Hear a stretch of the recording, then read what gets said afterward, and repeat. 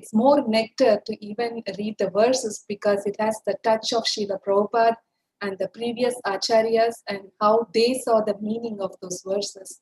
So we are fortunate to read them in the Association of Devotees, and Hansapriya Mataji has carefully selected the readers.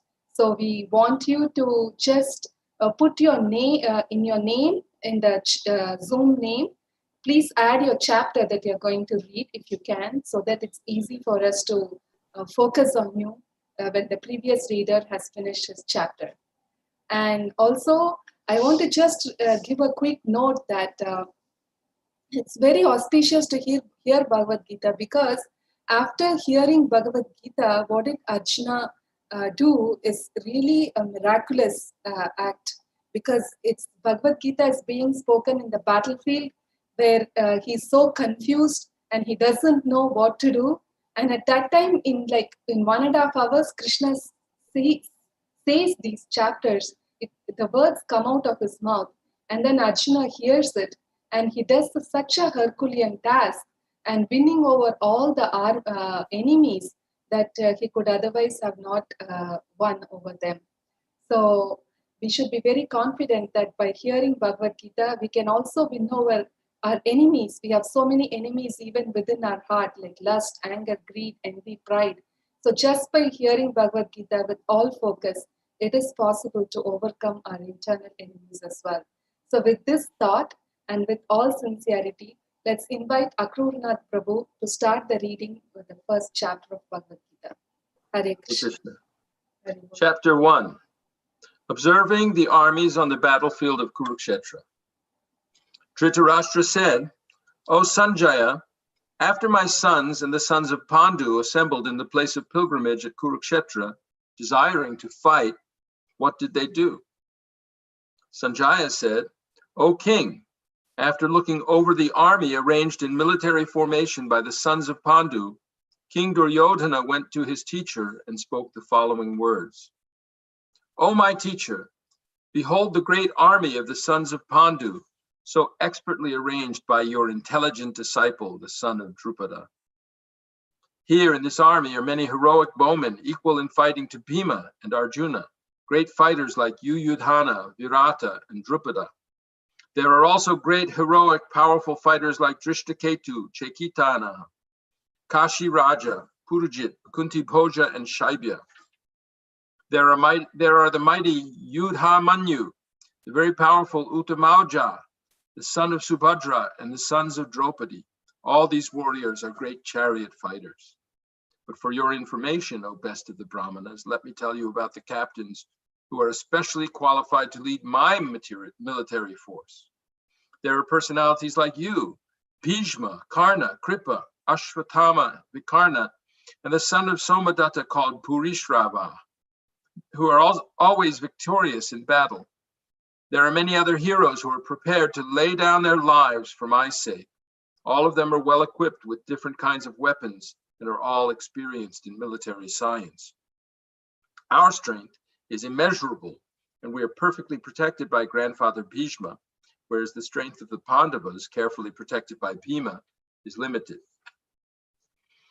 All of you must now give full support to grandfather Bhishma as you stand at your respective strategic points of entrance into the phalanx of the army. Then Bhishma, the great valiant grandsire of the Kuru dynasty, the grandfather of the fighters, blew his conch shell very loudly, making a sound like the roar of a lion, giving Duryodhana joy. After that, the conch shells, drums, bugles, trumpets, and horns were all suddenly sounded, and the combined sound was tumultuous. On the other side, both Lord Krishna and Arjuna, stationed on a great chariot drawn by white horses, sounded their transcendental conch shells. Lord Krishna blew his conch shell, called Panchajanya. Arjuna blew his, the Devadatta, and Bhima, the voracious eater and performer of Herculean tasks, blew his terrific conch shell called Pondra. King Yudhishthir, the son of Kunti, blew his conch shell, the Ananta Vijaya, and Nakula and Sahadev blew the Sughosha and Manipushpaka. That great archer, the king of Kashi, the great fighter Shikhandi, Drishtadyumna, Virata, the unconquerable Satyaki, Drupada, the sons of Draupadi, and others, O king, such as the mighty armed son of Subhadra, all blew their respective conch shells. The blowing of these different conch shells became uproarious, vibrating both in the sky and on the earth. It shattered the hearts of the sons of Dhritarashtra. At that time, Arjuna, the son of Pandu, seated in the chariot bearing the flag marked with Hanuman, took up his bow and prepared to shoot his arrows. O king, after looking at the sons of Dhritarashtra drawn in military array, Arjuna then spoke to Lord Krishna these words. Arjuna said, O infallible one, please draw my chariot between the two armies so that I may see those present here who desire to fight and with whom I must contend in this great trial of arms. Let me see those who have come here to fight, wishing to please the evil-minded son of Dhritarashtra. Sanjaya said, O descendant of Bharata, having thus been addressed by Arjuna, Lord Krishna drew up the fine chariot in the midst of the armies of both parties. In the presence of Bhishma, Drona, and all the other chieftains of the world, the Lord said, Just behold, Partha, all the Kurus assembled here. There Arjuna could see, within the midst of the armies of both parties, his fathers, grandfathers, teachers, maternal uncles, brothers, sons, grandsons, friends, and also his fathers-in-law and well-wishers.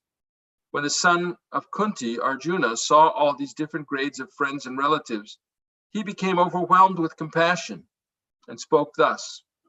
Arjuna said, My dear Krishna, seeing my friends and relatives present before me in such a fighting spirit, I feel the limbs of my body quivering and my mouth drying up. My whole body is trembling. My hair is standing on end. My bow Gandiva is slipping from my hand and my skin is burning. I am now unable to stand here any longer. I am forgetting myself and my mind is reeling. I see only causes of misfortune, O Krishna, killer of the Keshi demon. I do not see how any good can come from killing my own kinsmen in this battle, nor can I, my dear Krishna, desire any subsequent victory, kingdom, or happiness. O Govinda, of what avail to us are a kingdom, happiness, or even life itself, when all those for whom we may desire them are now arrayed on this battlefield? O Madhusudana, when teachers, fathers, sons, grandfathers, maternal uncles, fathers-in-law, grandsons, brothers-in-law, and other relatives are ready to give up their lives and properties and are standing before me, why should I wish to kill them, even though they might otherwise kill me? O maintainer of all living entities, I am not prepared to fight with them, even in exchange for the three worlds, let alone this earth. What pleasure will we derive from killing the sons of Dhritarashtra? Sin will overcome us if we slay such aggressors. Therefore, it is not proper for us to kill the sons of Dhritarashtra and our friends. What should we gain, O Krishna, husband of the goddess of fortune? And how could we be happy by killing our own kinsmen? O Janardana, although these men, their hearts overtaken by greed, see no fault in killing one's family or quarreling with friends, why should we, who can see the crime in destroying a family, engage in these acts of sin? With the destruction of the dynasty, the eternal family tradition is vanquished, and thus the rest of the family becomes involved in irreligion. When irreligion is prominent in the family, O Krishna, the women of the family become polluted, and from the degradation of womanhood, O descendant of Vrishni, comes unwanted progeny.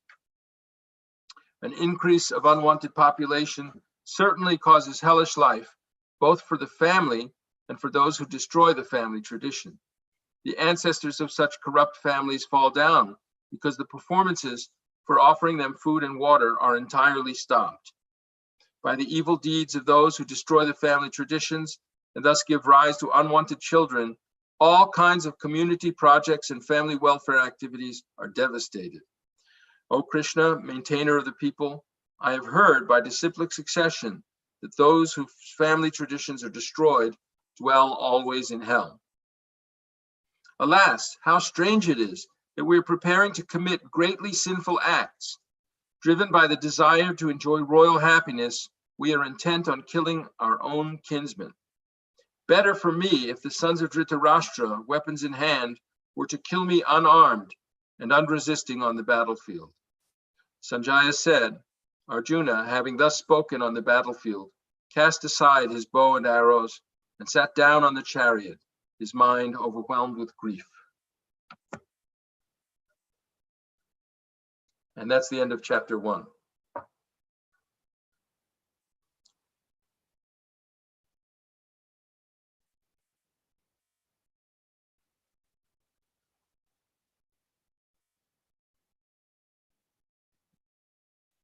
Chapter 2. Contents of the Gita summarized. Sanjaya said, seeing Arjuna full of compassion, his mind depressed, his eyes full of tears, Madhusudana Krishna spoke the following words. The Supreme Personality of Godhead said, my dear Arjuna, how have these impurities come upon you? They are not at all befitting a man who knows the value of life. They lead not to higher planets but to infamy. O son of Pritha, do not yield to this degrading impotence. It does not become you. Give up such petty weakness of heart and arise, O chastiser of the enemy. Arjuna said, O killer of enemies, O killer of Madhu, how can I counterattack with arrows in battle men like Bhishma and Drona, who are worthy of my worship? It would be better to live in this world by begging than to live at the cost of the lives of great souls who are my teachers. Even though desiring worldly gain, they're superiors. If they are killed, everything we enjoy will be tainted by blood. Nor do we know which is better, conquering them or being conquered by them. If we killed the sons of Dhritarashtra, we should not care to live. Yet they are now standing before us on the battlefield. Now I'm confused about my duty, and I've lost all composure because of miserly weakness. In this condition, I'm asking you to tell me for certain what is best for me. Now I am your disciple, and the soul surrendered unto you. Please instruct me. I can find no means to drive away this grief, which is drying up my senses. I will not be able to dispel it even if I win a prosperous, unrivaled kingdom on earth with sovereignty like the demigods in heaven. Sanjaya said, having spoke thus, Arjuna, chastiser of enemies, told Krishna, Govinda, I shall not fight, and fell silent. O descendant of Bharata, at that time, Krishna, smiling in the midst of both the armies, spoke the following words to the grief-stricken Arjuna. The Supreme Personality of Godhead said, while speaking learned words, you are mourning for what is not worthy of grief. Those who are wise lament neither for the living nor for the dead. Never was there a time when I did not exist, nor you, nor all these kings, nor in the future shall any of us cease to be. As the embodied soul continually passes in this body from boyhood to youth to old age, the soul similarly passes into another body of death. A sober person is not bewildered by such a change. O son of Kunti, the non-permanent appearance of happiness and distress and their disappearance in due course are like the appearance and disappearance of water and summer seasons, winter and summer seasons. They arise from sense perception, O scion of Bharata. One must learn to tolerate them without being disturbed. O best among men, Arjuna, the person who is not disturbed by happiness and distress and is steady in both is certainly eligible for liberation. Those who are seers of the truth have concluded that of the non-existent, the material body, there is no endurance, and of the eternal, the soul, there is no change. This they have concluded by studying the nature of both. That which pervades the entire body, we should know to be indestructible. No one is able to destroy the body, that imperishable soul. The material body of the indestructible, immeasurable, and eternal living entity is sure to come to an end. Therefore, fight, O descendant of Bharata. Neither he who thinks the living entity, the slayer, nor he who thinks it slain is in knowledge, for the self slays not nor is slain. For the soul, there is neither birth nor death at any time. He has not come into being, does not come into being, and will not come into being. He is unborn, eternal, ever existing, and primeval. He is not slain when the body is slain. O Partha, how can a person who knows that the soul is indestructible, eternal, unborn, and immutable, kill anyone, or cause anyone to kill? As a person puts on new garments, giving up old ones, the soul similarly accepts new material bodies, giving up the old and useless ones. The soul can never be cut to pieces by any weapon, nor burned by fire, nor moistened by water, nor withered by the wind. The individual soul is unbreakable and insoluble, and can be neither burned nor dried. He is everlasting, present, everywhere, unchangeable, immovable, and eternally the same. It is said that the soul is invisible, inconceivable, and immutable. Knowing this, you should not grieve for the body. If, however, you think that the soul, or the symptoms of life, will always be born and die forever, you still have no reason to lament, O mighty armed. One who has taken his birth is sure to die, and after death, one is sure to take birth again. Therefore, in the unavoidable discharge of your duty, you should not lament. All created beings are unmanifest in their beginning, manifest in their interim state, and unmanifest again when annihilated. So what need is there for lamentation? Some look on the soul as amazing, some describe him as amazing, and some hear of him as amazing, while others, even after hearing about him, cannot understand him at all. O descendant of Bharata, he who dwells in the body can never be slain. Therefore, you need not grieve for any living entity. Considering your specific duty as a Kshatriya, you should know that there is no better engagement for you than fighting on religious principles, and so there is no need for hesitation. O Partha, happy are the Kshatriyas to whom such fighting opportunities come unsought, opening for them the doors of the heavenly planets. If, however, you do not perform your religious duty of fighting, then you will certainly incur sins for neglecting your duty and thus lose your reputation as a fighter. People will always speak of your infamy, and for a respectable person, dishonor is worse than death. The great generals who have highly esteemed your name and fame will think that you have left the battlefield out of fear only, and thus they will consider you insignificant. Your enemies will describe you in many unkind words and scorn your ability. What could be more painful for you? O son of Kunti, either you will be killed on the battlefield and attain the heavenly planets, or you will conquer and enjoy the earthly kingdom.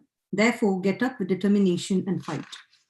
Do thou fight for the sake of fighting without considering happiness or distress, loss or gain, victory or defeat, and by doing so you shall never incur sin.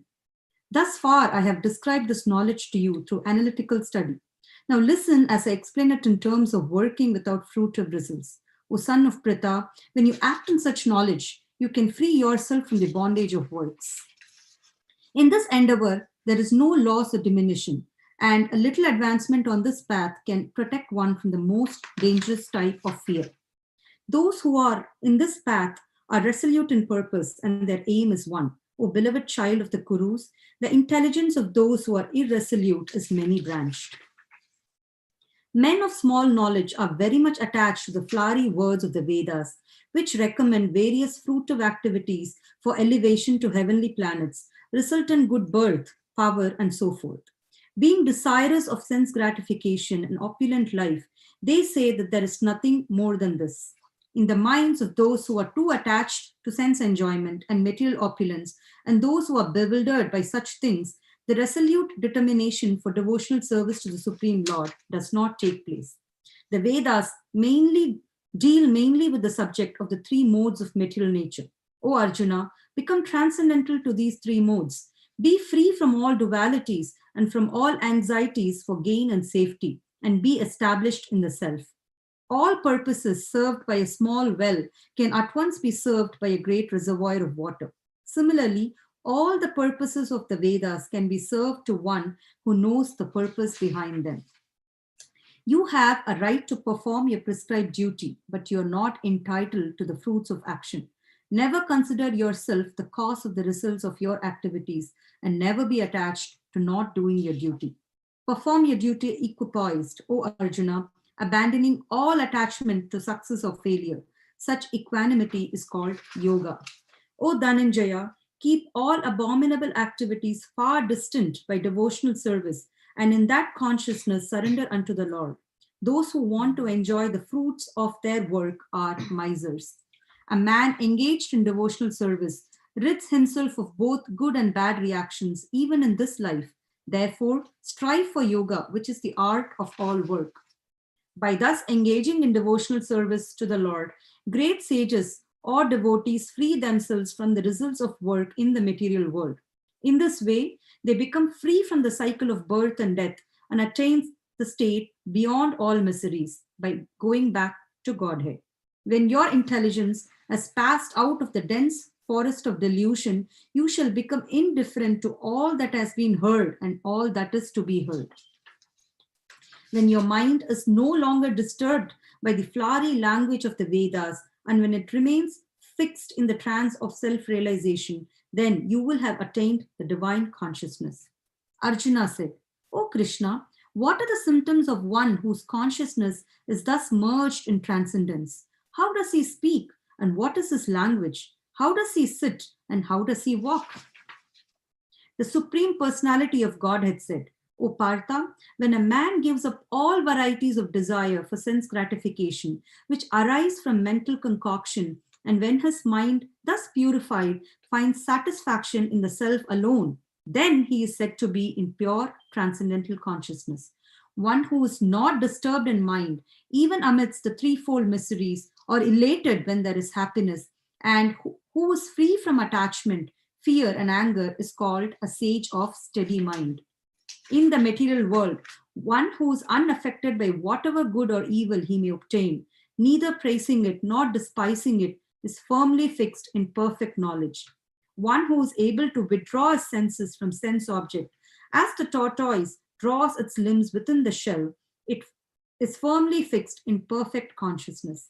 Though the embodied soul may be restricted from sense enjoyment, the taste for sense object remains.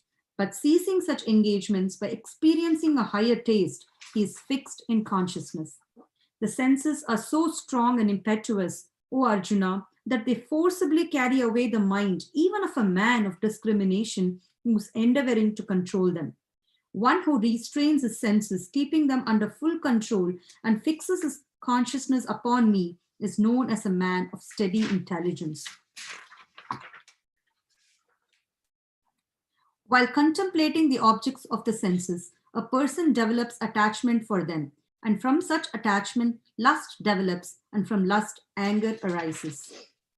From anger, complete delusion arises, and from delusion, bewilderment of memory. When memory is bewildered, intelligence is lost, and when intelligence is lost, one falls down again into the material pool. But a person free from all attachment and aversion, and able to control his senses through regulative principles of freedom, can obtain the complete mercy of the Lord. For one thus satisfied in Krishna consciousness, the threefold miseries of material existence exist no longer. In such satisfied consciousness, one's intelligence is soon well established. One who is not connected with the Supreme in Krishna consciousness can have neither transcendental intelligence nor a steady mind, without which there is no possibility of peace. And how can there be any happiness without peace? As a strong wind sweeps away a boat on the water, even one of the roaming senses on which the mind focuses can carry away a man's intelligence. Therefore, O mighty armed, one whose senses are restrained from their objects is certainly of steady intelligence. What is night for all beings is the time of awakening for the self-control, and the time of awakening for all beings is night for the introspective sage. A person who has given up all desires for sense gratification, who lives, text 70, a person who is not disturbed by the incessant flow of desires that enter like rivers into the ocean, which is ever being filled but is always still, can alone achieve peace, and not the man who strives to satisfy such desires. A person who has given up all desires for sense gratification, who lives free from desires, who has given up all sense of proprietorship and is devoid of false ego, he alone can attain real peace. That is the way of spiritual and godly life, after attaining which a man is not bewildered. If one is thus situated, even at the hour of death, one can enter into the kingdom of God. Thus ends the Bhaktivedanta purport to the second chapter of the Srimad Bhagavad Gita in the matter of its contents.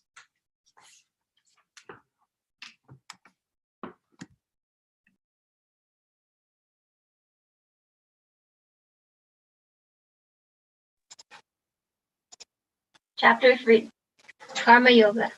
Arjuna said, O Janardana, O Keshava, why do you want to engage me in this ghastly warfare, if you think that intelligence is better than fruitive work?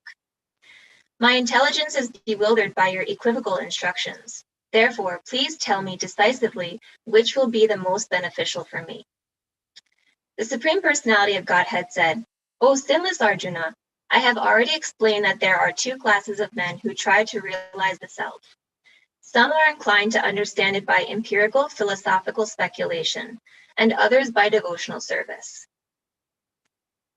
Not by merely abstaining from work can one achieve freedom from reaction, nor by renunciation alone can one attain perfection. Everyone is forced to act helplessly according to the qualities he has acquired from the modes of material nature. Therefore, no one can refrain from doing something, not even for a moment. One who restrains the senses of action, but whose mind dwells on sense objects, certainly deludes himself and is called a pretender. On the other hand, if a sincere person tries to control the active senses by the mind and begins karma yoga in Krishna consciousness without attachment, he is by far superior. Perform your prescribed duty, for doing so is better than not working. One cannot even maintain one's physical body without work. Work done as a sacrifice for Vishnu has to be performed. Otherwise, work causes bondage in this material world. Therefore, O son of Kunti, perform your prescribed duties for his satisfaction, and in that way you will always remain free from bondage.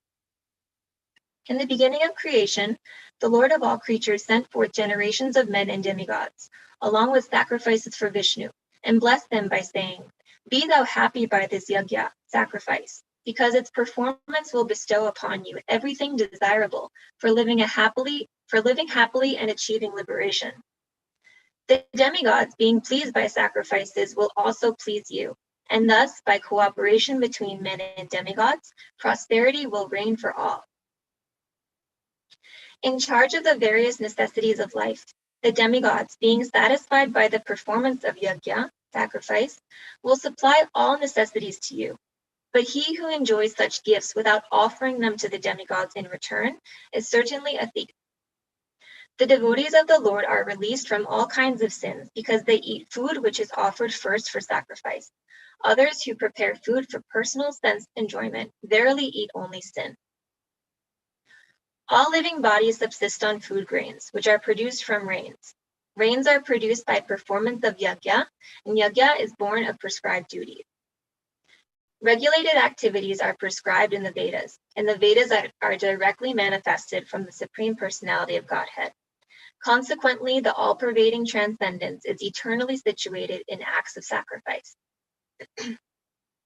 My dear Arjuna, one who does not follow in human life the cycle of sacrifice thus established by the Vedas certainly leads a life full of sin. Living only for the satisfaction of the senses, such a person lives in vain. But for one who takes pleasure in the self, whose human life is one of self-realization, and who is satisfied in the self only, fully satiated, for him there is no duty. A self-realized man has no purpose to fulfill in the discharge of his prescribed duties, nor has he any reason not to perform such work, nor has he any need to depend on any other living being. Therefore, without being attached to the fruits of activities, one should act as a matter of duty, for by working without attachment, one attains the supreme. Kings such as Janaka attained perfection solely by performance of prescribed duties. Therefore, just for the sake of educating the people in general, you should perform your work. Whatever action a great man performs, common men follow, and whatever standards he sets by exemplary acts, all the world pursues. O son of Pritha, there is no work prescribed for me within all the 3 planetary systems, nor am I in want of anything, nor have I a need to obtain anything, and yet I am engaged in prescribed duties. For if I ever failed to engage in carefully performing prescribed duties, O Partha, certainly all men would follow my path. If I did not perform prescribed duties, all these worlds would be put to ruination. I would be the cause of creating unwanted population, and I would thereby destroy the peace of all living beings. As the ignorant perform their duties with attachment to results, the learned may similarly act, but without attachment, for the sake of leading people on the right path. So as not to disrupt the minds of ignorant men attached to the fruitive results of prescribed duties, a learned person should not induce them to stop work. Rather, by working in the spirit of devotion, he should engage them in all sorts of activities for the gradual development of Krishna consciousness. The spirit soul, bewildered by the influence of false ego, thinks himself the doer of activities that are in actuality carried out by the 3 modes of material nature. One who is in knowledge of the absolute truth, O mighty armed, does not engage himself in the senses and sense gratification, knowing well the differences between work in devotion and work for fruitive results. Bewildered by the modes of material nature, the ignorant fully engage themselves in material activities and become attached. But the wise should not unsettle them, although these duties are inferior due to the performer's lack of knowledge. Therefore, O Arjuna, surrendering all your works unto me, with full knowledge of me, without desires for profit, with no claims to proprietorship, and free from lethargy, fight. Those persons who execute their duties according to my injunctions and who follow this teaching faithfully without envy become free from the bondage of fruitive actions. But those who, out of envy, disregard these teachings and do not follow them regularly are to be considered bereft of all knowledge, befooled and ruined in their endeavors for perfection. Even a man of knowledge acts according to his own nature, for everyone follows the nature he has acquired from the 3 modes. What can repression accomplish? There are principles to regulate attachment and aversion pertaining to the senses and their objects. One should not come under the control of such attachment and aversion, because they are stumbling blocks on the path of self-realization. It is far better to discharge one's prescribed duties, even though faultily, than another's duties perfectly. Destruction in the course of performing one's own duty is better than engaging in another's duties, for to follow another's path is dangerous. Arjuna said, O descendant of Vrishni, by what is one impelled to sinful acts, even unwillingly, as if engaged by force? The Supreme Personality of Godhead said, lust only, Arjuna, which is born of contact with the material mode of passion, and later transformed into wrath, and which is the all-devouring sinful enemy of this world. As fire is covered by smoke, as a mirror is covered by dust, or as the embryo is covered by the womb, the living entity is similarly covered by different degrees of this lust. Thus, the wise living entity's pure consciousness becomes covered by his eternal enemy in the form of lust, which is never satisfied and which burns like fire. The senses, the mind, and the intelligence are the sitting places of this lust. Through them, lust covers the real knowledge of the living entity and bewilders him. Therefore, O Arjuna, best of the Bharatas, in the very beginning curb this great symbol of sin, lust, by regulating the senses, and slay this destroyer of knowledge and self-realization. The working senses are superior to dull matter. Mind is higher than the senses. Intelligence is still higher than the mind, and he, the soul, is even higher than the intelligence. Thus, knowing oneself to be transcendental to the material senses, mind, and intelligence, O mighty armed Arjuna, one should steady the mind by deliberate spiritual intelligence, Krishna consciousness, and thus, by spiritual strength, conquer this insatiable enemy known as lust.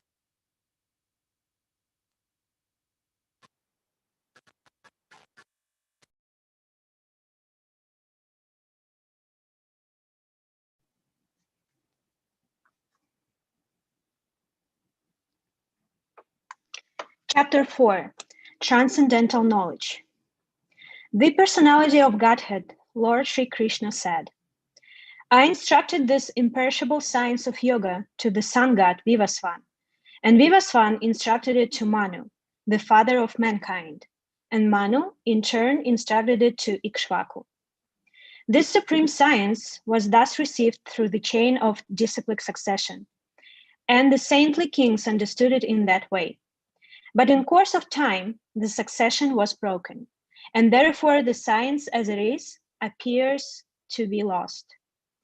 That very ancient science of the relationship with the Supreme is today told by me to you, because you are my devotee as well as my friend, and can therefore understand the transcendental mystery of this science.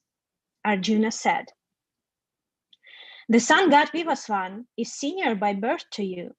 How am I to understand that in the beginning you instructed the science to him? The personality of Godhead said, many, many births, both you and I have passed. I can remember all of them, but you cannot, O subduer of the enemy. Although I am unborn and my transcendental body never deteriorates, and although I am the Lord of all living entities, I still appear in every millennium in my original transcendental form. Whenever and wherever there is a decline of religious practice, there is a decline in religious practice or descendant of Bharata, and a predominant rise of irreligion, at that time I descend myself. To deliver the pious and to annihilate the miscreants, as well as to re-establish the principles of religion, I myself appear millennium after millennium. One who knows the transcendental nature of my appearance and activities does not, upon leaving the body, take his birth again in this material world, but attains my eternal abode, O Arjuna. Being freed from attachment, fear, and anger, being fully absorbed in me and taking refuge in me, many, many persons in the past became purified by knowledge of me, and thus they all attained transcendental love for me. As all surrender unto me, I reward them accordingly.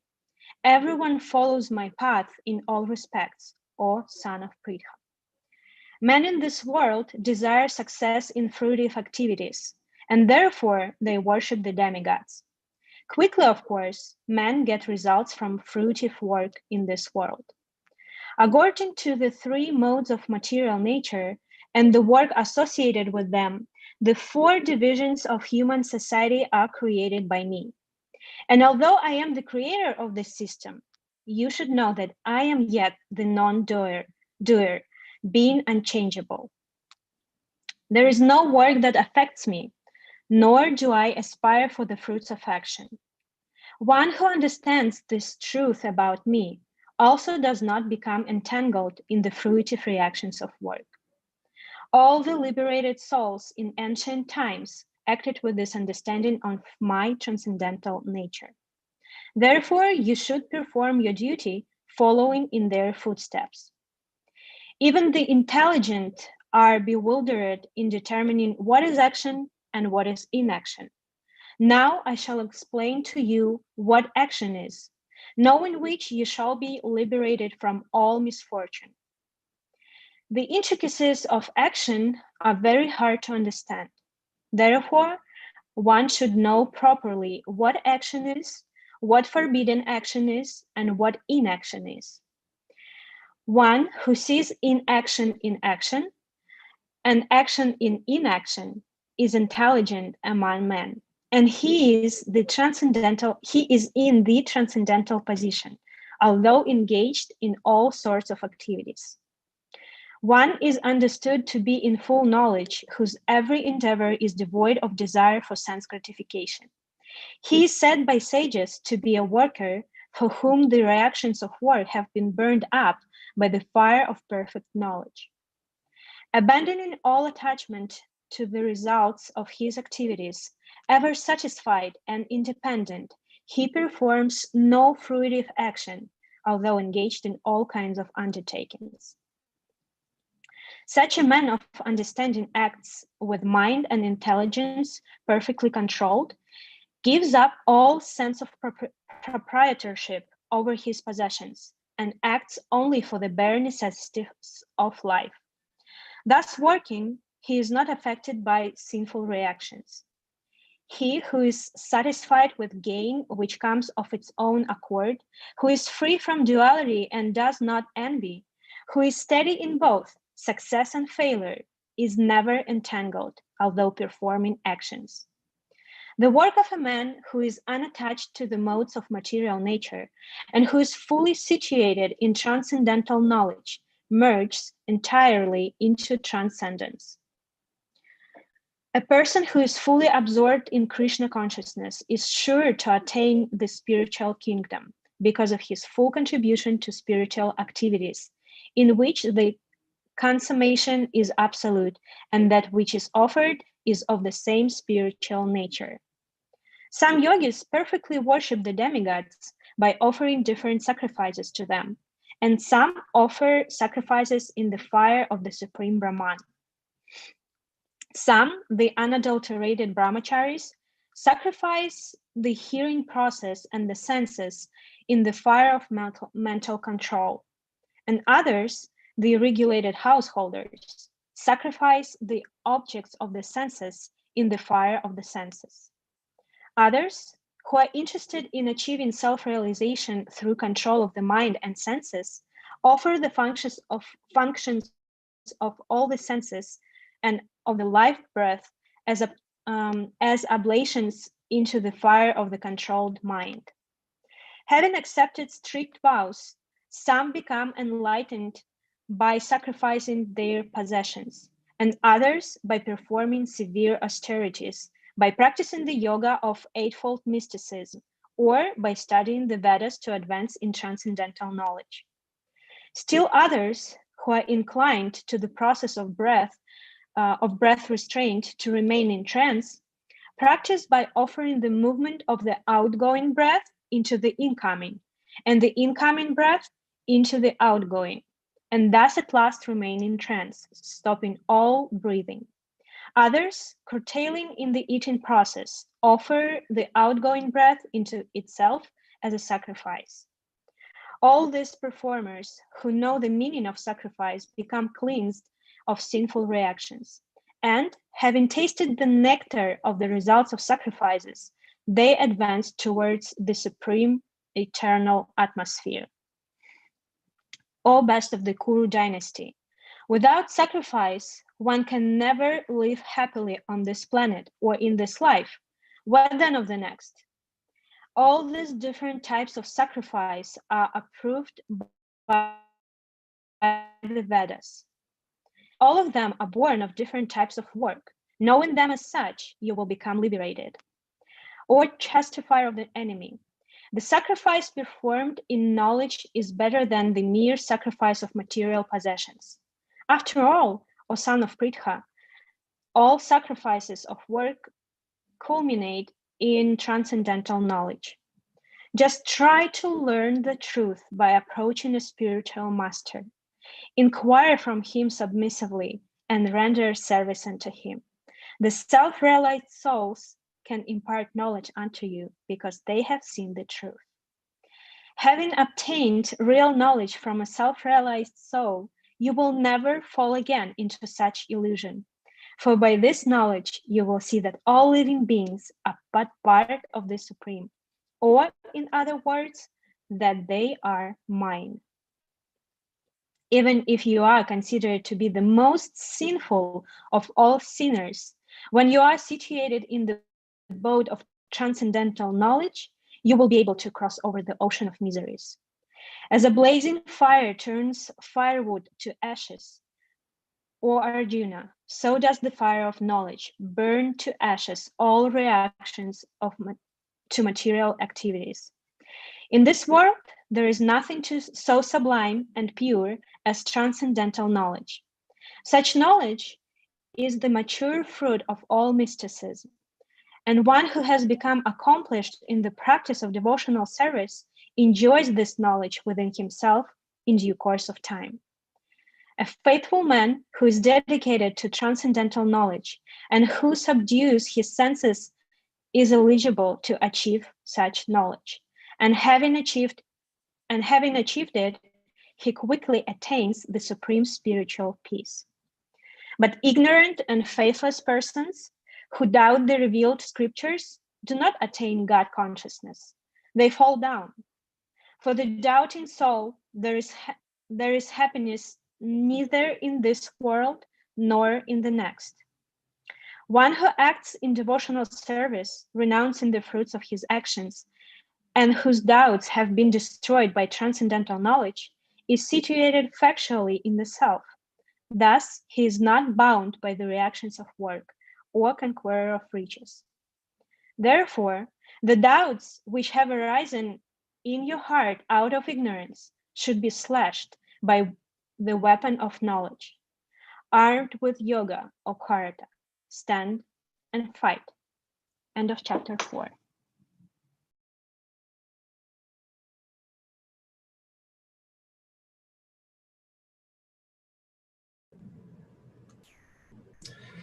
Chapter 5. Karma Yoga, Action in Krishna Consciousness. Arjuna said, "O Krishna, first of all you asked me to renounce work, and then again you recommend work with devotion. Now will you kindly tell me definitely which of the two is more beneficial?" The personality of Godhead replied, "The renunciation of work and work in devotion are both good for liberation. But of the two, work in devotion, in devotional service is better than renunciation of work. One who neither hates nor desires the fruits of his activities is known to be always renounced. Such a person, free from all dualities, easily overcomes material bondage and is completely liberated, O mighty armed Arjuna. Only the ignorant speak of devotional service, karma yoga, as being different from the analytical study of the material world, Sankhya. Those who are actually learned say that he who applies himself well to one of these paths achieves the results of both. One who knows that the position reached by means of analytical study can also be attained by devotional service, and who therefore sees analytical study and devotional service to be on the same level, sees things as they are. Merely renouncing all activities, yet not engaging in the devotional service of the Lord, cannot make one happy. But a thoughtful person engaged in devotional service can achieve the supreme without delay. One who works in devotion, who is a pure soul, and who controls his mind and senses is dear to everyone, and everyone is dear to him. Though we're always working, such a man is never entangled.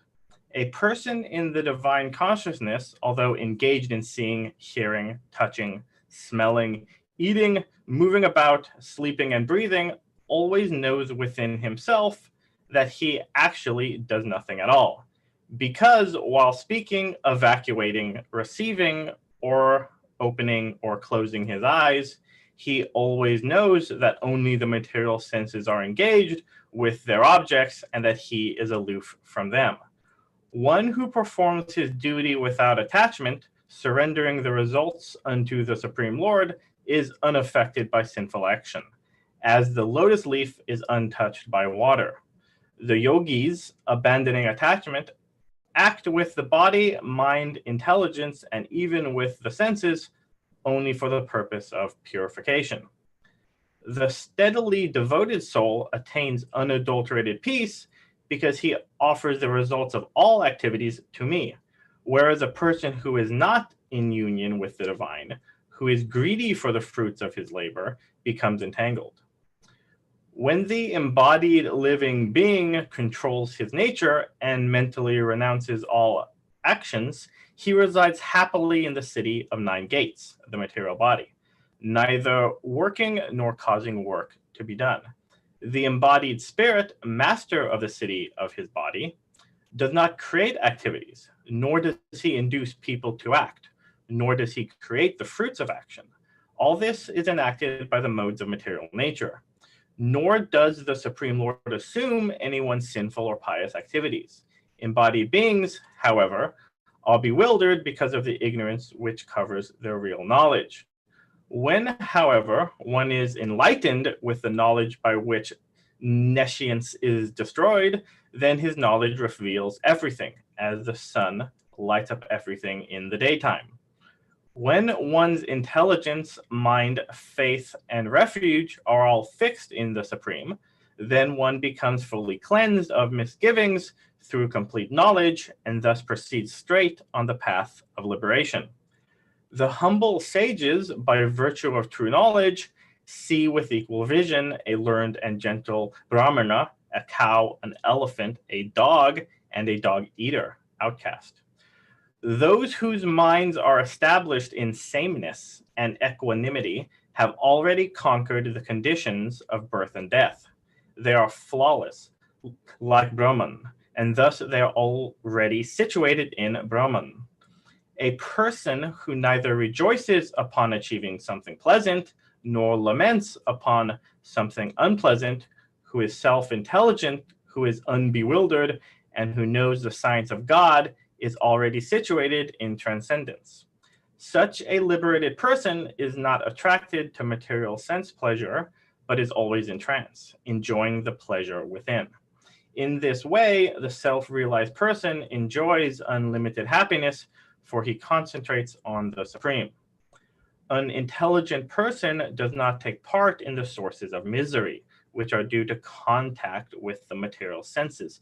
O son of Kunti, such pleasures have a beginning and an end, and so the wise man does not delight in them.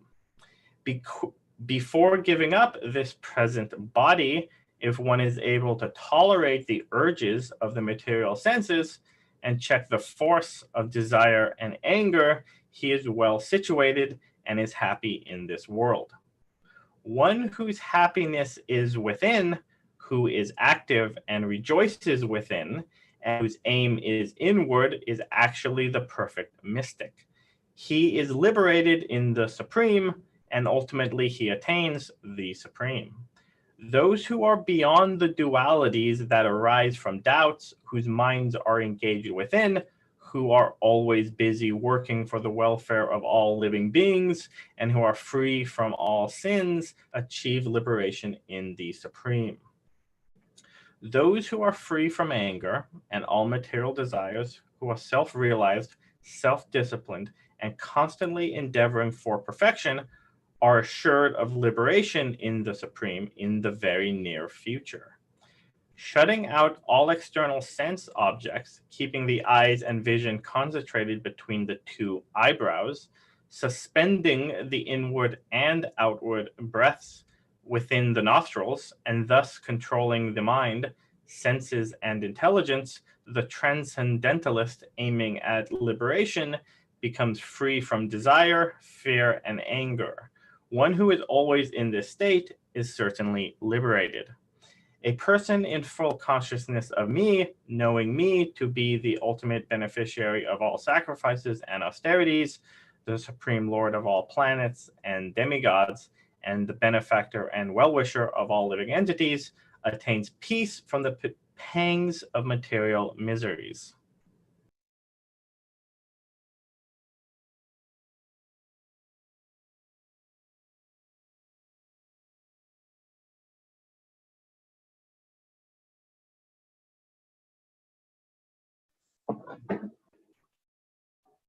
Chapter 6, Dhyan Yoga.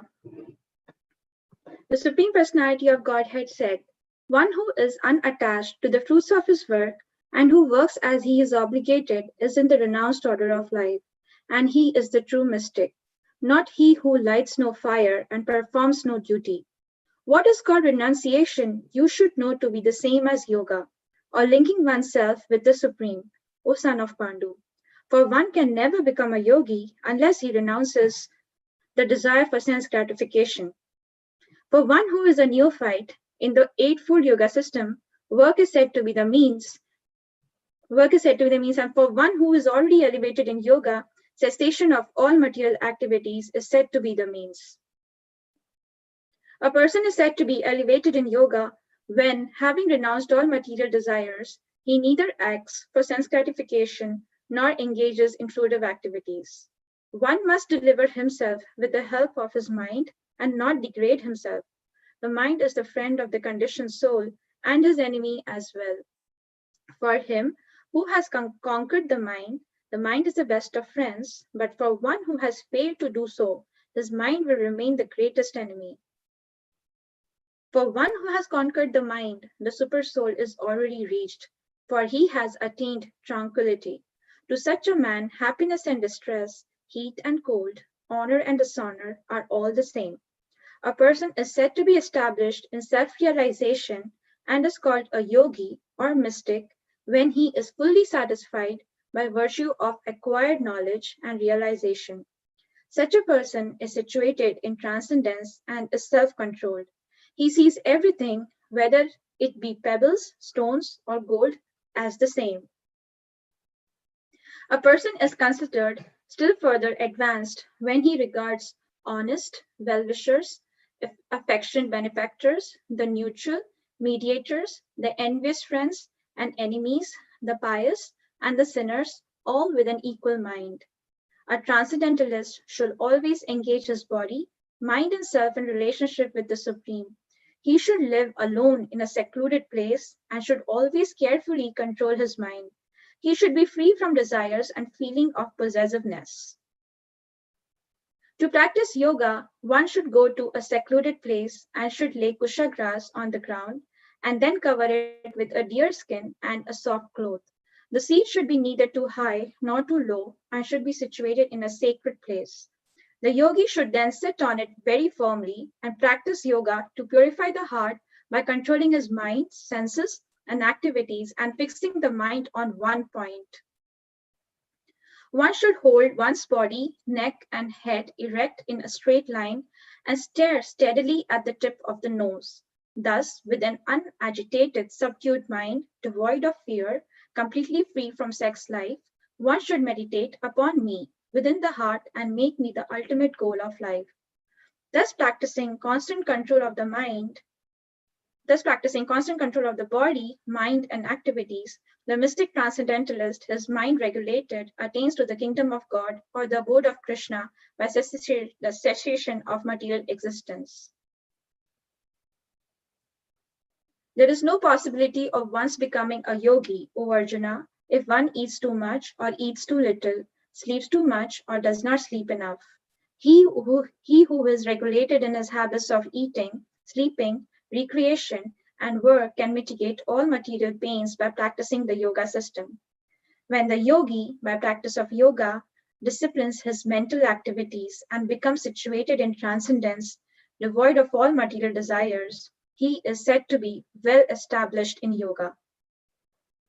As a lamp in a windless place does not waver, so the transcendentalist, whose mind is controlled, remains always steady in his meditation on the transcendent self. In the stage of perfection called trance or samadhi, one's mind is completely restrained from material mental activities by practice of yoga. This perfection is characterized by one's ability to see the self by the pure mind and to relish and rejoice in the self. In that joyous state, one is situated in boundless transcendental happiness, realized through transcendental senses. Established thus, one never departs from the truth, and upon gaining this, he thinks there is no greater gain. Being situated in such a position, one is never shaken, even in the midst of greatest difficulty. This indeed is actual freedom from all miseries arising from material contact. One should engage oneself in the practice of yoga with determination and faith, and not be deviated from the path. One should abandon, without exception, all material desires born of mental speculation, and thus control all the senses on all sides by the mind. Gradually, step by step, one should become situated in trance by means of intelligence sustained by full conviction, and thus the mind should be fixed on the self alone and should think of nothing else.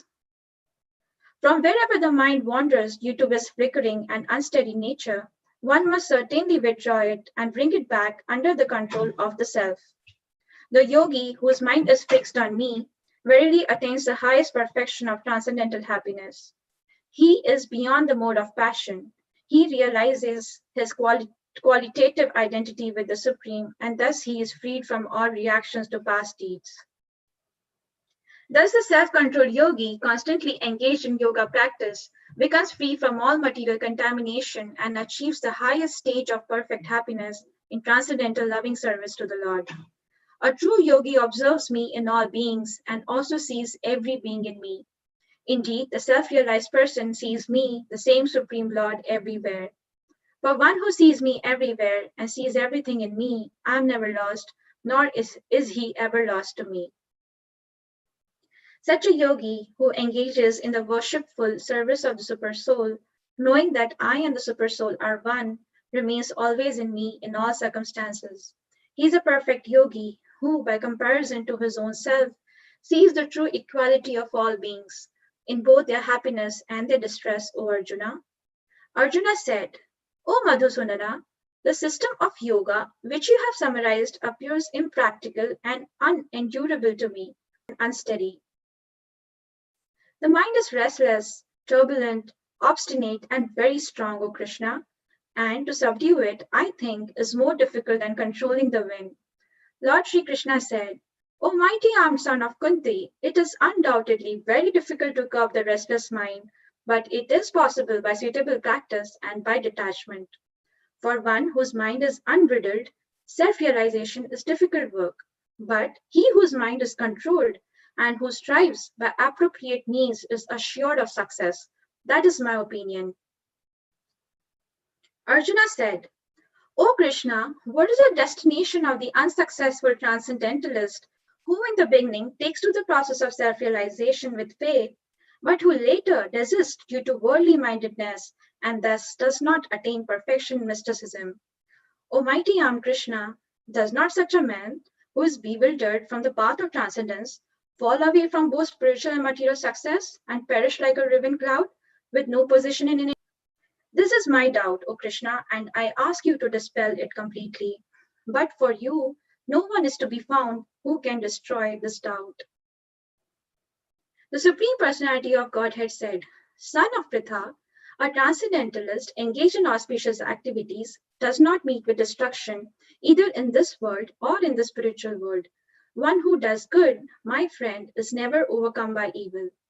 The unsuccessful yogi, after many years of enjoyment on the planets of the pious living entities, is born into a family of righteous people or into a family of rich aristocracy. Or, if unsuccessful after long practice of yoga, he takes his birth in a family of transcendentalists who are surely great in wisdom. Certainly, such a birth is rare in this world. On taking such a birth, he revives the divine consciousness of his previous life, and he again tries to make further progress in order to achieve complete success, O son of Kuru. By virtue of the divine consciousness of his previous life, he automatically becomes attracted to the yogic principles, even without seeking them. Such an inquisitive transcendentalist stands always above the ritualistic principles of the scriptures.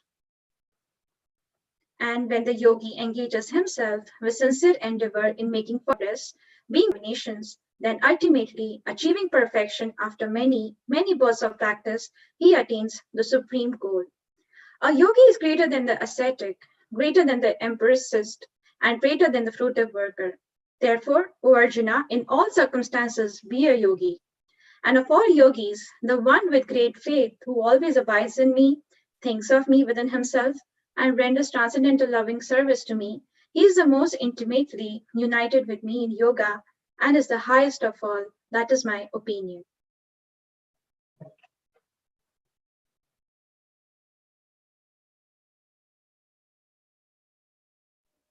Can you unmute me? Mataji, you unmuted. Hare Krishna. Okay, thank Hare you. Krishna. Thank you, dear Chapter devotee. Hare Krishna. Okay, so thank you all for joining, We and we have a have been small break here now, and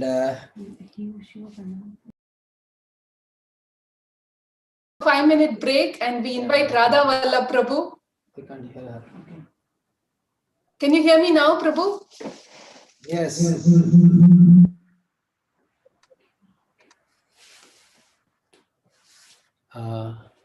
Can you hear me? Yeah. Yes, Mataji, we can hear you very well.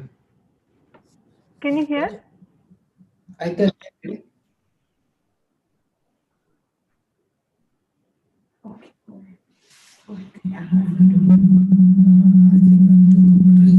Okay, so I think Radha Vallabh Prabhu is unable to hear me. I'll go to the temple. So we hall. have a 5-minute break, dear devotees, and we invite Radha Vallabh Prabhu for a quick breathing exercise, and then we go off for 2 minutes and then come back. Okay?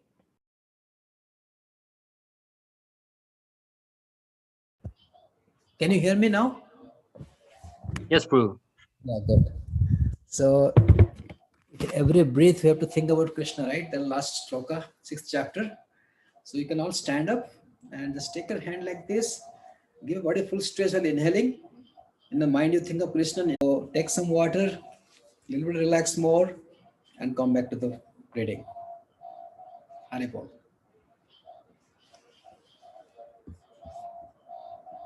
Amani prakara sadmasu kalpa vriksha lakshabritesu surabhirabhipalayantam Lakshmi sahasrasata Sambrama Sevamanam Govindam Adipurusham Tamaham Bhajami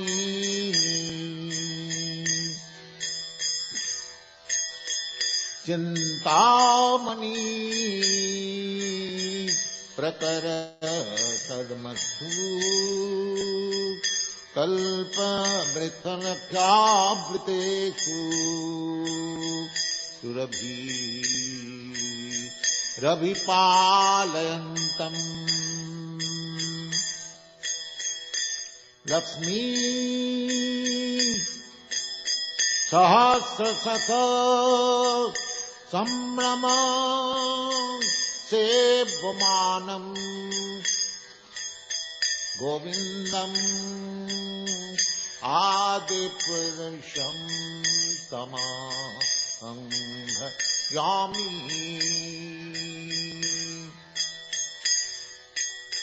Venam Kanmantam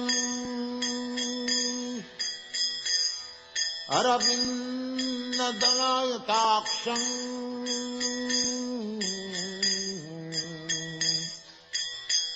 Venam Kanvantam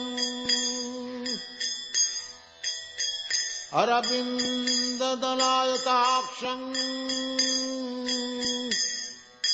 Varahavatam Samasitam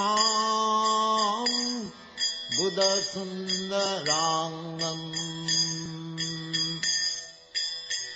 Kandakpakoti Kamaniya Vishesha Shobham Govindam Adi Purusham Tamaham Bhajami Chintamani Prakara Sadmasu Kalpa Vriksha Lakshabritesu. Okay, let's start with Vrinda Sevika Mataji, 7th chapter. Hare Krishna. Chapter 7 Knowledge of the Absolute. The Supreme Personality of Godhead said, "Now hear, O son of Pritha, how by practicing yoga in full consciousness of me, with mind attached to me, you can know me in full, free from doubt. I shall now declare unto you in full this knowledge, both phenomenal and numinous. This being known, nothing further shall remain for you to know. Out of many thousand men, one may endeavor for perfection, and of those who have achieved perfection, hardly one knows me in truth. Earth, water, fire, air, ether, mind, intelligence, and false ego, altogether these eight constitute my separated material energies. Besides this, O mighty armed Arjuna, there is another, superior energy of mine, which comprises the living entities who are exploiting the resources of this material, inferior nature. All created beings have their source in these two natures. Of all that is material and all that is spiritual in this world, know for certain that I am both the origin and the dissolution. O conqueror of wealth, there is no truth superior to me. Everything rests upon me, as pearls are strung on a thread. O son of Kunti, I am the taste of water, the light of the sun and moon, the syllable Om in the Vedic mantras. I am the sound in ether, and ability in man. I am the original fragrance of the earth, and I am the heat in fire. I am the life of all that lives, and I am the penances of all ascetics.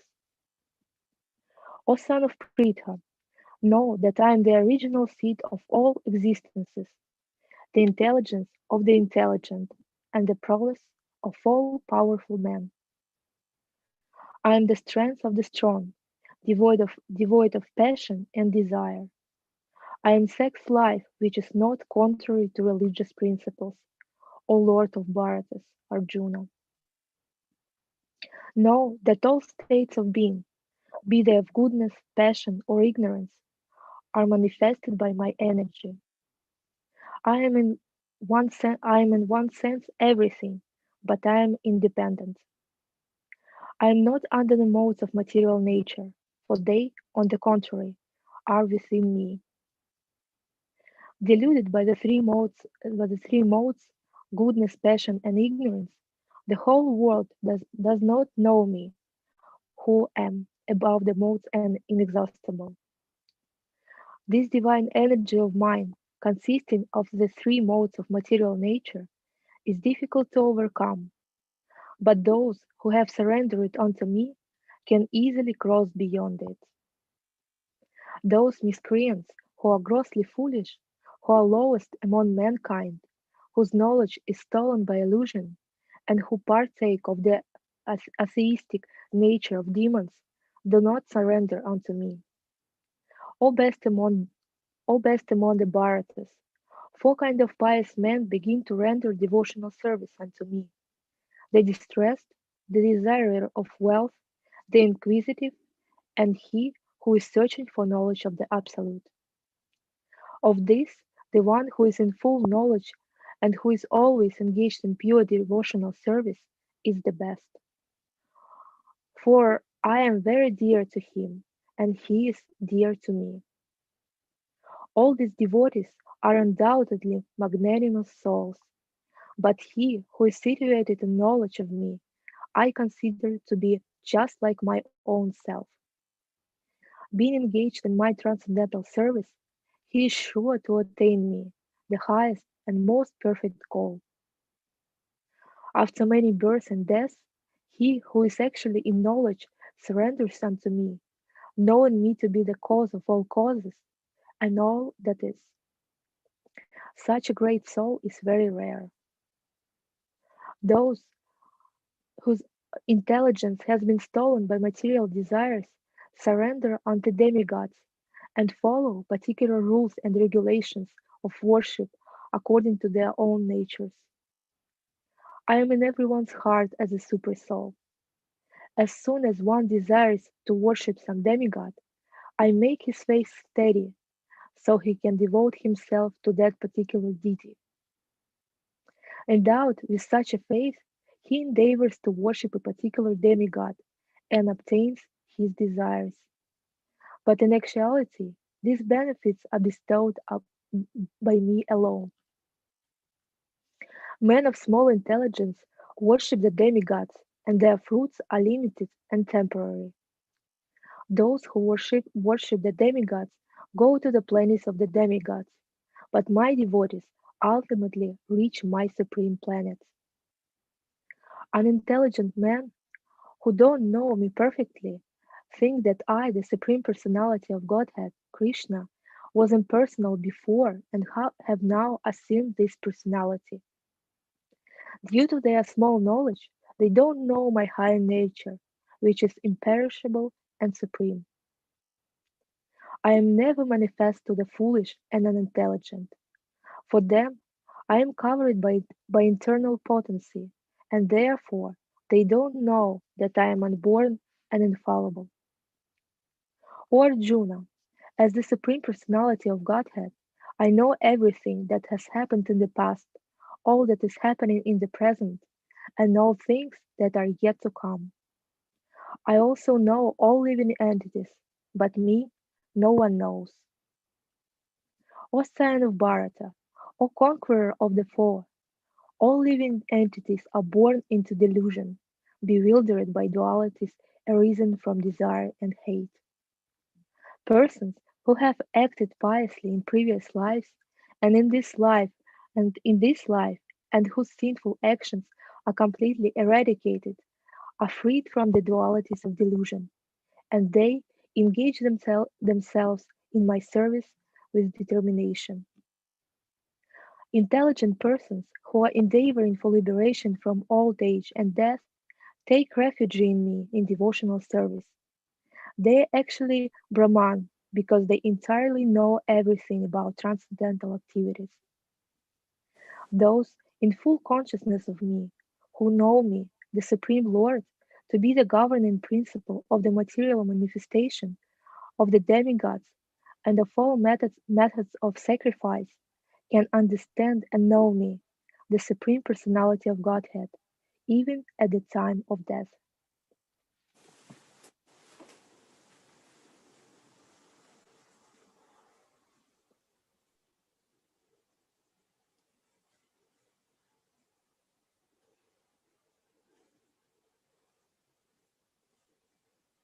Bhagavad Gita, chapter 8, Attaining the Supreme. Arjuna inquired, O my Lord, O Supreme Person, what is Brahman? What is the self? What are fruitive activities?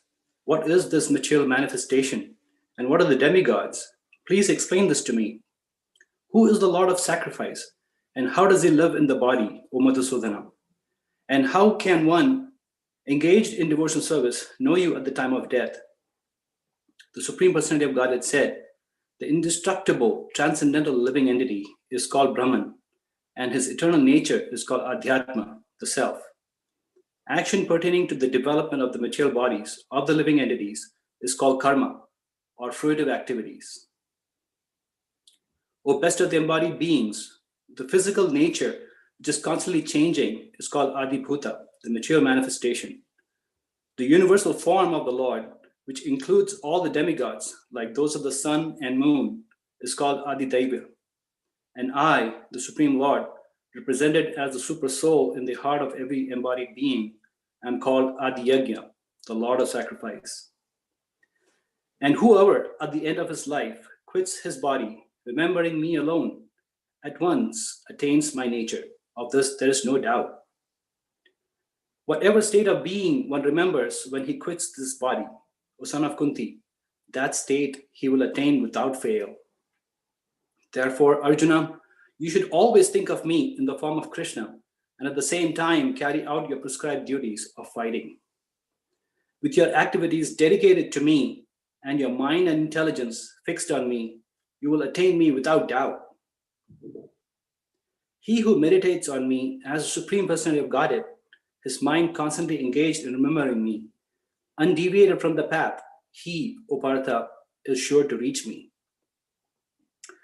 One should meditate upon the Supreme Person as the one who knows everything, as he who is the oldest, who is the controller, who is smaller than the smallest, who is the maintainer of everything, who is beyond all material conceptions, who is inconceivable, and who is always a person.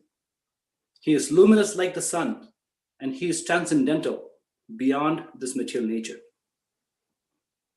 One who, at the time of death, fixes his life air between the eyebrows and, by the strength of yoga, with an undeviated mind, engages himself in remembering the Supreme Lord in full devotion, will certainly attain to the Supreme Personality of Godhead.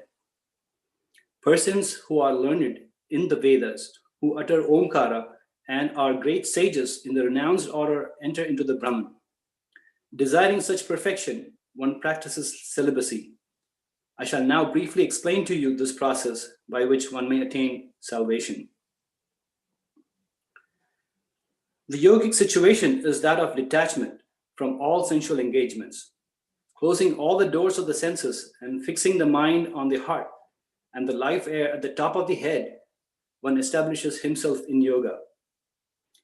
After being situated in this yoga practice and vibrating the sacred syllable Om, the supreme combination of letters, if one thinks of the Supreme Personality of Godhead and quits his body, he will certainly reach the spiritual planets. For one who always remembers me without deviation, I am easy to attain, O son of Pratap, because of his constant engagement in devotional service. After attaining me, the great souls who are yogis in devotion never return to this temporary world, which is full of miseries, because they have attained the highest perfection. From the highest planet in the mature world down to the lowest, all are places of misery, wherein repeated birth and death take place. But one who attains to my abode, O son of Kunti, never takes birth again. By human calculation, 1,000 ages taken together from the duration of Brahma's, 1,000 ages taken together form the duration of Brahma's one day. And such also is the duration of his night. At the beginning of Brahma's day, all living entities become manifest from the unmanifest day. And therefore, thereafter, when the night falls, they are merged into the unmanifest again. Again and again, when Brahma's day arrives, all living entities come into being. And with the arrival of Brahma's night, they are helplessly annihilated.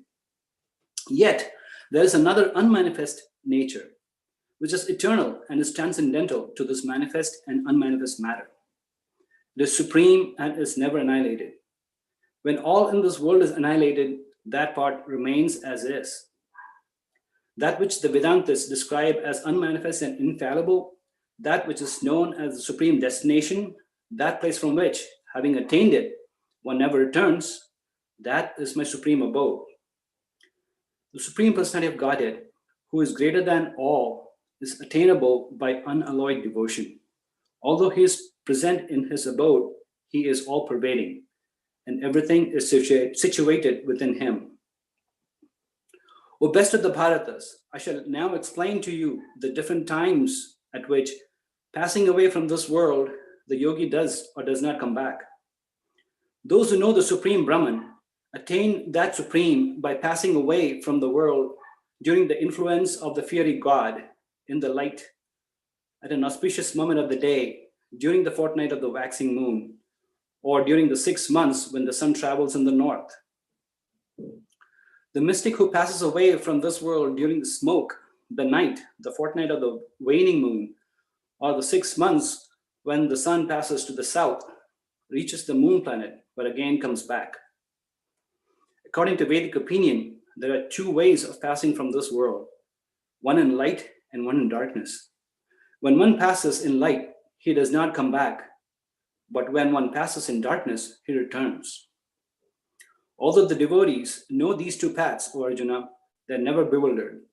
Therefore, be always fixed in devotion. A person who is the path of devotional service is not bereft of the results derived from studying the Vedas, performing austere sacrifices, giving charity, or pursuing philosophical and fruitive reaches the supreme eternal abode. Thus ends chapter 8, Attaining the Supreme. Chapter 9, The Most Confidential Knowledge.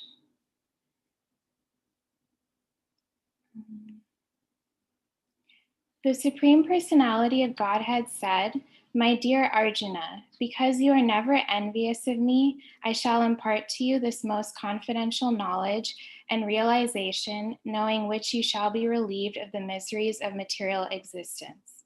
This knowledge is the king of education, the most secret of all secrets.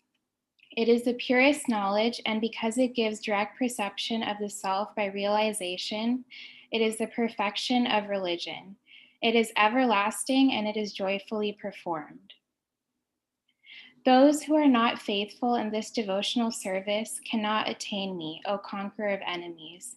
Therefore, they return to the path of birth and death in this material world. By me, in my unmanifested form, this entire universe is pervaded. All beings are in me, but I am not in them. And yet everything that is created does not rest in me. Behold my mystic opulence. Although I am the maintainer of all living entities, and although I am everywhere, I am not a part of this cosmic manifestation, for myself is the very source of creation. Understand that as the mighty wind, blowing everywhere, rests always in the sky, all created beings rest in me. O son of Kunti, at the end of the millennium, all material manifestations enter into my nature, and at the beginning of another millennium, by my potency, I create them again. The whole cosmic order is under me. Under my will, it is automatically manifested again and again, and under my will, it is annihilated at the end. O Dhananjaya, all this work cannot bind me. I am ever detached from all these material activities, seated as though neutral. This material nature, which is one of my energies, is working under my direction, O son of Kunti, producing all moving and non-moving beings. Under its rule, this manifestation is created and annihilated again and again. Fools deride me when I descend in the human form. They do not know my transcendental nature as the Supreme Lord of all that be. Those who are thus bewildered are attracted by demonic and atheistic views. In that deluded condition, their hopes for liberation, their fruitive activities, and their culture of knowledge are all defeated. O son of Pritha, those who are not deluded, the greater the protection of the divine nature. They are fully engaged in devotional service because they know me as the Supreme Personality of Godhead, original and inexhaustible. Always chanting my glories, endeavoring with great determination, lying down, souls perpetually worship me with devotion. Others, who engage in sacrifice by the cultivation of knowledge, worship the Supreme Lord as the one diverse in many and in the universal form. But it is I who am the ritual, I the sacrifice, the offering to the ancestors, the healing herb, the transcendental chant. I am the butter and the fire and the offering. I am the father of this universe, the mother, the support, and the grandsire. I am the object of knowledge, the purifier, and the syllable Om. I am also the Rig, the Sama, and the Yajur Vedas. I am the goal, the sustainer, the master, the witness, the abode, the refuge, and the most dear friend. I am the creation and the annihilation, the basis of everything, the resting place, and the eternal seed. O Arjuna, I give heat, and I withhold and send forth the rain. I am immortality, and I am also death personified. Both spirit and matter are in me. Those who study the Vedas and drink the Soma juice, seeking the heavenly planets, worship me indirectly. Purified of sinful reactions, they take birth on the pious heavenly planet of Indra, where they enjoy godly delights. When they have thus enjoyed vast heavenly sense pleasure, and the results of their pious activities are exhausted, they return to this mortal planet again. Thus, those who seek sense enjoyment by adhering to the principles of the three Vedas achieve only repeated birth and death. But those who always worship me with exclusive devotion, meditating on my transcendental form, to them I carry what they lack and I preserve what they have. Those who are devotees of other gods and who worship them with faith actually worship only me, O son of Kunti, but they do so in a wrong way. I am the only enjoyer and master of all sacrifices. Therefore, those who do not recognize my true transcendental nature fall down. Those who worship the demigods will take birth among the demigods. Those who worship the ancestors go to the ancestors. Those who worship ghosts and spirits will take birth among such beings, and those who worship me will live with me. If one offers me with love and devotion a leaf, a flower, a fruit, or water, I will accept it.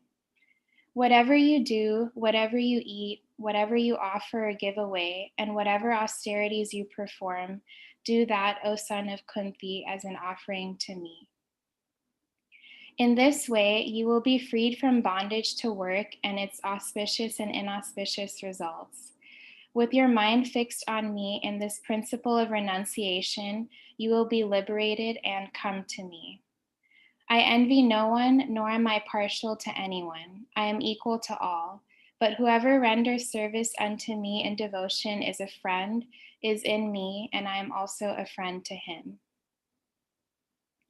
Even if one commits the most abominable action, if he is engaged in devotional service, he is to be considered saintly because he is properly situated in his determination. He quickly becomes righteous and attains lasting peace. O son of Kunti, declare it boldly that my devotee never perishes. O son of Pritha, those who take shelter in me, though they be of lower birth, women, Vaishyas, and Sudras, can attain the supreme destination. How much more this is so of the righteous Brahmanas, the devotees, and the saintly kings. Therefore, having come to this temporary and miserable world, engage in loving service unto me. Engage your mind always in thinking of me, become my devotee, offer obeisances to me, and worship me. Being completely absorbed in me, surely you will come to me.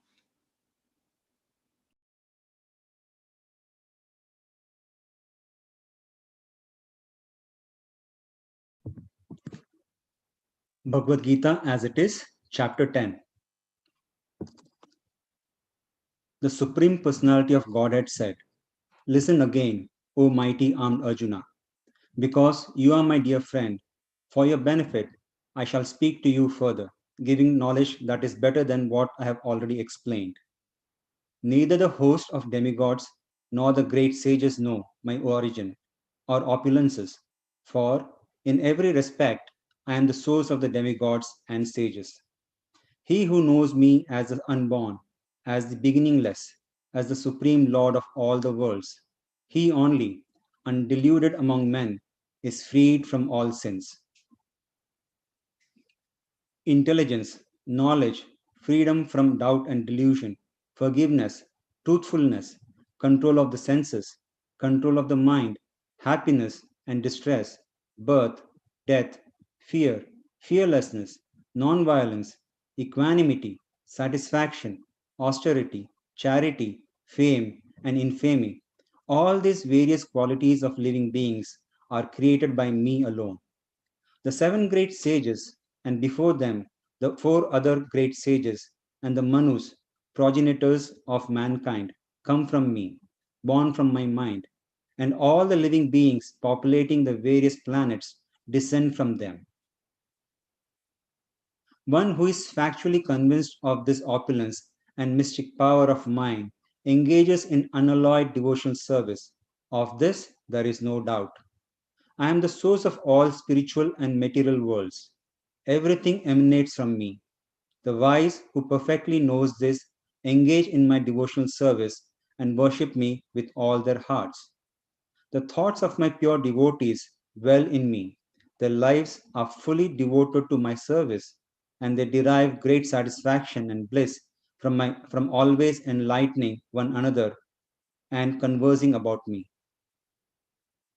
To those who are constantly devoted to serving me with love, I give the understanding by which they can come to me. To show them special mercy, I, dwelling in their hearts, destroy with the shining lamp of knowledge the darkness born of ignorance. Arjuna said, "You are the Supreme Personality of Godhead, the ultimate abode, the purest, the absolute truth. You are the eternal, transcendental, original person, the unborn, the greatest. All the great sages, such as Narada, Asita, Devala, and Vyasa, confirm this truth about you. And now you yourself are declaring it to me. O Krishna, I totally accept as truth all that you have told me. Neither the demigods nor the demons, O Lord, can understand your personality. Indeed, you alone know yourself by your own internal potency, O Supreme Person, origin of all, Lord of all beings, God of gods, Lord of the universe. Please tell me in detail of your divine opulences by which you pervade all these worlds. O Krishna, O Supreme Mystic, how shall I constantly think of you, and how shall I know you? In what various forms are you to be remembered, O Supreme Personality of Godhead? O Janardana, again, please describe in detail the mystic power of your opulences. I am never satiated in hearing about you, for the more I hear, the more I want to taste the nectar of your words. The Supreme Personality of Godhead said, "Yes, I will tell you of my splendorous manifestations, but only of those which are prominent, O Arjuna, for my opulence is limitless. I am the Super Soul, O Arjuna, seated in the hearts of all living entities. I am the beginning, the middle, and the end of all beings. Of the Adityas, I am Vishnu. Of lights, I am the radiant sun. Of the Maruts, I am Marishi. And among the stars, I am the moon. Of the Vedas, I am the Samaveda. Of the demigods, I am Indra, the king of heaven. Of the senses, I am the mind. And in living beings, I am the living force, consciousness. Of all the Rudras, I am Lord Shiva. Of the Yakshasas and Rakshasas, I am the Lord of wealth, Kuvera. Of the Vasus, I am fire, Agni. And of mountains, I am Meru. Of priests, O Arjuna, know me to be the chief, Brahaspati. Of generals, I am Kartikeya. And of bodies of water, I am the ocean. Of the great sages, I am Bhrigu. Of vibrations, I am the transcendental Om. Of sacrifices, I am the chanting of the holy name, Japa. And of immovable things, I am the Himalayas. Of all trees, I am the banyan tree. And of the sages, among the demigods, I am Narada. Of the Gandharvas, I am Chitraratha. And among perfected beings, I am the sage Kapila. Of horses, know me to be Uchai Rishva, produced during the churning of the ocean of nectar. Of lordly elephants, I am Airavat. And among men, I am the monarch. Of weapons, I am the thunderbolt. Among cows, I am the Surabhi. Of causes of procreation, I am Kandarpa, the god of love. And of serpents, I am Vasuki. Of the many hooded Nagas, I am Ananta. And among the aquatics, I am the demigod Varuna. Of the departed ancestors, I am Aryama. And among the dispensers of law, I am Yama, the lord of death. Among the Daityas, demons, I am the devoted Prahalad. Among subduers, I am time. Among beasts, I am the lion. And among birds, I am Garuda. Of purifiers, I am the wind. Of the wielders of weapons, I am Ram. Of fishes, I am the shark. And of flowing rivers, I am the Ganges. Of all creations, I am the beginning and the end, and also the middle, O Arjuna. Of all sciences, I am the spiritual science of the self. And among logicians, I am the conclusive truth. Of letter, I am the letter A, and among compound words, I am the dual compound. I am also inexhaustible time, and of creators, I am Brahma. I am all devouring death, and I am the generating principle of all that is yet to be. Among women, I am fame, fortune, fine speech, memory, intelligence, steadfastness, and patience. Of the hymns in the Samaveda, I am the Brihat Sama, and of poetry, I am the Gayatri. Of months, I am Margashira, November, December, and of seasons, I am flower bearing spring. I am also the gambling of cheats, and of the splendid, I am the splendorer. I am victory, I am adventure, and I am strength of the strong. Of the descendants of Rishni, I am Vasudev, and of the Pandavas, I am Arjuna. Of the sages, I am Vyasa, and among great thinkers, I am Usana. Among all means of suppressing lawlessness, I am punishment, and of all of those who seek victory, I am morality. Of secret things, I am silence, and of the wise, I am wisdom. Furthermore, O Arjuna, I am the generating seed of all existence. There is no being, moving or non-moving, that can exist without me. O mighty conqueror of enemies, there is no end to my divine manifestations. What I have spoken to you is but a mere indication of my infinite opulences. Know that all opulent, beautiful, and glorious creations spring from but a spark of my splendor. But what need is there, Arjuna, for all this detailed knowledge? With a single fragment of myself, I pervade and support this entire universe. Thus end the Bhaktivedanta purports to the 10th chapter of the Srimad Bhagavad Gita in the matter of the opulence of the Absolute.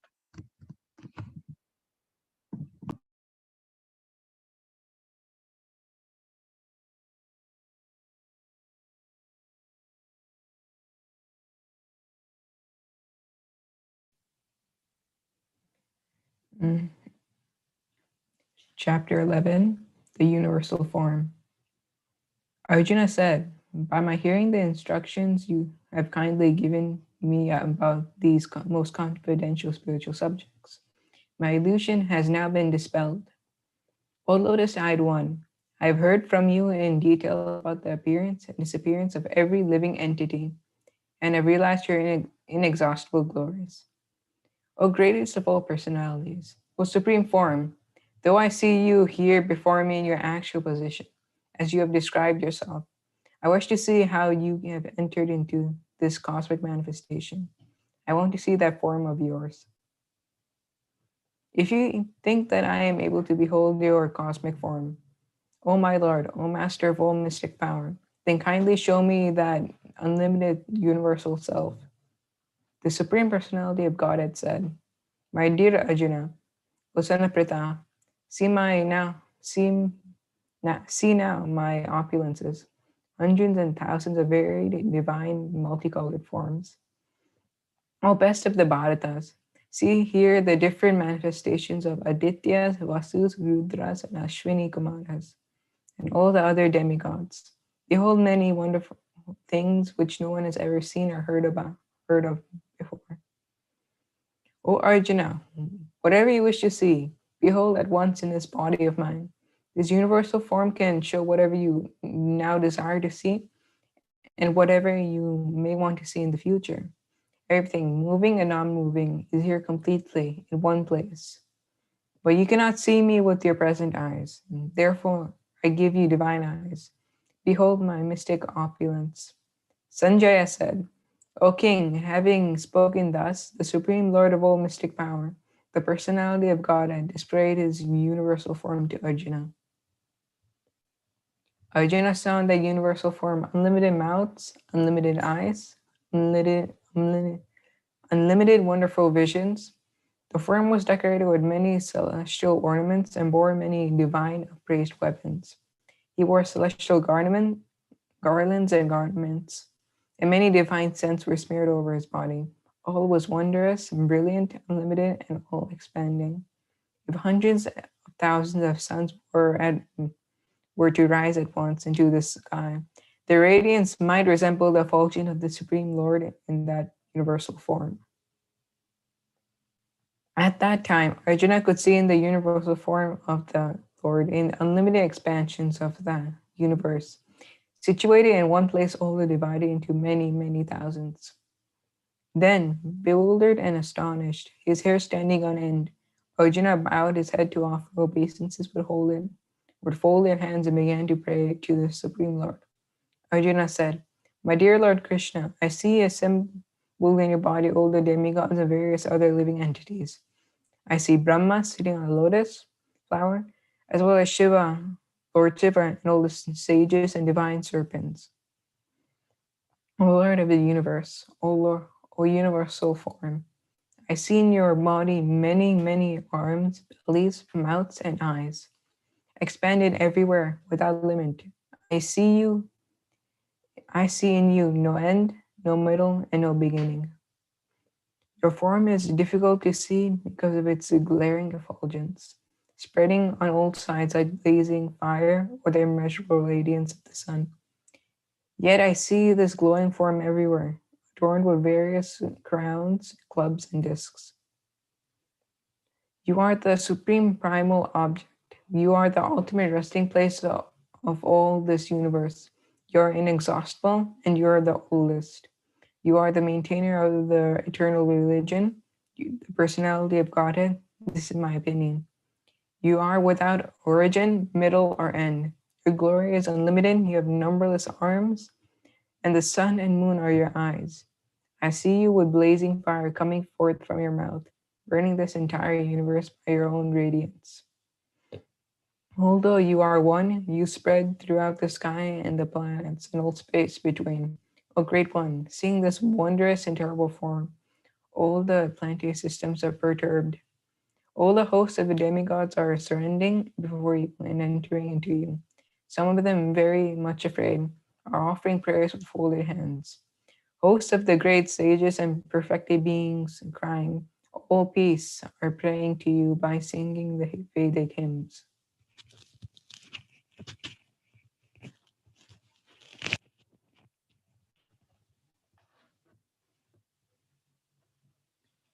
All the various manifestations of Lord Shiva, the Adityas and the Vasus and the Sadyas and the Vishwadevas, the two Ashwinis, the Maruts and the forefathers, Gandharvas, Yakshas and Asuras, and the perfected demigods are beholding you in wonder.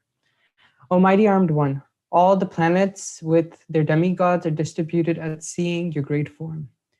With this many faces, eyes, arms, thighs, legs, bellies, and your many terrible teeth. And as they are disturbed, so am I. O all-pervading Vishnu, after seeing, O all-pervading Vishnu, seeing you and your many radiant colors touching the sky, your gaping mouth and your great glowing eyes, my mind is perturbed by fear. I can no longer maintain my steadiness or equilibrium of mind.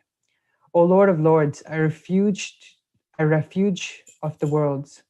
Please be gracious to me. I cannot keep my bounds. Seeing thus your blazing death-like faces and awful teeth, in all directions I'm bewildered. Oh, all the sons of Dhritarashtra, along with their allied kings, and Bhishma, Drona, Karna, and all chief soldiers, are rushed into your fearful mouths, and also I see trapped. And some I see trapped with heads smashed between your teeth. As the many waves of the rivers flow into the ocean, so do these great warriors enter blazing into your mouths. I see all people rushing full speed into your mouths, as moths dashed into destruction and blazing fire. O Vishnu, I see you devouring all people from all sides with your flaming mouths, covering all the universe with your effulgence. You are manifest with terrible scorching rays. O Lord of Lords, so fierce of form, please tell me who you are. I offer my obeisances unto you. Please be gracious to me. You are the primeval Lord. I want to know about you, for I do not know what your mission is. The Supreme Personality of Godhead said, "Time I am, the great destroyer of worlds, and I have come here to destroy all people. With the exception of you, the Pandavas, all the soldiers here on both sides will be slain. Therefore, get up, prepare to fight and win glory. conquer your enemies, and enjoy a flourishing kingdom. They are already put to death by my arrangement, and you, O Sabai Sachi, can be but an instrument in the fight. Drona, Bhishma, Jayadratha, Karan, and the other great warriors have already been destroyed by me. Therefore, kill them, and do not be disturbed.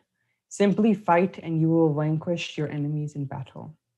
Sanjaya said to Dhritarashtra, O king, after hearing these words from the Supreme Personality of Godhead, the trembling Arjuna offered obeisances with folded hands again and again. He fearfully spoke to the Lord Krishna in a faltering voice as follows. Arjuna said, O master of the senses, the world becomes joyful upon hearing your name, and thus everyone becomes attached to you. Although the perfected beings offer you their homage, their respectful homage, the demons are afraid and they flee here and there.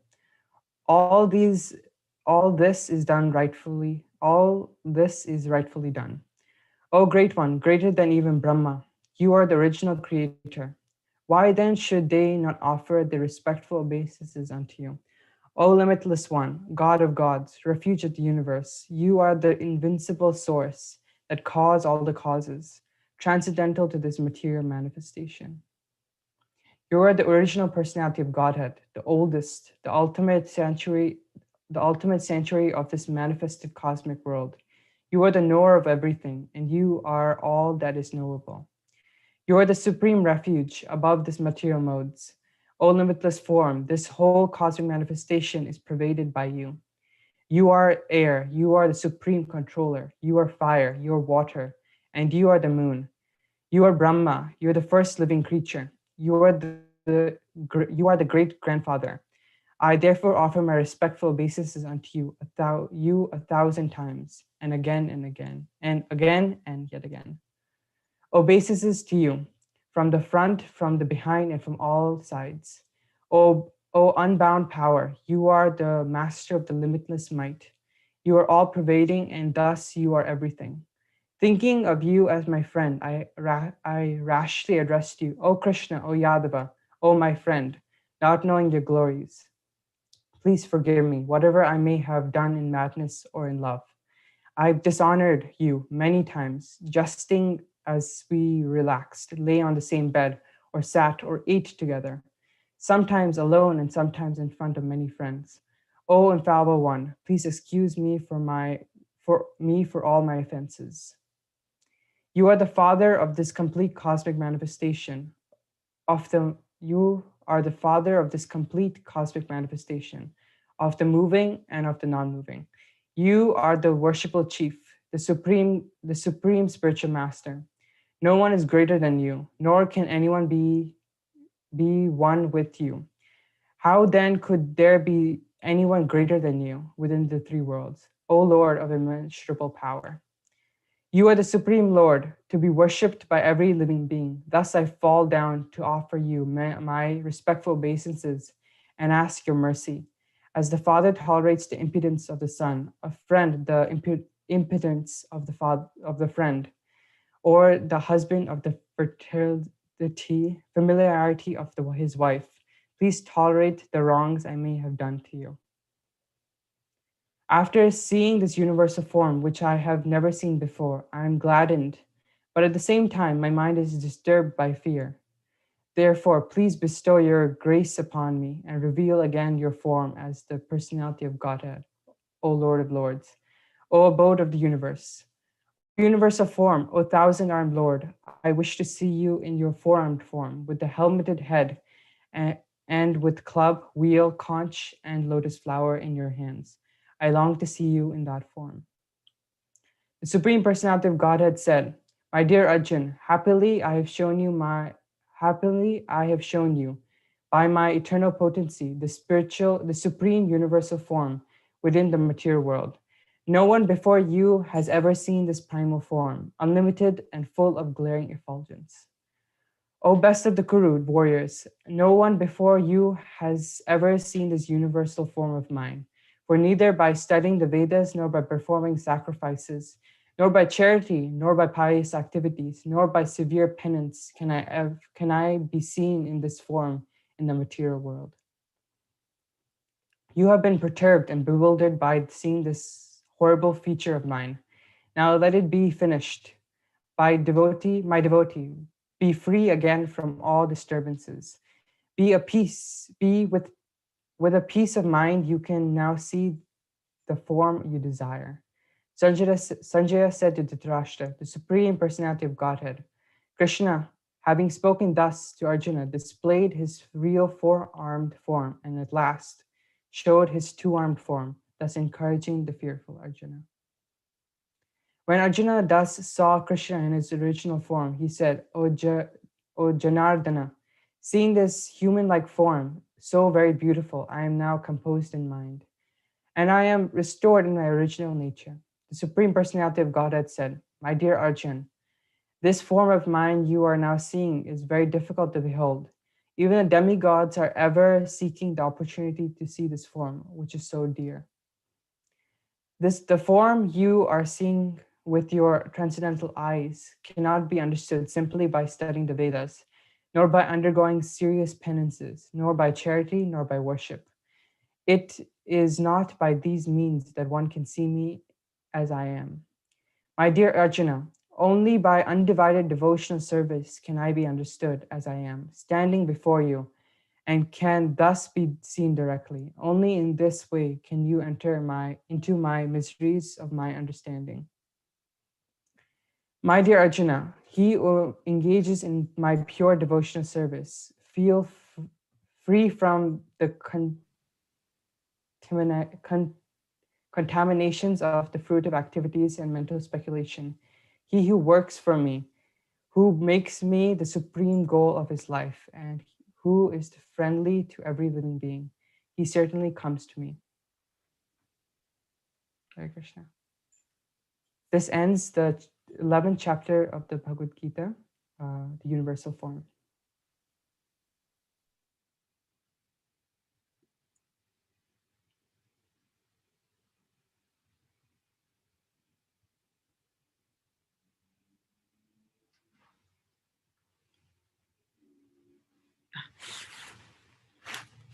Chapter 12, Devotional Service. Arjuna inquired, which are considered to be more perfect, those who are always properly engaged in your devotional service, or those who worship the impersonal Brahma, the unmanifested? The Supreme Personality of Godhead said, those who fix their minds on my personal form and are always engaged in worshipping me with great and transcendental faith are considered by me to be most perfect. But those who fully worship the unmanifested, that which lies beyond the perception of senses, the all-pervading, inconceivable, unchanging, fixed, and immovable, the impersonal conception of the absolute truth, by controlling the various senses and being equally disposed to everyone. Such persons engaged in the welfare of all at last achieve me. For those whose minds are attached to the unmanifested, impersonal feature of the Supreme, advancement is very troublesome. To make progress in that discipline is always difficult for those who are embodied. But those who worship me, giving up all their activities unto me, and being devoted to me without deviation, engaged in devotional service and always meditating upon me, having fixed their minds upon me, O son of Pratha, from them I am the swift deliverer from the ocean of birth and death. Just fix your mind upon me, the Supreme Personality of Godhead, and engage all your intelligence in me. Thus you will live in me always without a doubt. My dear Arjuna, O winner of wealth, if you cannot fix your mind upon me without deviation, then follow the regulative principles of Bhakti Yoga. In this way, develop a desire to attain me. If you cannot practice the regulations of Bhakti Yoga, then just try to work for me because by working for me, you will come to the perfect stage. However, if, however, you are unable to work in this consciousness of me, then try to act giving up all results of your work and try to be self-situated. If you cannot take to this practice, then engage yourself in the cultivation of knowledge. Better than knowledge, however, is meditation. And better than meditation is renunciation of the fruits of action.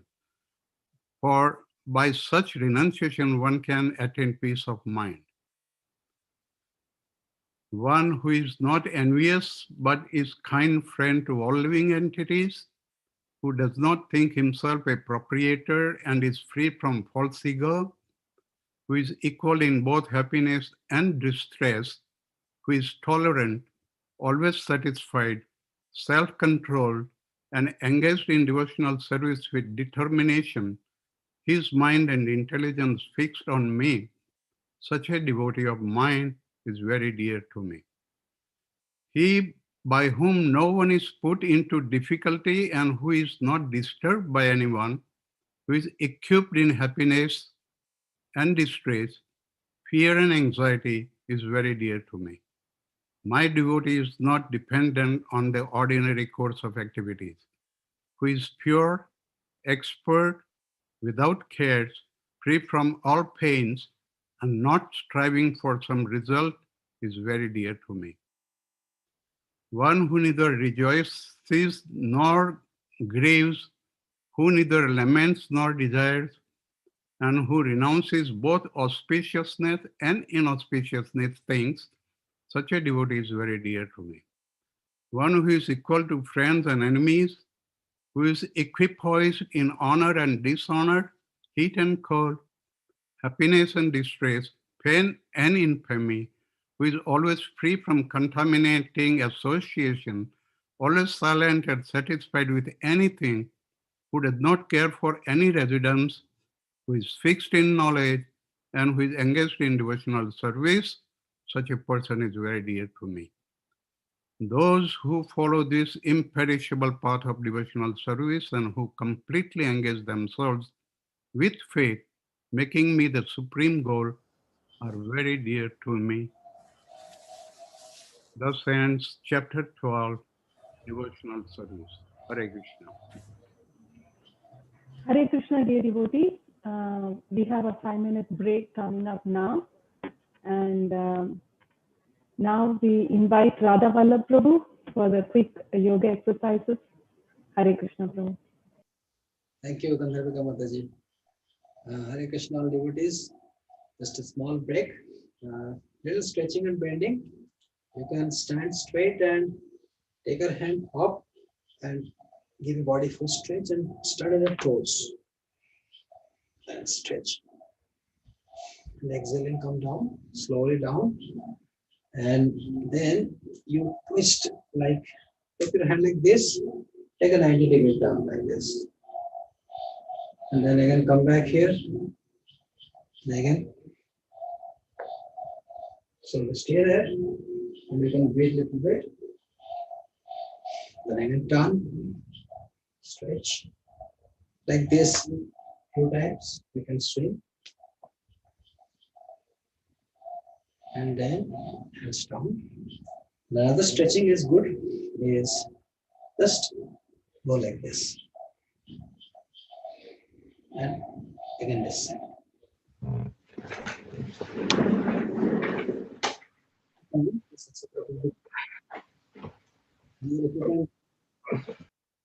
Just stretch one leg like this and take it behind your back and sorry.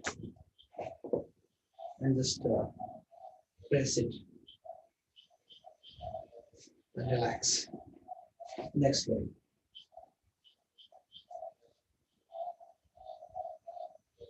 Relax. And if you can do, the stretching also is good. Take your hands, touch your toes, stay there. And then go. Okay, that's good. That's good enough. Thank you. Nice going on.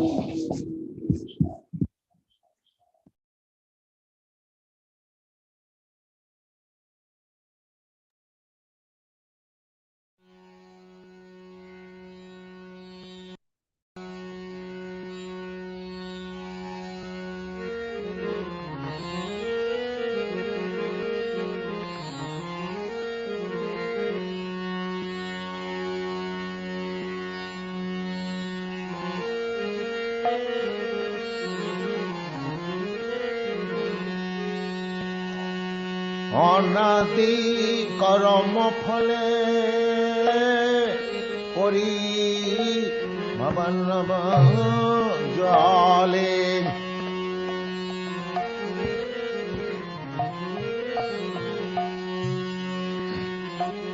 অনাদি কর্ম ফলে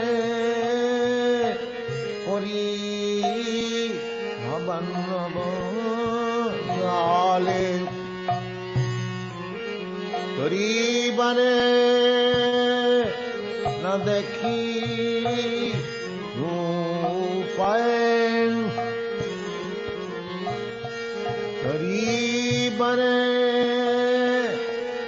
না দেখি রূপায় অনাদি কর্ম ফলে করি জলে চরিবারে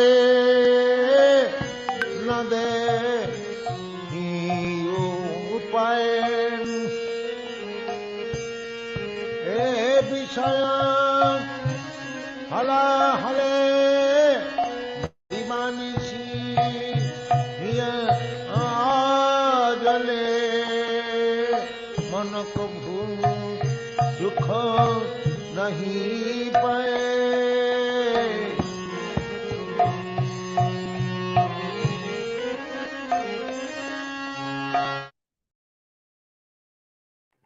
Hare Krishna, dear devotee. Thank you very much for being back. And now let's invite the Venudari Prabhu for chapter 13.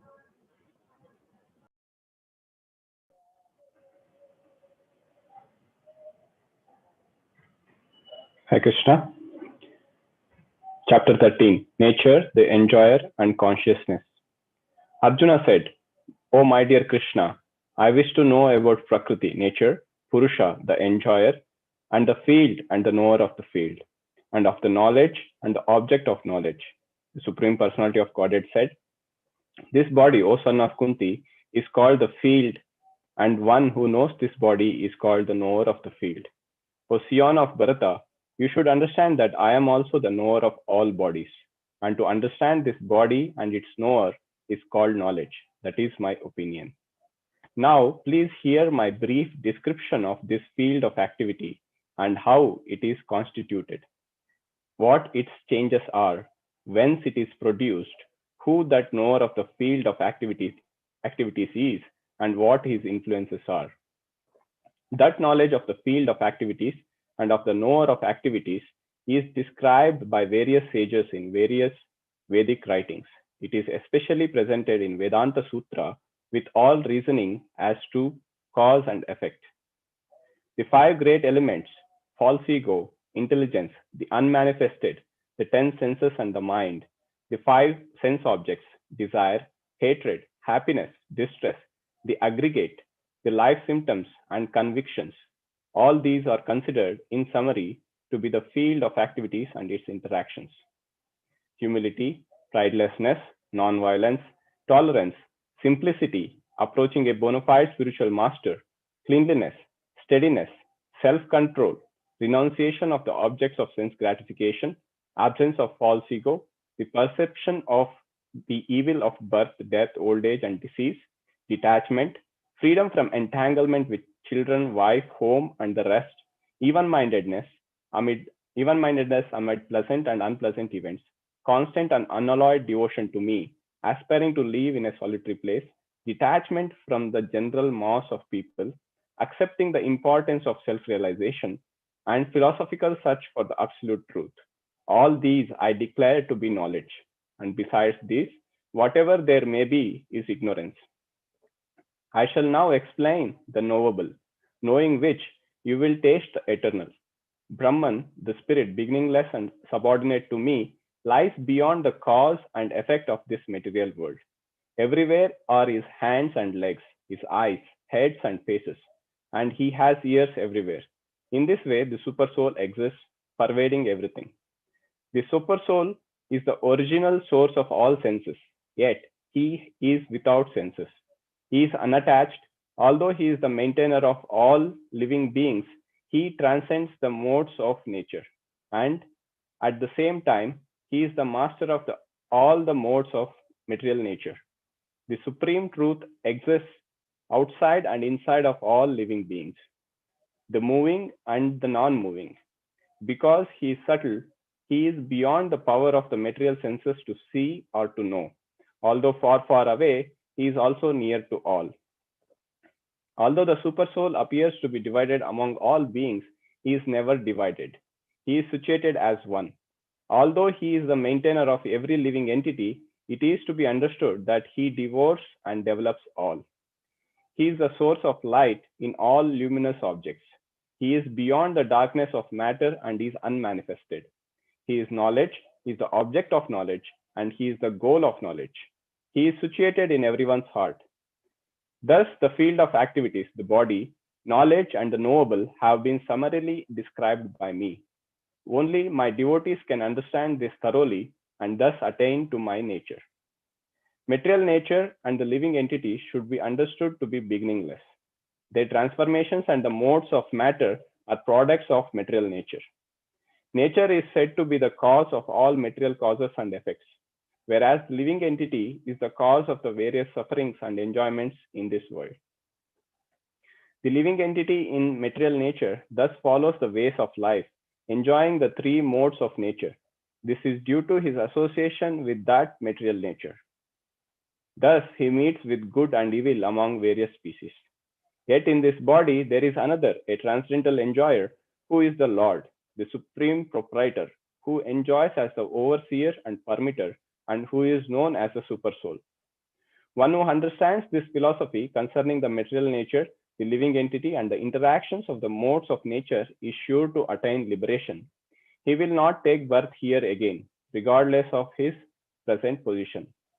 Some perceive the supersoul within themselves through meditation, others through the cultivation of knowledge, and still others through working without fruitive desires. Again, there are those who, although not conversant in spiritual knowledge, begin to worship the Supreme Person upon hearing about him from others. Because of their tendency to hear from authorities, they also transcend the path of birth and death. O Chief of Bharatas, know that whatever you see in existence, both the moving and the non-moving, is only a combination of the field of activities and the knower of the field. One who sees the super soul accompanying the individual soul in all bodies, and who understands that nature, neither the soul nor the super soul within the destructible body is ever destroyed, actually sees. One who sees the super soul equally present everywhere, in every living being, does not degrade himself by his mind. Thus, he approaches the transcendental destination. One who can see that all activities are performed by the body, which is created of material nature, and sees that the self does nothing, actually sees. When a sensible man ceases to see different identities due to different material bodies, and he sees how beings are expanded everywhere, he attains to the Brahman conception. Those with the vision of eternity can see that the imperishable soul is transcendental, eternal, and beyond the modes of nature. Despite contact with the material body, O Arjuna, the soul neither does anything nor is entangled.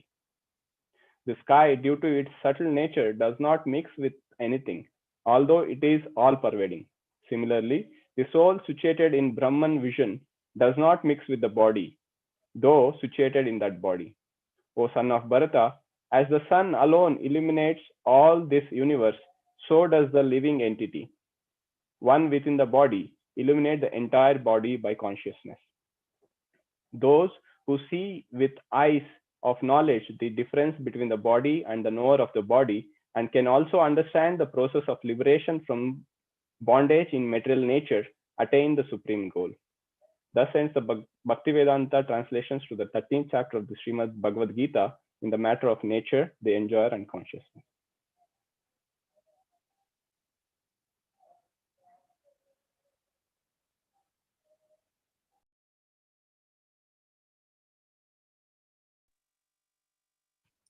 Chapter 14, The Three Modes of Material Nature.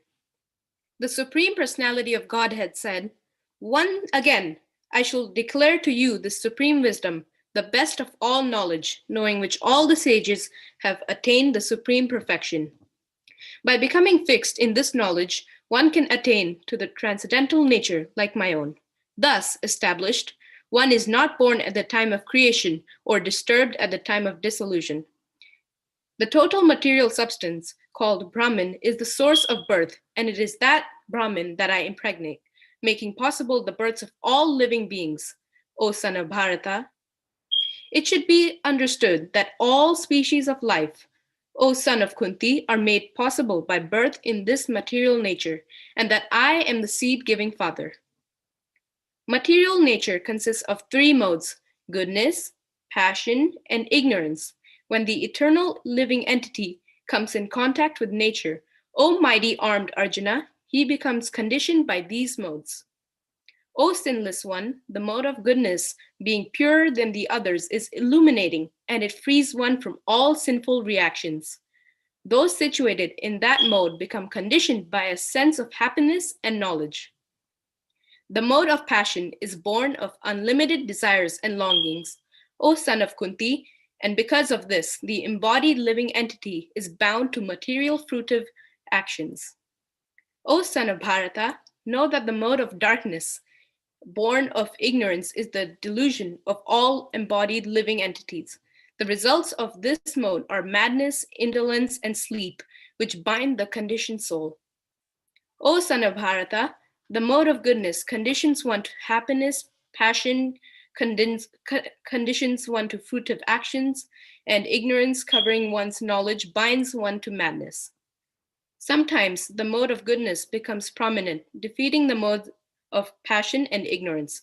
O son of Bharata, sometimes the mode of passion defeats goodness and ignorance, and at other times ignorance defeats goodness and passion. In this way, there is always competition for supremacy. The manifestation of the mode of goodness can be experienced when all the gates of the body are illuminated by knowledge. O chief of the Bharatas, when there is an increase in the mode of passion, the symptoms of great attachment, fruitive activity, intense endeavor, and uncontrollable desire and hankering develop. When there is an increase in the mode of ignorance, O son of Kuru, darkness, inertia, madness, and illusion are manifested. When one dies in the mode of goodness, he attains to the pure higher planets of the great sages. When one dies in the mode of passion, he takes birth among those engaged in fruitive activities, and when one dies in the mode of ignorance, he takes birth in the animal kingdom. The results of pious action is pure and is said to be in the mode of goodness, but action done in the mode of passion results in misery, and action performed in the mode of ignorance results in foolishness. From the mode of goodness, real knowledge develops. From the mode of passion, greed develops. And from the mode of ignorance, develop foolishness, madness, and illusion.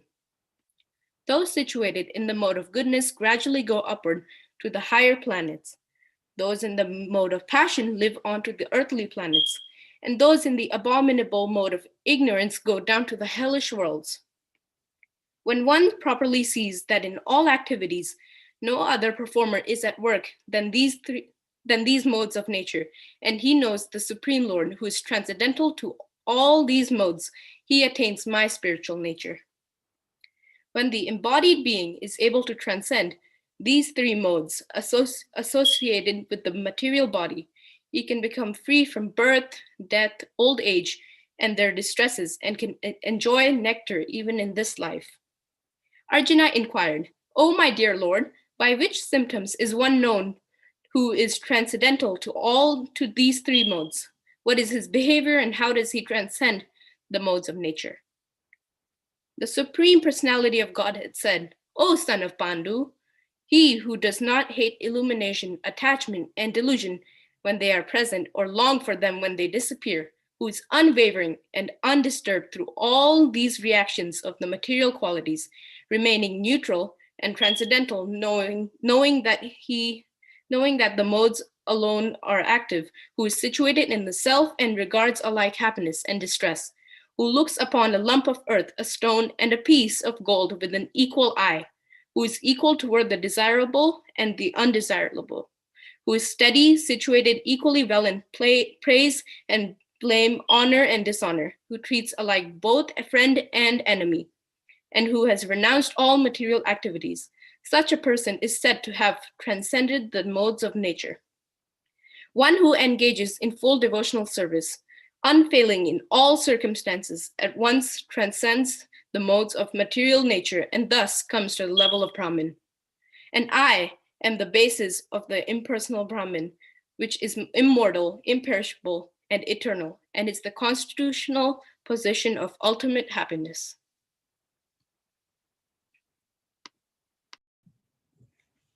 Chapter 15, the Yoga of the Supreme Person. The Supreme Personality of Godhead said, "It is said that there is an imperishable banyan tree that has its roots upward and its branches down, and whose leaves are the Vedic hymns. One who knows this tree is a knower of the Vedas. The branches of this tree extend downward and upward, nourished by the three modes of material nature. The twigs are the objects of the senses. This tree also has roots going down, and these are bound to the fruitive actions of human society. The real form of this tree cannot be perceived in this world. No one can understand where it ends, where it begins, or where its foundation is. But with determination, one must cut down this strongly rooted tree with the weapon of detachment. Thereafter, one must seek that place from which, having gone, one never returns, and there surrender to that Supreme Personality of Godhead, from whom everything began and from whom everything has extended since time immemorial. Those who are free from false prestige, illusion, and false association, who understand the eternal, who are done with material lust, who are freed from the dualities of happiness and distress, and who, unbewildered, know how to surrender unto the Supreme Person, attain to that eternal kingdom. That supreme abode of mine is not illumined by the sun or moon, nor by fire or electricity. Those who reach it never return to this material world. The living entities in this conditioned world are my eternal fragmental parts. Due to conditioned life, they are struggling very hard with the six senses, which include the mind. The living entity in the material world carries his different conceptions of life from one body to another, as the air carries aromas. Thus, he takes one kind of body and again quits it to take another. The living entity, thus taking another gross body, obtains a certain type of ear, eye, tongue, nose, and sense of touch, which are grouped about the mind. He thus enjoys a particular set of sense objects. The foolish cannot understand how a living entity can quit his body, nor can they understand what sort of body he enjoys under the spell of the modes of nature. But one whose eyes are trained in knowledge can see all this. The endeavoring transcendentalists who are situated in this self-realization can see all this clearly, but those whose minds are not developed and who are not situated in self-realization cannot see what is taking place, though they may try. The splendor of the sun, which dissipates the darkness of this whole world, comes from me, and the splendor of the moon and the splendor of the fire are also from me. I enter into each planet, and by my energy they stay in orbit. I become the moon and thereby supply the juice of life to all vegetables. I am the fire of digestion in the bodies of all living entities, and I join with the air of life, outgoing and incoming, to digest the four kinds of foodstuff. I am seated in everyone's heart, and from me come remembrance, knowledge, and forgetfulness. By all the Vedas, I am to be known. Indeed, I am the compiler of Vedanta, and I am the knower of the Vedas. There are two classes of beings, the fallible and the infallible. In the material world, every living entity is fallible, and in the spiritual world, every living entity is called infallible. Besides these two, there is the greatest living personality, the Supreme Soul, the imperishable Lord Himself, who has entered the three worlds and is maintaining them. Because I am transcendental, both beyond both the fallible and the infallible, and because I am the greatest, I am celebrated both in the world and in the Vedas as that Supreme Person. Whoever knows me as the Supreme Personality of Godhead without doubting is the knower of everything. He, therefore, engages himself in full devotional service to me, O son of Bharata. This is the most confidential part of the Vedic scriptures, O sinless one, and it is now disclosed. It is disclosed now by me. Whoever understands this will become wise, and his endeavors will know perfection.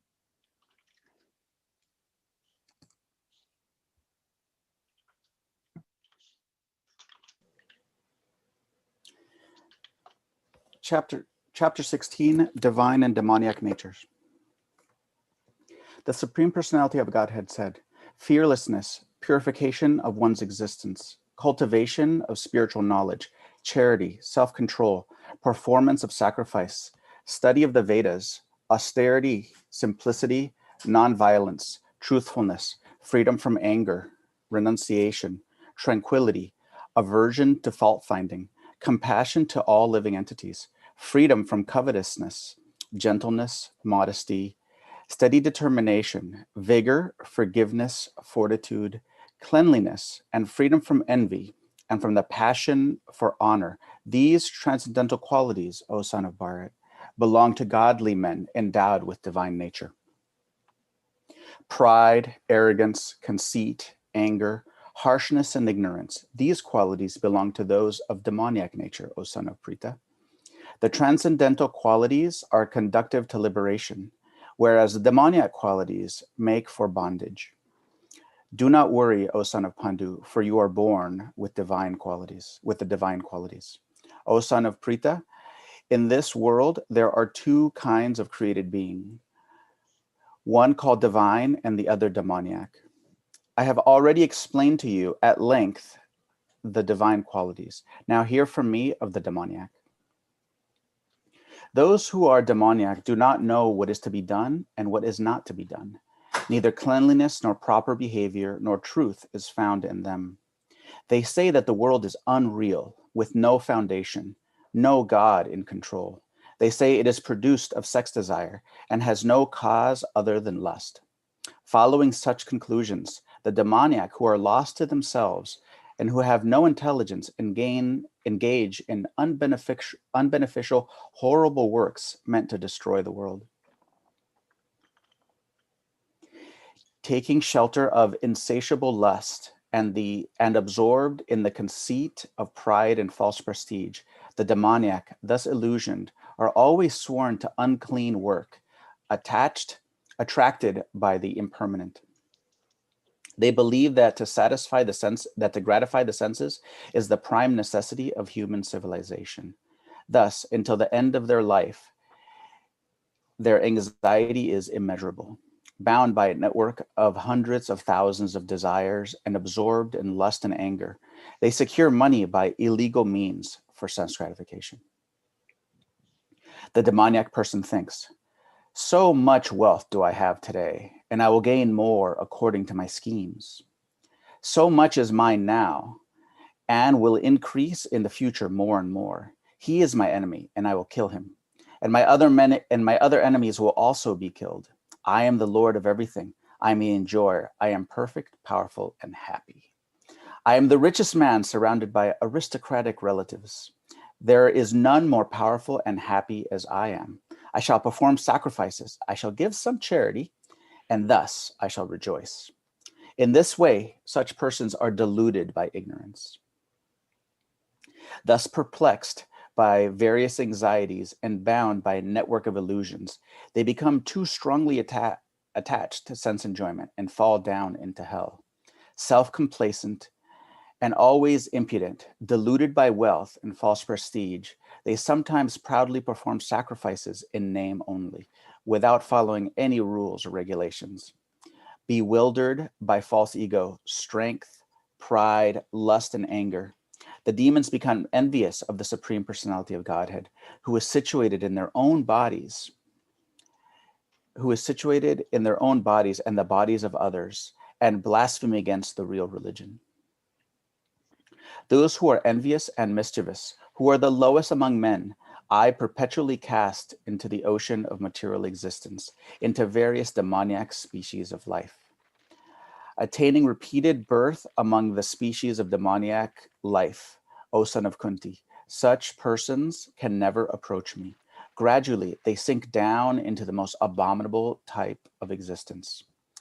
There are 3 gates leading to this hell: lust, anger, and greed. Every sane man should give these up, for they lead to the degradation of the soul. The man who has escaped these 3 gates of hell, O son of Kunti, performs acts conducive to self-realization and thus gradually attains the supreme destination. He who discards scriptural injunctions and acts according to his own whims attains neither perfection nor happiness nor the supreme destination. One should therefore understand that it is duty. One should therefore understand what is duty and what is not duty by the regulations of Scripture. Knowing such rules and regulations, one should act so that he may gradually be elevated.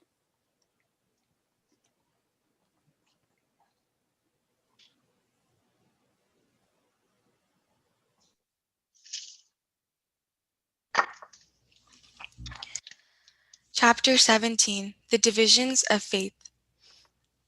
Arjuna inquired, O Krishna, what is the situation of those who do not follow the principles of Scripture, but worship according to their own imagination? Are they in goodness, in passion, or in ignorance? The Supreme Personality of Godhead said, according to the modes of nature acquired by the embodied soul, one's faith can be of 3 kinds, in goodness, in passion, or in ignorance. Now hear about this. O son of Bharata, according to one's existence under the various modes of nature, one evolves a particular kind of faith. The living being is said to be of a particular faith according to the modes he has acquired. Men in the mode of goodness worship the demigods, those in the mode of passion worship the demons, and those in the mode of ignorance worship ghosts and spirits. Those who undergo severe austerities and penances not recommended in the Scriptures, performing them out of pride and egoism, who are impelled by lust and attachment, who are foolish and who torture the material elements of the body, as well as the supersoul dwelling within, are to be known as demons. Even the food each person prefers is of 3 kinds, according to the 3 modes of material nature. The same is true of sacrifices, austerities, and charity. Now hear of the distinctions between them. Foods dear to those in the mode of goodness increase the duration of life, purify one's existence, and give strength, health, happiness, and satisfaction. Such foods are juicy, fatty, wholesome, and pleasing to the heart. Foods that are too bitter, too sour, salty, hot, pungent, and dry and burning are dear to those in the mode of passion. Such foods cause distress, misery, and disease.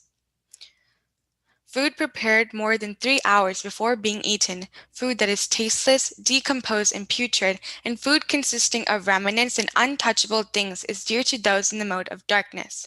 Of sacrifices, the sacrifice performed according to the directions of Scripture as a matter of duty by those who desire no reward is of the nature of goodness. But the sacrifice performed for some material benefit or for the sake of pride, O chief of the Bharatas, you should know to be in the mode of passion. Any sacrifice performed without regard for the directions of Scripture, without distribution of prasadam, spiritual food, without chanting of Vedic hymns and remunerations to the priest, and without faith is considered to be in the mode of ignorance. Austerity of the body consists in worship of the Supreme Lord, the Brahmanas, the spiritual master, and superiors like the father and mother, and in cleanliness, simplicity, celibacy, and non-violence. Austerity of speech consists in speaking words that are truthful, pleasing, beneficial, and not agitating to others, and also in regularly reciting Vedic literature. And satisfaction, simplicity, gravity, self-control, and purification of one's existence are the austerities of the mind. This threefold austerity, performed with transcendental faith by men not expecting material benefits, but engaged only for the sake of the Supreme, is called austerity in goodness. Penance performed out of pride and for the sake of gaining respect and honor and worship is said to be in the mode of passion. It is neither stable nor permanent.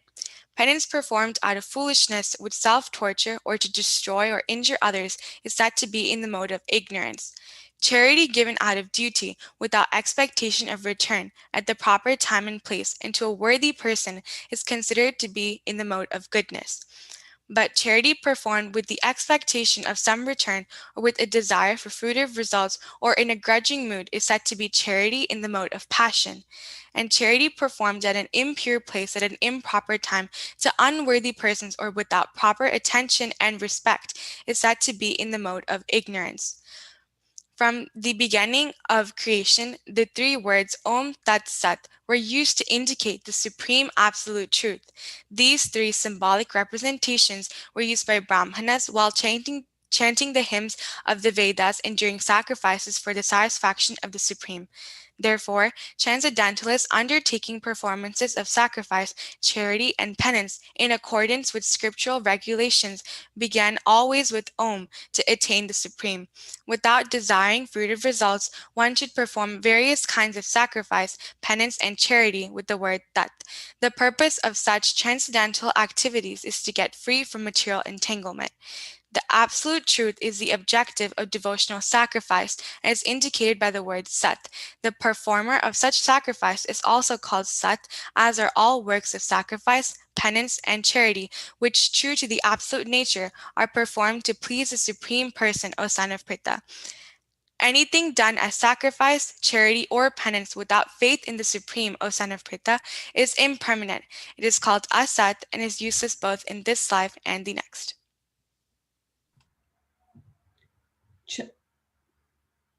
Chapter 18, Conclusion, the Perfection of Renunciation. Arjuna said, O mighty armed one, I wish to understand the purpose of renunciation, Tyaga, and of the renounced order of life, Sannyasa, O killer of the Keshi demon, the master of the senses. The Supreme Personality of Godhead said, the giving up of activities that are based on material desire is what great learned men call the renounced order of life, sannyasa, and giving up the results of all activities is what the wise call renunciation, tyaga.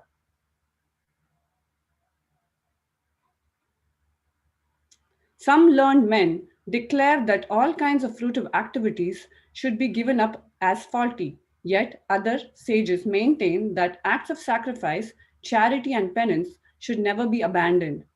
Best of the Bharatas, now hear my judgment about renunciation. O tiger among men, renunciation is declared in the scriptures to be of three kinds.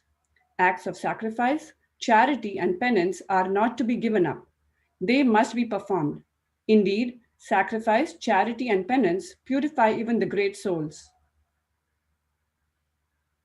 All these activities should be performed without attachment or any expectation of result. They should be performed as a matter of duty. O son of Pritha, that is my final opinion. Prescribed duties should never be renounced. If one gives up his prescribed duties because of illusion, such renunciation is said to be in the mode of ignorance. Anyone who gives up prescribed duties as troublesome or out of fear of bodily discomfort is said to have renounced in the mode of passion. Such action never leads to the elevation of renunciation. O Arjuna, when one performs his prescribed duty only because it ought to be done and renounces all material association and all attachment to the fruit, his renunciation is said to be in the mode of goodness. The intelligent renouncer situated in the mode of goodness, neither hateful of inauspicious work nor attached to auspicious work, has no doubts about work. It is indeed impossible for an embodied being to give up all activities. But he who renounces the fruits of action is called one who has truly renounced. For one who is not renounced, the threefold fruits of action, desirable, undesirable, and mixed, accrue after death. But those who are in the renounced order of life have no such result to suffer or enjoy. O mighty armed Arjuna, according to the Vedanta, there are 5 causes for the accomplishment of all action. Now, learn of these from me. The place of action, the body, the performer, the various senses, the many different kinds of endeavor, and ultimately the supersoul. These are the 5 factors of action. Whatever right or wrong action a man performs by body, mind, or speech is caused by these 5 factors. Therefore, one who thinks himself the only doer, not considering the 5 factors, is certainly not very intelligent and cannot see things as they are. One who is not motivated by false ego, whose intelligence is not entangled, though he kills men in this world, does not kill, nor he is bound by his actions. Knowledge, the object of knowledge, and the knower are the 3 factors that motivate action. The senses, the work, and the doer are the 3 constituents of action. According to the 3 different modes of material nature, there are 3 kinds of knowledge: action and performer of action. Now hear of them from me. That knowledge by which one undivided spiritual nature is seen in all living entities, though they are divided into innumerable forms, you should understand to be in the mode of goodness. That knowledge by which one sees that in every different body there is a different type of living entity, you should understand to be in the mode of passion. And that knowledge by which one is attached to one kind of work as the all in all, without knowledge of the truth, and which is meager, is said to be in the mode of darkness. That action which is regulated and which is performed without attachment, without love or hatred, and without desire for fruitive results is said to be in the mode of goodness. But action performed with great effort by one seeking to gratify his desires and enacted from a sense of false ego is called action in the mode of passion. That action performed in illusion, in disregard of scriptural injunctions, and without concern for future bondage or for violence or distress caused to others is said to be in the mode of ignorance. One who performs his duty without association with the modes of material nature, without false ego, with great determination and enthusiasm, and without wavering in success or failure, is said to be a worker in the mode of goodness. The worker who is attached to work and fruits of work, desiring to enjoy those fruits, and who is greedy, always envious, impure, and moved by joy and sorrow, is said to be in the mode of passion. The worker who is always engaged in work against the injunctions of the scripture, who is materialistic, obstinate, cheating, and expert in insulting others, and who is lazy, always morose, and procrastinating, is said to be a worker in the mode of ignorance. O winner of wealth, now please listen as I tell you in detail of the different kinds of understanding and determination according to the 3 modes of material nature. O son of Pritha, that understanding by which one knows what ought to be done and what ought not to be done, what is to be feared and what is not to be feared, what is binding and what is liberating, is in the mode of goodness. O son of Pritha, that understanding which cannot distinguish between religion and irreligion, between action that should be done and action that should not be done, is in the mode of passion. That understanding which considers irreligion to be religion and religion to be irreligion under the spell of illusion and darkness, and strives always in the wrong direction, O Partha, is in the mode of ignorance. O son of Pritha, that determination which is unbreakable, which is sustained with steadfastness by yoga practice, and which thus controls the activities of the mind, life, and senses, is determination in the mode of goodness. But that determination which one holds fast to fruitive results in religion, economic development, and sense gratification is of the nature of passion, O Arjuna.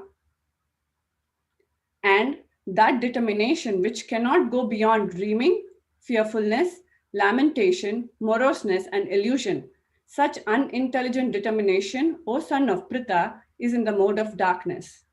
O best of the Bharatas, now please hear from me about the 3 kinds of happiness which the conditioned soul enjoys and by which he sometimes comes to the end of all distress. That which is in the beginning may be just like poison, but at the end is just like nectar, and which awakens one to self-realization is said to be happiness in the mode of goodness. That happiness which is derived from contact of the senses with their objects and which appears like nectar at first but poison at the end is said to be of the nature of passion. And that happiness which is blind to self realization, which is delusion from beginning to end, and which arises from sleep, laziness, and illusion, is said to be of the nature of ignorance. There is no being existing either here or among the demigods in the higher planetary systems, which is freed from these three modes born of material nature.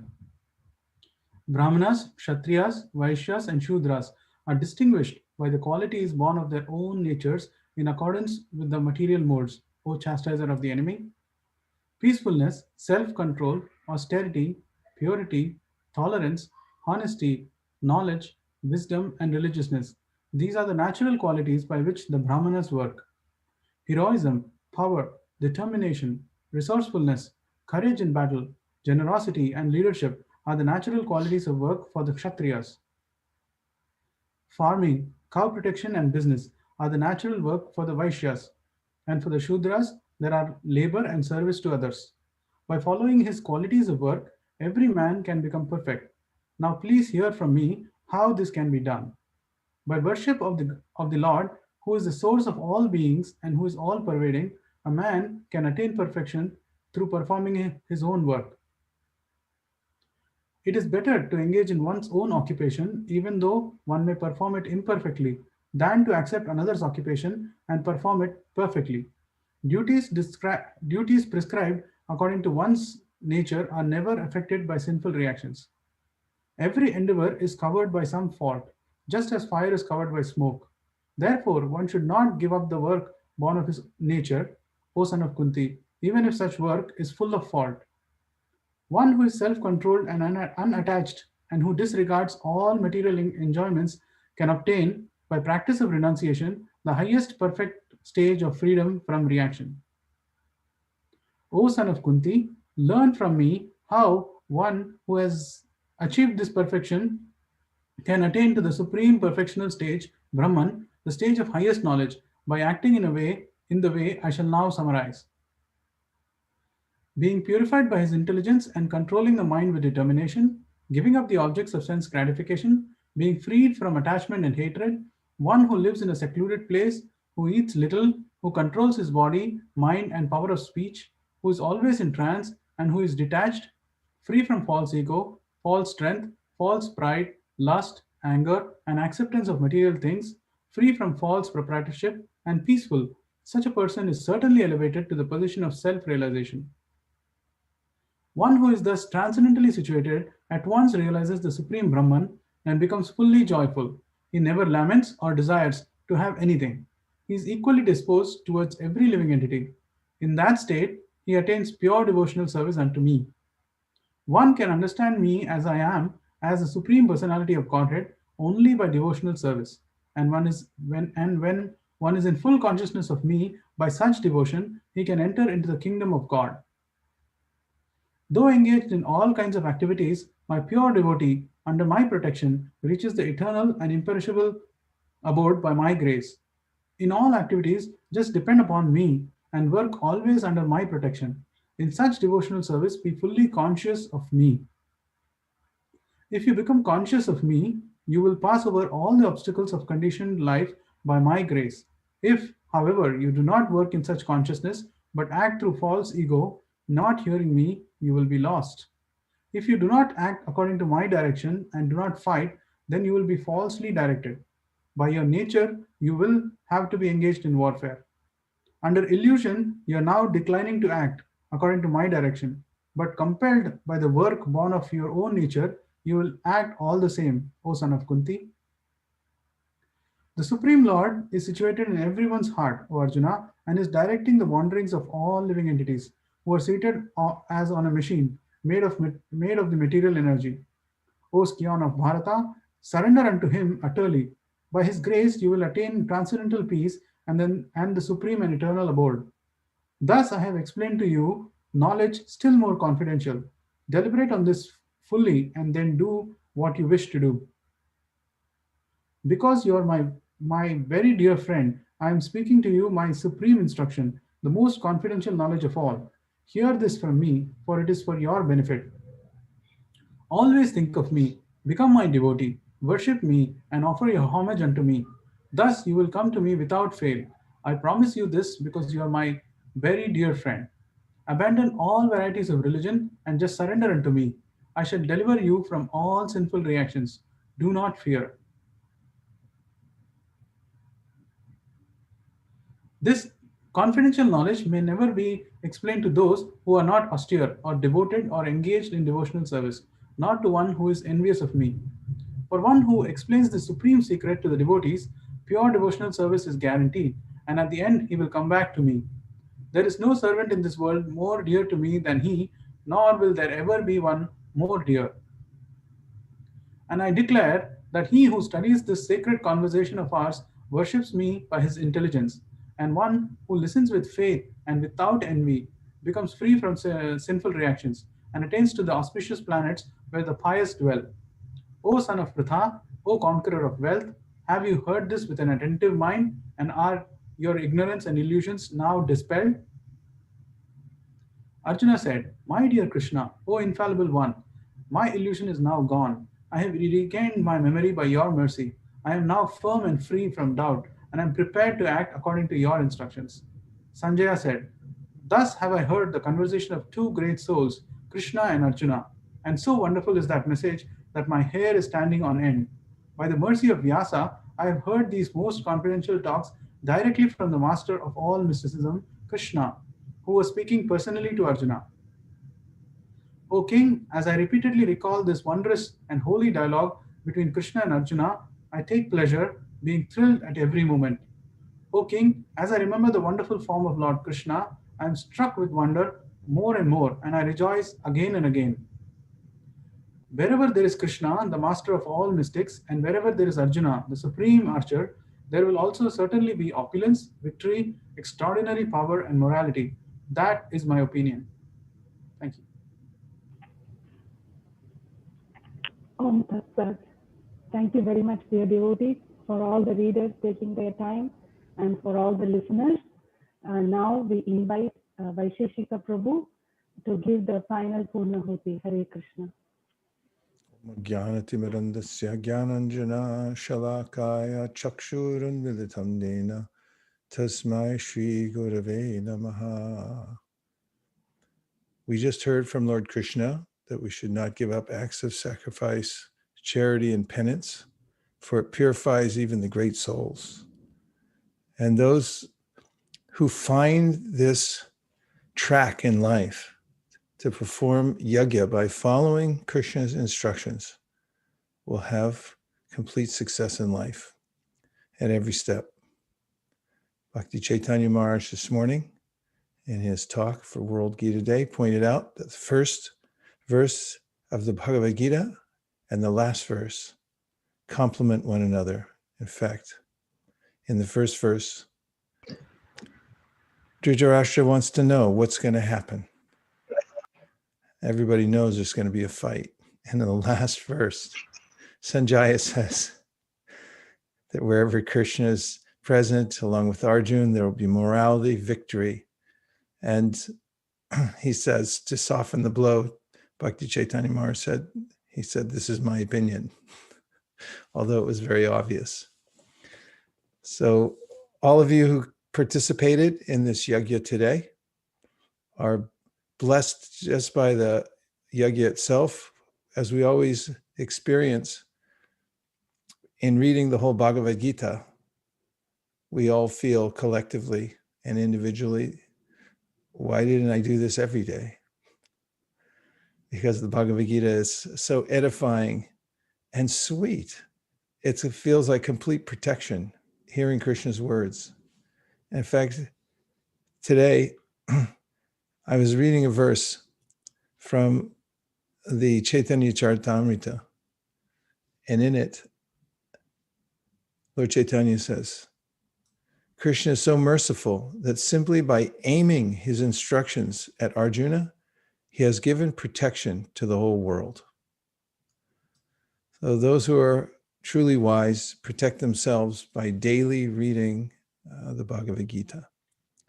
And I just want to read a couple of verses, Prabhupada's internal meditations on the Bhagavad Gita while he's sitting in Vrindavan before he comes to the United States. This is called Vrinavane Bhajana. I won't read the whole thing. I'll just read a few, a dozen or so verses. I am sitting alone in the transcendental abode of Sri Vrindavan Dham. While in this mood of contemplation, many realizations have been coming to me. I have my wife, along with sons, daughters, grandsons, everything. But because I have no money, I am considered a worthless asset. Sri Krishna has shown me the naked form of material nature. By the strength of his mercy upon me today, I have become disgusted with it all. Krishna says, I gradually take away all the wealth of those to whom I show my favor. How was I to understand this mercy of the all-merciful Lord? Seeing that I am penniless, everyone has now abandoned me, including my own family, my brothers, relatives, and even my friends. This situation is indeed miserable, but it simply amuses me. I sit alone and laugh. In this mundane world, whom do I really love? Where have my affectionate father and mother gone now? And where are all my elders and other relatives who are my folk? Who will give me news of them now? I ask you, tell me who. All that is left of this so-called family is a list of their names. As the froth upon the seawater arises for a moment and then subsides, the play of Maya's worldly illusion is exactly like that. No one is factually a father or mother, a family member or relative. Everyone is just like the foam on the seawater remaining in view for only a few moments. Just as the froth of the seawater dissolves again into the sea, the body made of 5 material elements merges again with these elements after it dies. How many material forms does the embodied soul take in this way? His so-called family members are only related to the temporary external body. But all of us are actually relatives, O brothers, on the platform of pure spirit soul. These eternal relationships are not tinged with the temporary delusions of Maya. The Supreme Lord is himself the ultimate soul of everyone. In their eternal relation to him, everyone is the universe. Everyone in the universe is equal.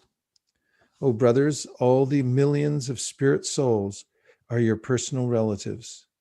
In their true relationship with Krishna, everyone coexists in complete harmony. Forgetting Krishna, the living entity desires personal sense gratification. Because of this rebellious desire, the spirit soul falls into the clutches of Maya. As a result of their accumulated fruitive reactions, all these souls accept various bodily forms. Then, becoming engrossed in these material disguises, they forget all about their Lord, Sri Hari. Therefore, Maya torments the embodied souls with a great variety of material miseries. But as they rise and sink in these waves of suffering, they mistake their experiences for actual happiness.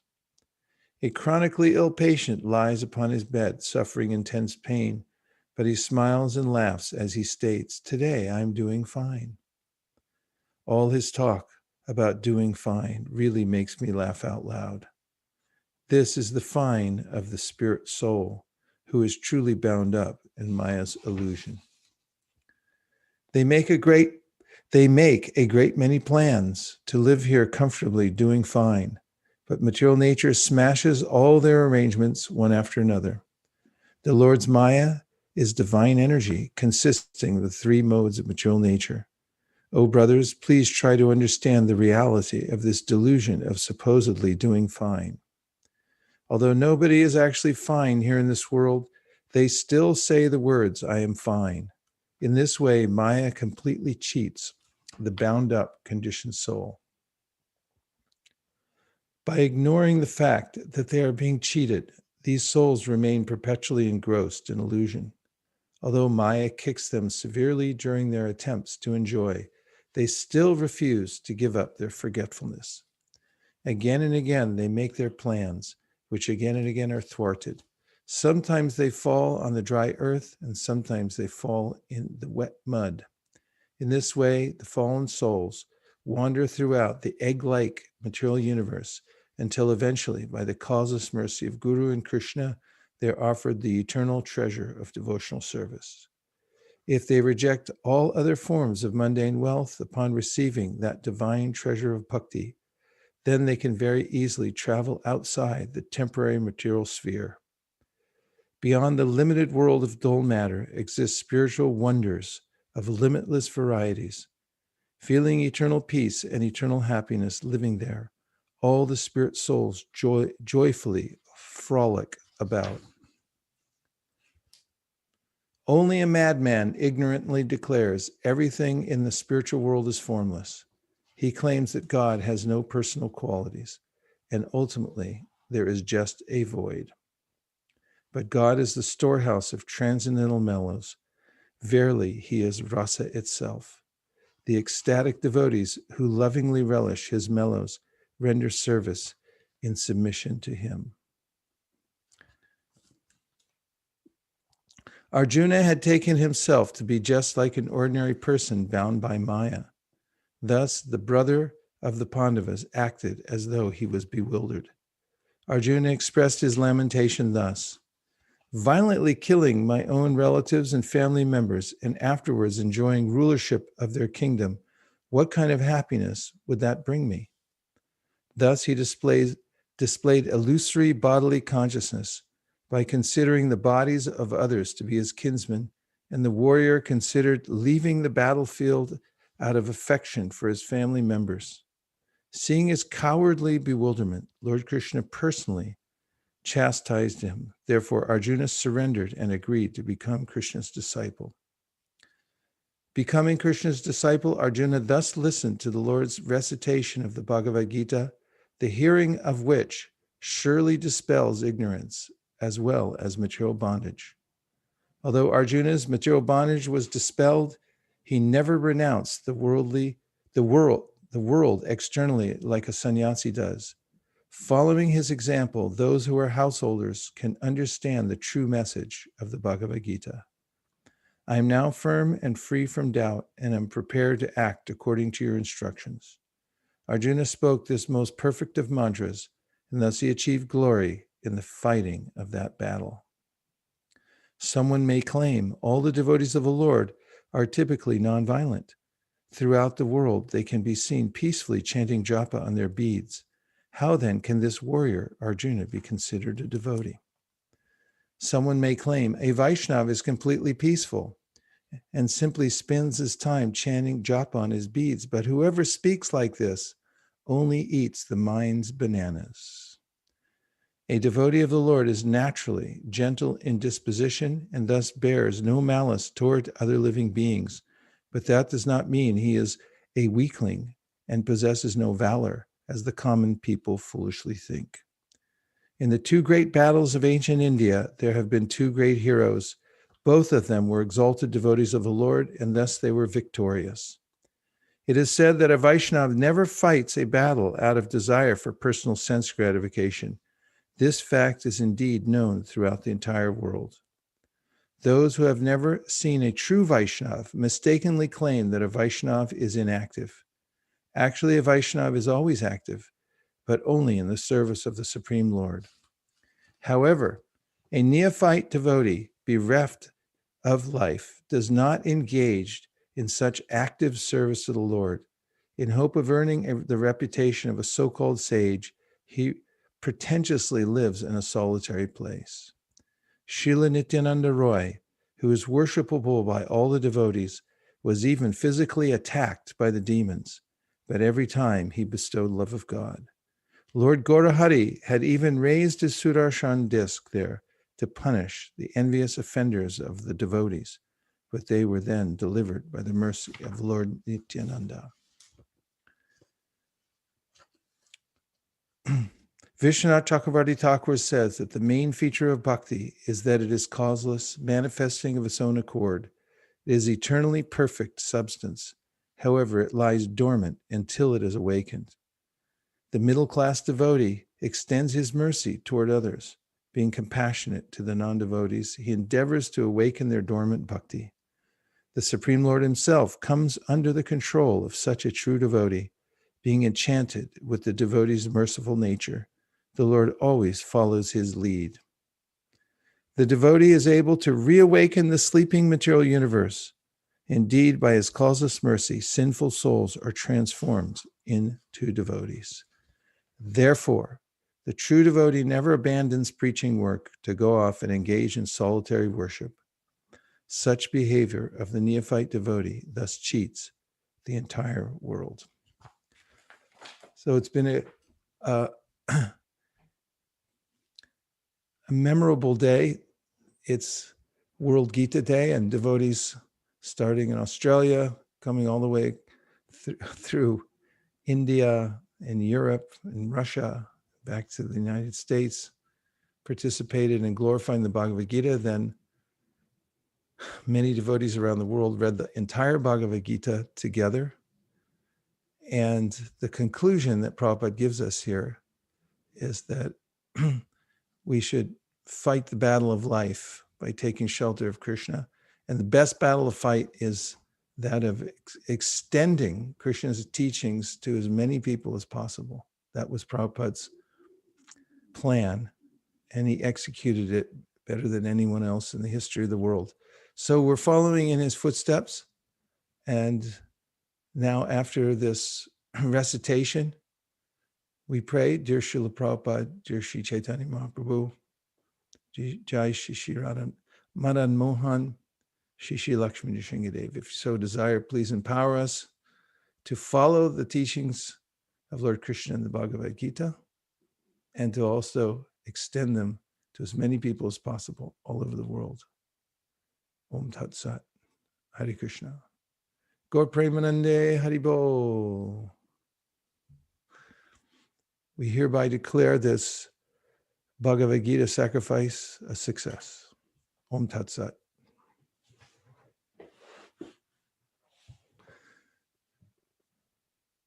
And now we have a few thoughts about the last couple of weeks of the marathon. It goes until January 7th. Why don't you tell us what we've won, Malini and SKP? Hare Krishna Prabhu. Oh, go ahead, Mata. We would like to show the video. Some devotees might have already watched this, but in case if somebody has missed it, we just would like to show the video now, and then after that, Shri Krishna Purushottam Prabhu will speak.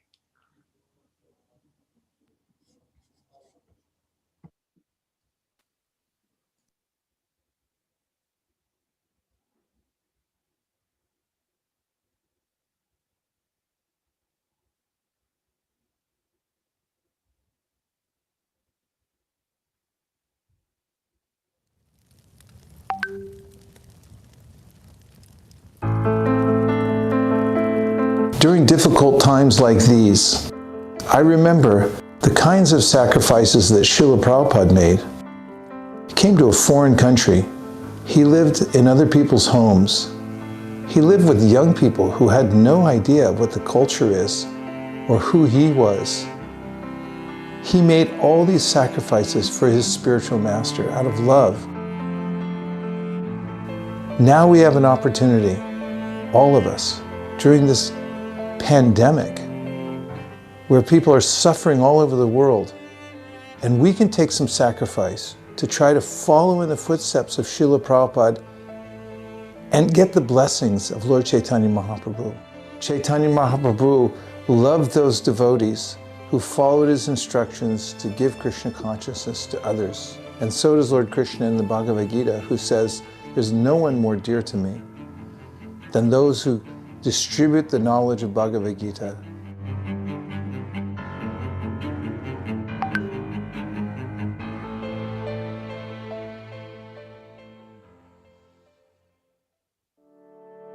give from your heart as much Lakshmi as you can. We're going to use it in the service of Narayan. That's the way to have success in life. We'll be distributing Bhagavad Gitas in every conceivable place to give the world auspicity in a way that we've never done before.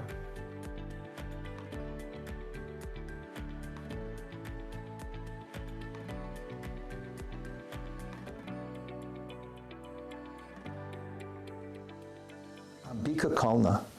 It's a holy place in Sri Mayapur Dham where one of Lord Chaitanya's most intimate associates, Gauridas Pandit, lived and worshipped Lord Chaitanya. Chaitanya Mahaprabhu actually rode there in a rowboat to meet his pure devotee. That oar from the boat is there at Gauridas Pandit's temple in ISKCON. And so is the Bhagavad Gita that Lord Chaitanya Mahaprabhu personally gave to Gauridas.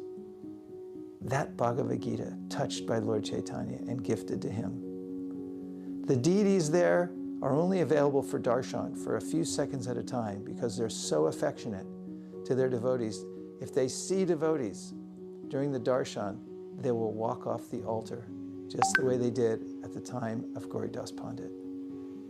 It's a place surcharged with spiritual energy. One day in Mayapur, I went together with Rajendra Nandan Prabhu, Nirakula, and Jananivas, the head pujari from Mayapur. As we stood under the very tamarind tree where Lord Nityananda and Chaitanya Mahaprabhu had danced together in kirtan, Jananivas Prabhu picked up from the ground a pod underneath the tamarind tree and handed it to me. He said, "Eat this." I cracked it open. There was a very tasty, gooey substance, tamarind inside, which I relished. And there were 2 seeds. I kept them. I brought them to California. And after a few months, I thought, well, maybe I'll try to grow them. And I did it. After several weeks, I resigned myself to the fact that they wouldn't grow. Of course they wouldn't grow, I thought.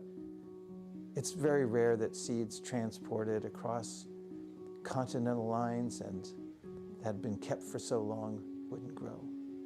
But then one day, I went into our greenhouse and I saw a sprout come up. My heart jumped. I looked closer and it was a gigantic sprout from the tamarind seed. At least one of them had come up. I ran and got Nirakula to see that there was a festival going on. That very tamarind tree under which Lord Chaitanya and Nityananda had danced was now appearing in our yard. This was such a transcendental experience, having the association of these trees, that I showed it to my godbrother, His Holiness Radhanath Swami. He said, indeed, this is a spiritual event. And he used to sit in our greenhouse while he visited our home and chant his japa to those tamarind trees. It came to my mind and heart that It's I should share the 7:15. association of these 2 great souls, these 2 tamarind trees, with everybody else, as an incentive for everyone who's engaged in this Prabhupada marathon. Here is one of the beautiful tamarind trees, which is so kindly appeared here in Burlingame, California, to give us his divine association, and now for all of you to give benedictions. The threads hanging from this tree will also be at the fire yagya we perform for the marathon. They will be surcharged with spiritual energy from this beautiful resident of the spiritual world. We're going to be giving out these threads that you can tie around your wrist and remember this special day and this special occasion for this marathon. This is the most important marathon we've ever embarked upon. And I personally feel that anyone who gives during this marathon and makes a special sacrifice will get more mercy. From my heart, I give every bit of Sukriti I've gotten from Srila Prabhupada to those of you who help during this marathon so we can reach our goal and declare victory over Maya. Let's really go for this. It's important.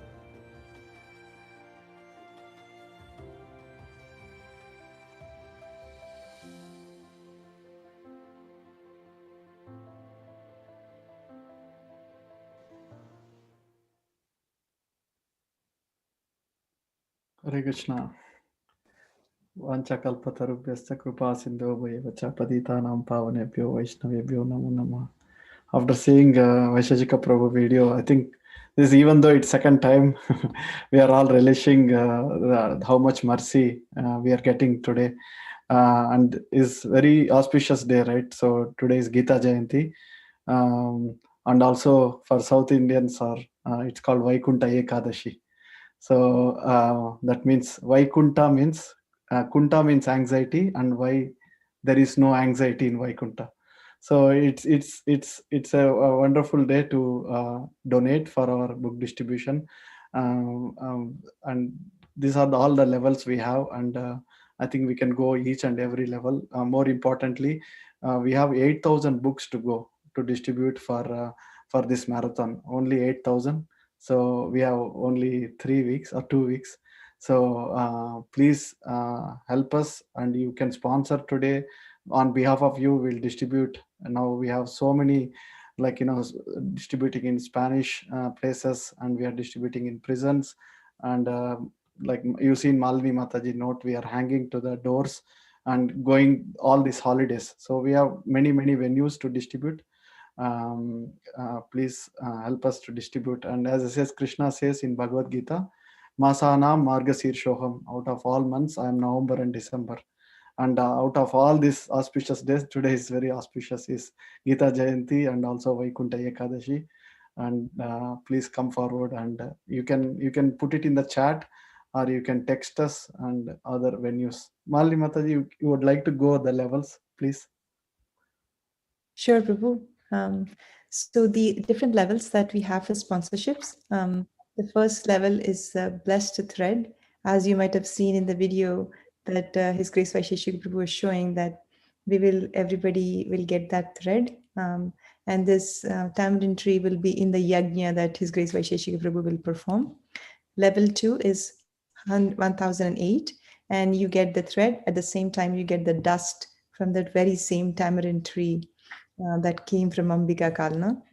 And level 3 is $2,500, everything. And we will perform a go puja on your name in the dham.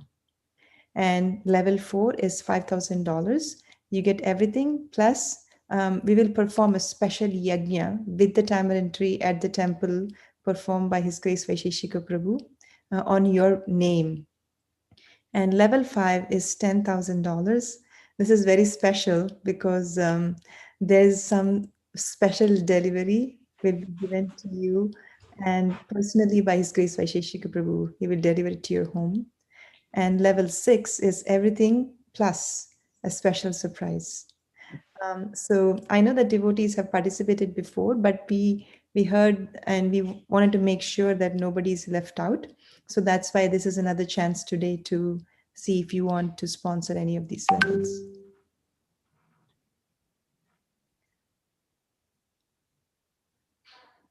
You can text on the Zoom chat, or you can text on Facebook, or you can come off mute and speak on Zoom. Malin Namswaran Prabhu had earlier pledged level 3.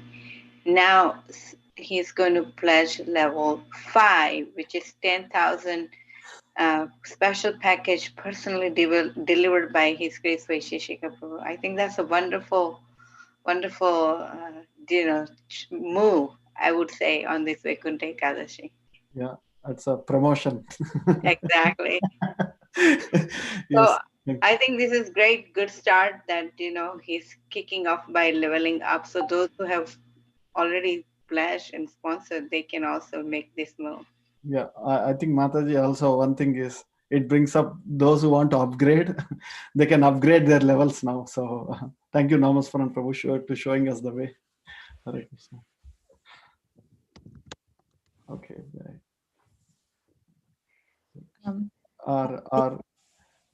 You can text us also if you are listening. If you're not on the Zoom, you cannot able to chat. So you can text to me or Malini Mataji. I can say my number 408-623-5341. I repeat, 408-623-5341. Mataji, you'd like to say? So we have one case from Hari Sankirtan Prabhu for his dad. It's his birthday today, and devotees, please pray for his devotional progress. Haribo. And then we have level one, yeah. And then we have level 1 from Dr. Nikunja Sundari for Arushi and Nikunja Sundari. They both would like to sponsor today. Hari Haribo. To Gopi Somya, who had gone for a level 1 last time, Malini Mataji, she'd like to bump it up to level 5. Haribo. Just everyone should know that Priya is taking a note. So we want to make sure that everyone's acknowledged. Priya, you want to show your screen? So maybe Shraddha Mataji can also ping her so we don't miss out on such a nice milestone. Happy to do that. Thank you. Kunda Prabhu on Facebook, you want to do level 1. Okay, we have some here as well. Oh, for Guru Maharaj, for Vaisheshika Prabhu, Surikund Prabhu want to have sponsored level 1. Haribo. Hari Hari. Shamalangi would like to sponsor level 1 for my parents, brother, and family. And then we have Haribo. Yes, thank you. Haribos are must. And then Prema Kishori mentioned that Surikun Prabhu will take level 1. I guess that's already covered, right? Or Guru Maharaj. Yeah, it's correct. Yeah, it's covered. Hari Haribo.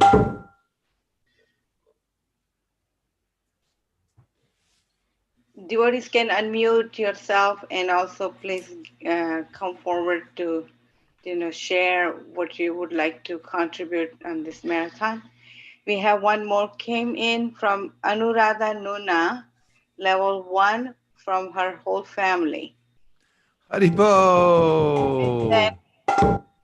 Kautukarna Prabhu and Krishna Kumar Prabhu are saying that Shikara Prabhu is doing level 2, already donated.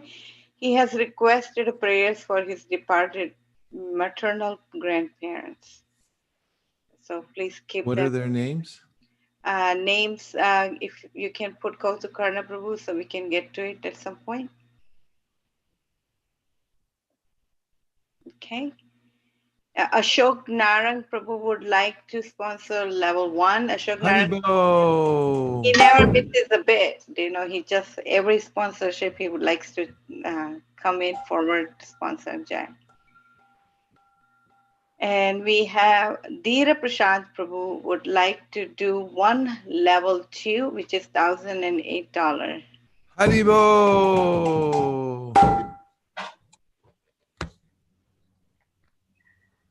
Praveen Prabhu for Sonia and Rohan would like to go to level 2 from level 1.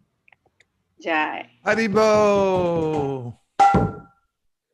Kishori, is it okay if you can increase the font of your, yeah, thank you.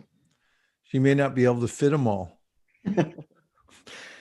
Prabhupada writes here in that same poem, just preach the Lord's message to the fallen souls, going continuously from door to door. By the grace of that preaching, your life will become truly successful. The words coming from Srila Prabhupada. Going door to door, your life will become truly successful. Prabhu Shamarupa Prabhu just texted and he would like to go for level 1. Haribo!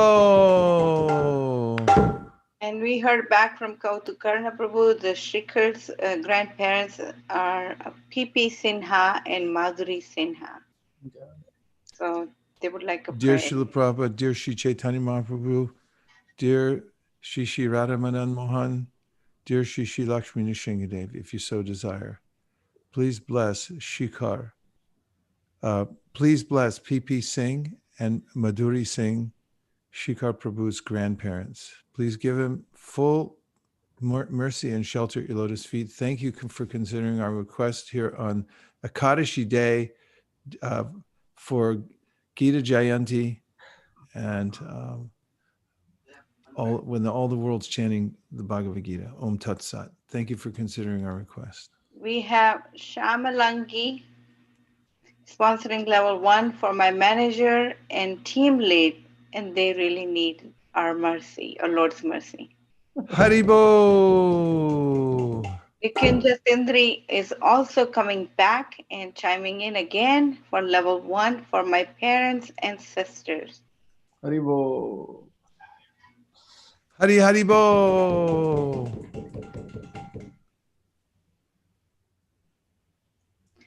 We have Sirsha Mataji says, one case from Anuradha Challa Mataji's brother. She is participating in book distribution for the first time and reaching people for this marathon. Jai. Haribo! Prabhu, Melanie, what do you got there? Prabhu, I got a message that Pranagopika Mataji said that for Abhijit's birthday, which was just on 23rd, they would like to sponsor level 1. Haribo! How old is Abhijit now? He's 14? He's 15, Mataji. 15. Hi. Hare Krishna. Hare. Mansi Vashishta would like to donate for level 1 for our daughter's birthday, which is tomorrow. Haribo! More celebration tomorrow. Tomorrow is Ramni's birthday too. Haribo. And then we have level 1 from Praveen for my father-in-law and grandmother-in-law who passed away recently, for parents-in-law and family. Haribo!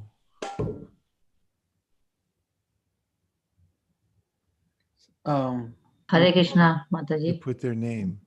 Gita Dasi, go ahead. Gita? Yes, one sponsorship of level 1 for Guru Ma and Guru Maharaj from my. Hare Krishna. Hari Haribo. So Sadhu Vrindavan and said one level 1 for him. Is it? Oh no. Sadhu Vrindavan, level 1? No, Prabhu. He said it's Jai. I thought it's level. Okay. Hans, did we get Manasi Vashishta? Yeah, we did, Malini. Yeah. And Prabhupada writes, my spiritual master, Sri Varshabhanavi Daita Das, has given the following instruction. Chant the holy name in a loud voice. This is his foremost commandment. The purpose of performing congregational chanting is not to simply make a loud noise by beating on drums. The modern-styled racket created by the devotees nowadays is not the sweet sound of pure kirtan. Anything truly useful for the service of Hari is non-different from Lord Madhava, for in actuality, the sole enjoyer of everything within the three worlds is Lord Yadava.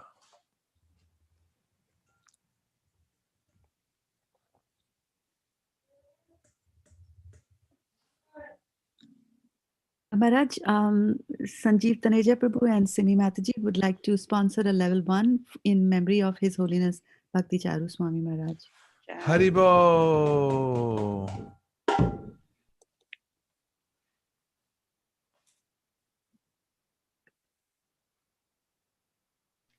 Today, after listening the translation of Bhagavad Gita, the whole chapter, I personally feel, always like cooking and listening, but today I just sat through because thanks to the virtual pandemic or whatever we have going on. But listening into it, I'm thinking, how could I not share this labor of love? And the Prabhupada has made it so easily available for us. So to just, admiring Srila Prabhupada's endeavor and love, I would like to sponsor level 1. Haribo! Mataji, can you read the one upgrade? Yes. So Ramesh, my neighbor, and Nitya Taringini and Geeta Priya, they had in the past sponsored level 2, I believe, on her last birthday. But now they want to upgrade it to level 4. Haribo! For my mom, Geeta, and great grandmother who passed away few weeks, I think few months back.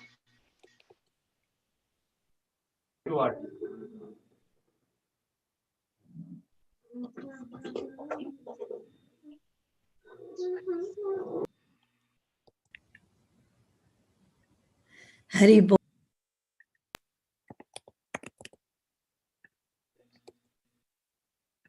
Did we hear somebody come in, and can we unmute them so they can also come forward and pledge their own? Level 1 for me. Can we get your name, please? Meera. Meera. Thank Haribo. Jai. Prabhupada continues, Maya's deluding potency is perfectly expressed in the sound of the radios that are loudly heard everywhere. By performing enthusiastic kirtan continuously, just drown out all that nonsense noise. All these mundane newspapers simply represent the trivial, chaotic hashing of Maya. To counteract such useless distractions, just perform kirtan everywhere in the world. Malini. Prabhu, Neelamani Krishna Chandra Prabhu was helping us a lot in distributing Bhagavad Gitas. Today they distributed 64 Bhagavad Gitas. Haribo! Wants to sponsor a level 1 also. Haribo! On this auspicious day, they would like to sponsor one level 1 for their family. That's, I think, on the name of the Madhava. Is the same or that's a different? Because their son's name is Madhava too.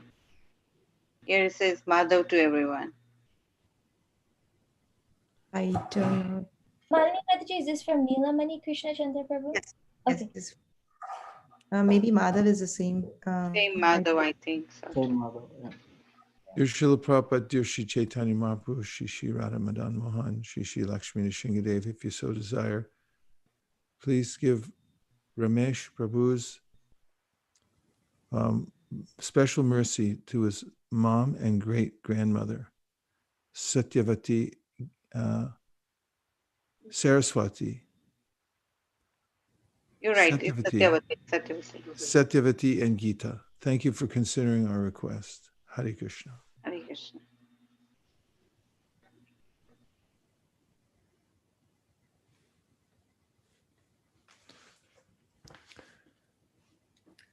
And Prabhupada continues, by sitting in a solitary room pretentiously calling out to the Lord, you may increase your bile secretion, but by spending even 10 million births in that way, you will never please Sri Hari. Sri Hari is not some material asset to be inherited from anyone's father. Just come out of your private little pen and do not make any objection. Everyone belongs to Sri Hari, and Sri Hari belongs to everyone. Go on chanting kirtan with loudly raised voices. This is my spiritual master's instruction. By the natural potency of that kirtan, the methods of smaran, or transcendental remembrance, will spontaneously arise. Only then will the qualification for solitary worship be genuinely attained within the heart. This kind of kirtan, Srila Bhaktisiddhanta said, is augmented by the printing press, which he called the Brihat Madanga. So when we contribute to the distribution, mass distribution of books all over the world, we're doing the loudest kind of kirtan. The Brihat Madanga is beating. Hare Krishna, Krishna Krishna, Hare Hare, Hare Rama,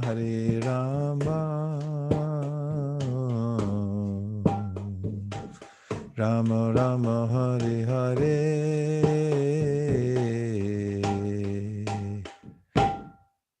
There's an anonymous for Guru Maharaj and Guru Ma, level 1.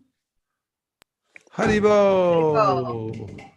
We also got the clarification from this is a different Madhav, Hare Krishna level 1 for the bliss and peace for everyone. apologies for the confusion. This is a Madhav Malavia. So thank you, Madhav Malavia, for Hari Hari Bo. Malini, would you like to tell us or share us that how much more help do you need to get those 5,000 Gitas out this weekend? Yeah, so out of this weekend, we wanted to distribute 5,000 Gitas, and we already are close to 3,000. So we only have 2,000 more to go. And when we went to distribute these Bhagavad Gitas, we actually heard so many nice reciprocations from the neighbors. And one of them was asking, where do you live? Give me your address. I want to write you a note, personal note. So everybody likes this knowledge, and nobody's actually giving any gifts like this to anybody. So this is a perfect gift to give a Bhagavad Gita. So we have about 2,000 more to go. So it can go till December 31st or January 6th, Mataji, because it's all holidays. So they can do it in their time, so. Okay, great.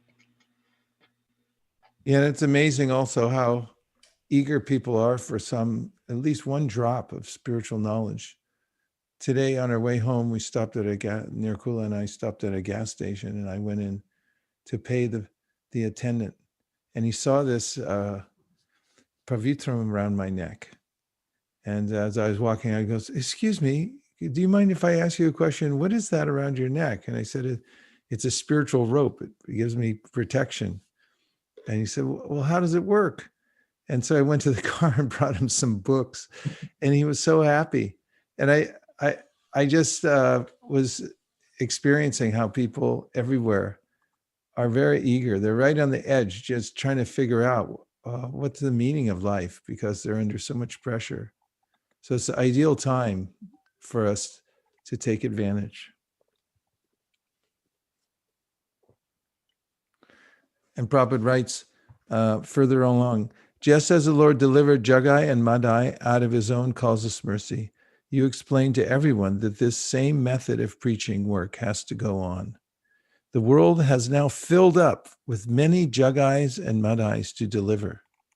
Everyone is anxiously looking down the road, waiting for Chaitanya Nitai to come to their rescue. Haribo! So Naveen Reddy Prabhu would like to go for a level 1. Haribo! We also have Achyuta Kumar Prabhu sponsoring for Avnish and Aradhya. Haribo! I was thinking Achyuta Kumar Prabhu also never misses a bit, He's looking for this kind of countdown so where he can pledge. Hare Krishna, Hare Krishna. You mentioned, Prabhuji, that they're just simply waiting. Myself and Pran Gopika Mataji recently went to the fire station, and the person is actually, his wife is next to him.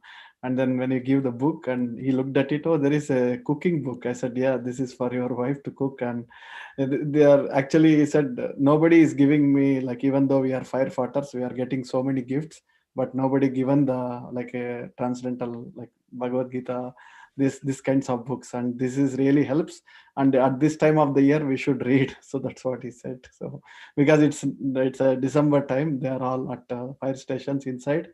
He said he will keep the books in the libraries also. So in their libraries, it's a great thing to distribute at this time. Thank you. Did we miss on Tadiya Seva? He said he would like to sponsor 108 for one case of Bhagavad Gita. Thank you, Tadiya Prabhu. Jai. Tejas Prabhu would like to get a level 1 and a level 2. Haribo! Tejas Parikh? Parikh. Yeah, nice.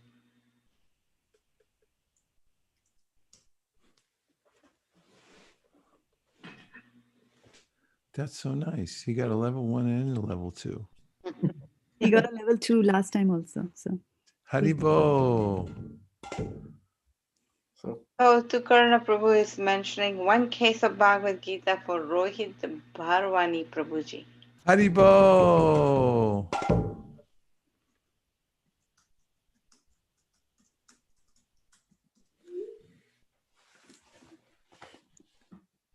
Okay. And Prabhupada writes, if at such a time as this, you were, he's writing to his guru, personally return to this world and once more preach about all these things the way you always used to. If there were enthusiastic preaching activities again taking place in every direction, then all the people as before would be stirred up in blissful excitement. Your profound shouting would cause the demons and atheists to flee, and your narrations of Lord Chaitanya's message would fill the hearts of the innocent souls. Again, the whole world would be excitedly bustling with good tidings. But as it is, in your absence now, there is nothing of value anywhere.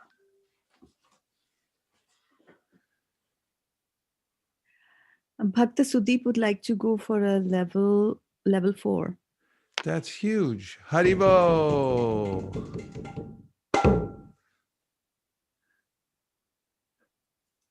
Hare Krishna.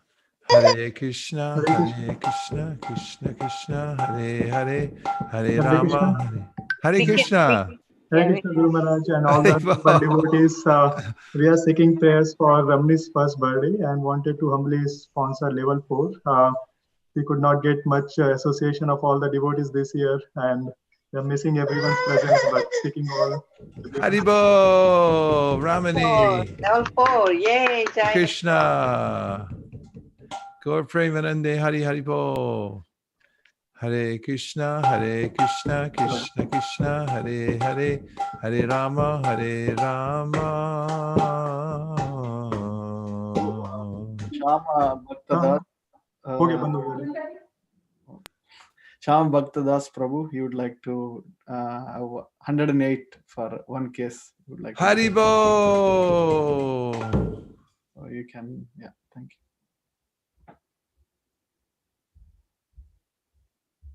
Archana Mataji would like to donate 101 for Bhagavad Gita. Haribo.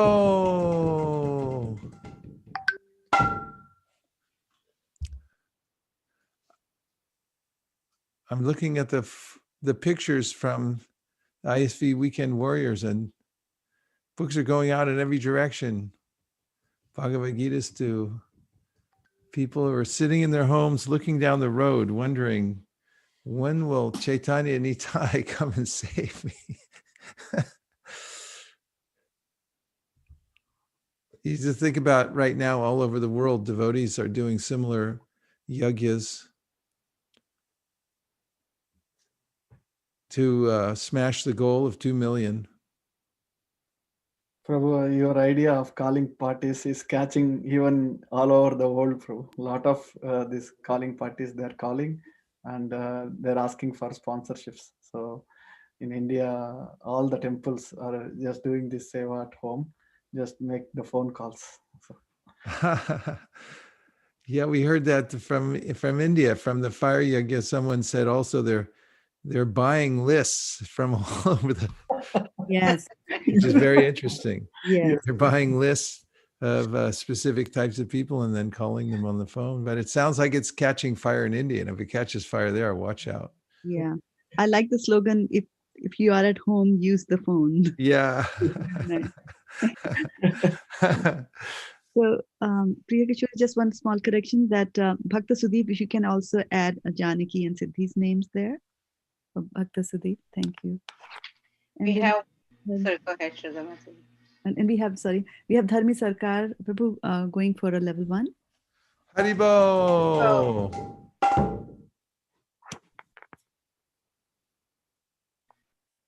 Achyuta Kumar and Divya Kumari would like to sponsor one case of Bhagavad Gita to express their gratitude to Sukheshwari Mataji and Ravi Prabhu. Haribo. That's really nice. Yes. Hare Krishna, Krishna Krishna, Hare Hare, Hare Rama, Hare Rama. Prema Kishori Devi Dasi and Atyan would like to sponsor one for Guruma and Guru Maharaj level 1 from Sukhada Gauranga Prabhu family. Hare Krishna. Gaur Premanande Haribo. And today, because the ISV Kirtaniyas were chanting on every continent of the world, by the end they were identified as the Jamulus Kirtan group. They put out such nice kirtan, and it went to every part of the world today. Yes. It was augmented by the Zoom calls. Yeah, the host Brajrani and Rukmini, they reached out to me 3 a.m. in the morning. Tell me more about these kids.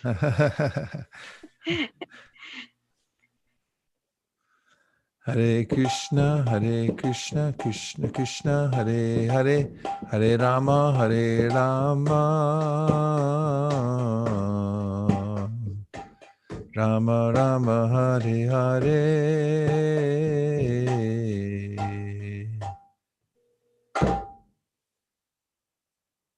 Haribo. Hare Krishna, Krishna Krishna, Hare Hare, Hare Rama, Rama Rama, Hare Hare. Kautukarna Prabhu would like to sponsor one case of Bhagavad Gita by Nimish Prabhu. Haribo. Now, a case of Bhagavad Gita, you just imagine how one book could actually affect the whole country. As we heard the other day in Russia, one book got in, and then one of Prabhupada's disciples started copying it and then printing it and then making it available. Everyone started a revolution. What to speak of a whole case, what that could do. What to speak of 1 million or 2 million Bhagavad Gitas.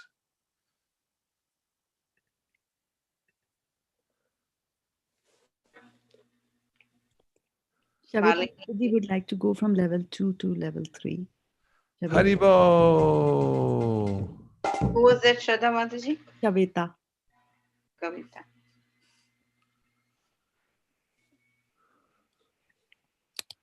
Is and it I heard Kavita or Shavita? Shavita. Shaveta.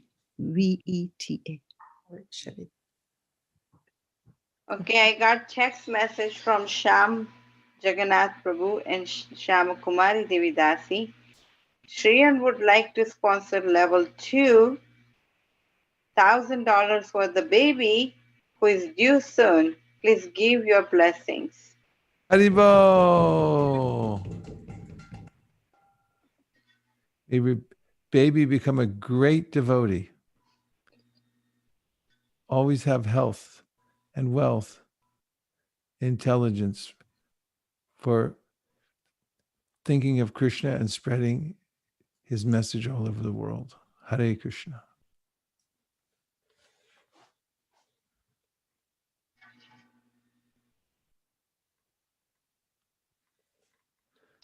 Hare Krishna, Krishna Krishna, Hare Hare, Hare Rama, Rama Rama, Hare Hare.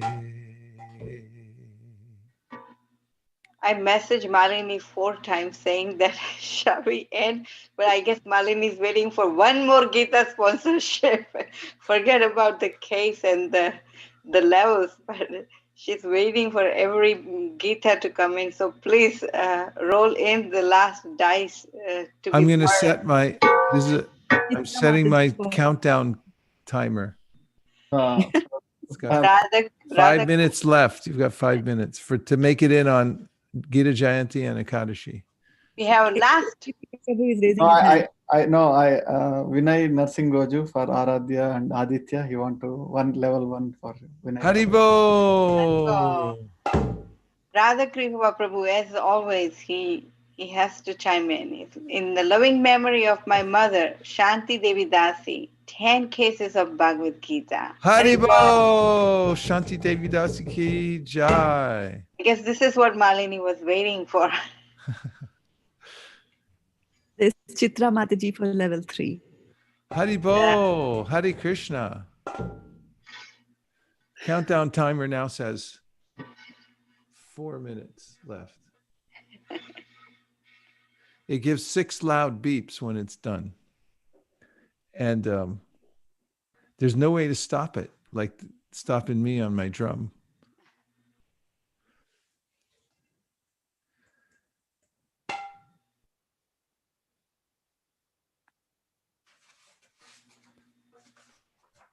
Hare Krishna, Krishna Krishna, Hare Hare, Hare Rama,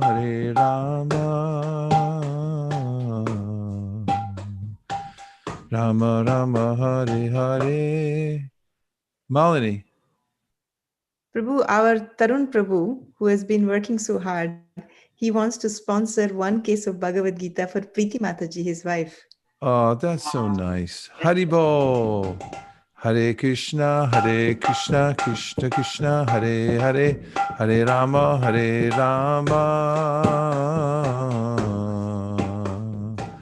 Rama Rama, Hare Hare.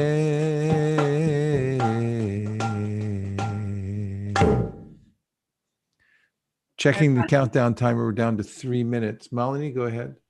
Prabhu, Ananda Mataji just texted. Amit, Preeti, Angelika, and Priyanka Khare, they wanted to sponsor for level 2. That's huge. Haribo! Mukharvinda Prabhu chimed in here. He said, Varun Prabhu, who is in ISV, wanted to sponsor level 1. Haribo! Jai, Varun Prabhu, Hare Krishna. I wanted to quickly share. Today, Malini called me, said, I cannot join the Zoom group because it's already 100 people there. And I said, you join on Gita Priya's group. So I was feeling like we have very short time to get into this Zoom call, So similarly, we have also in this lifetime, very short period of moments to contribute our love and donation, Lakshmi, whatever service we can give. So if we don't get it, it gets mixed out. So we better chime into the windows while we have this opportunity. 2 minutes. The green part, when it clicks down, it makes 6 loud beeps. So, it's fail safe. It doesn't stop. I can't stop it. Yes, SKP. Prabhu Venkatesh Ragala Prabhu want to do level 2. That's huge. Yeah. Haribo! And it's good timing too, because it's getting down to 1.5 minutes on the ticker.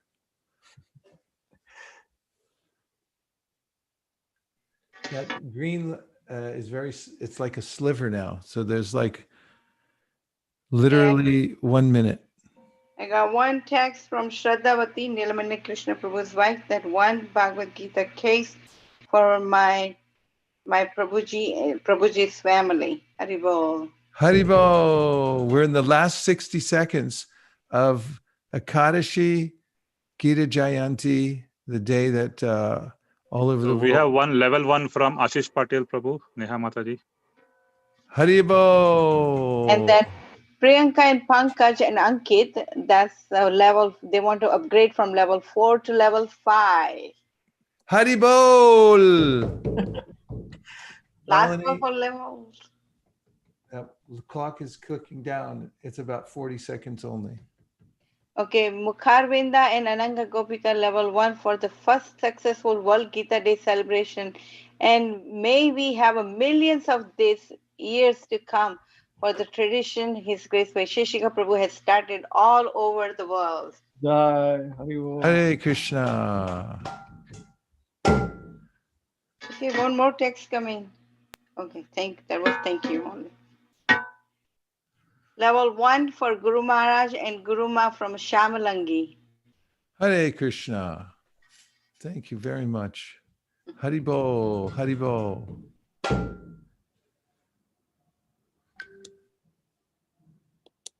Melanie? Prabhu, our own Govind Prabhu wants to sponsor level 1. Jai Govind Prabhu, Haribo. Gaur Premanande, Hari Haribo.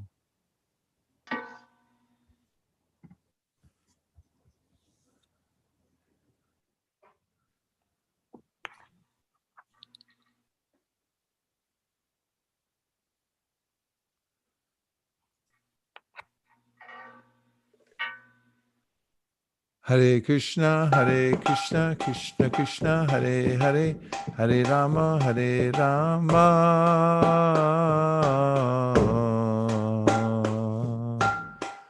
Rama Rama, Hare Hare.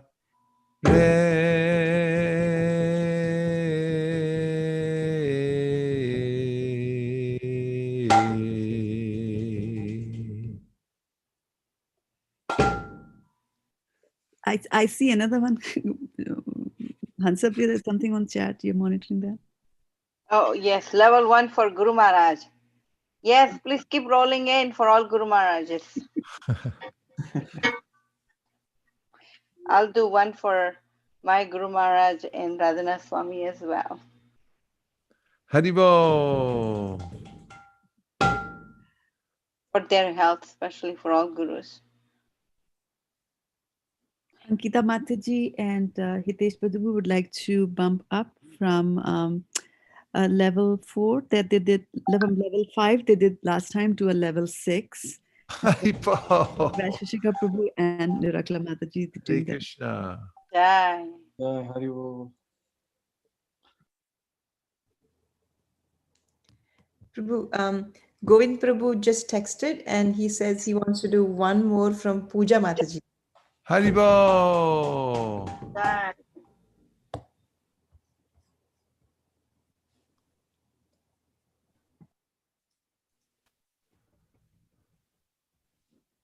Someone watching the Facebook and YouTube as well.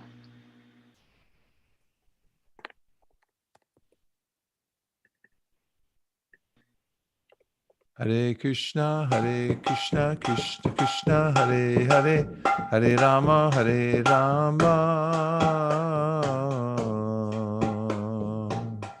Rama Rama, Hare Hare.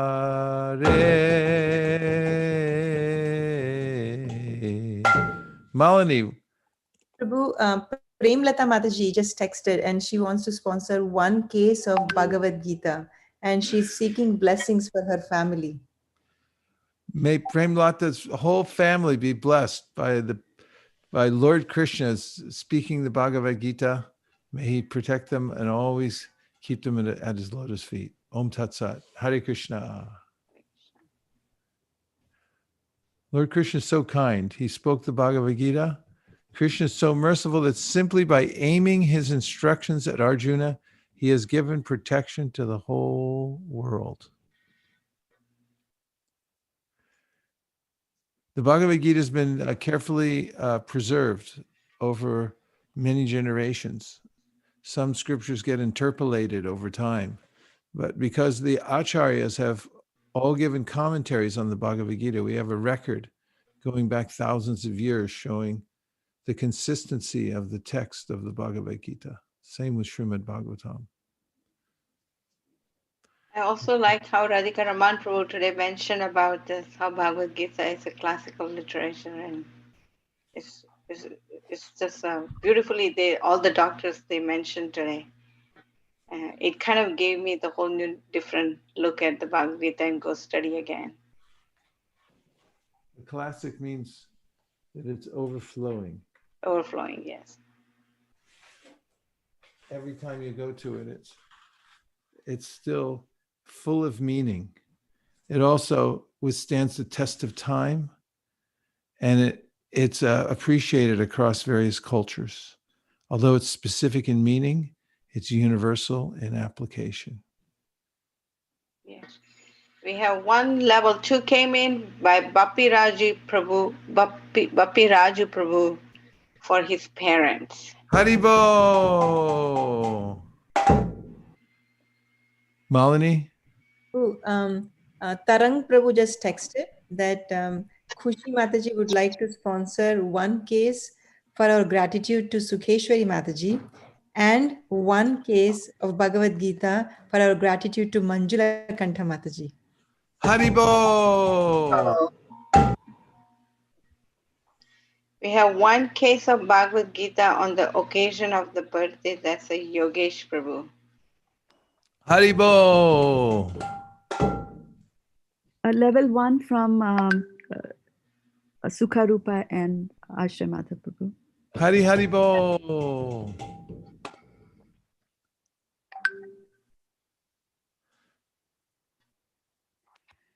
Maharaj, I'd like to do a level 1 for Megha, Robert, and Allison.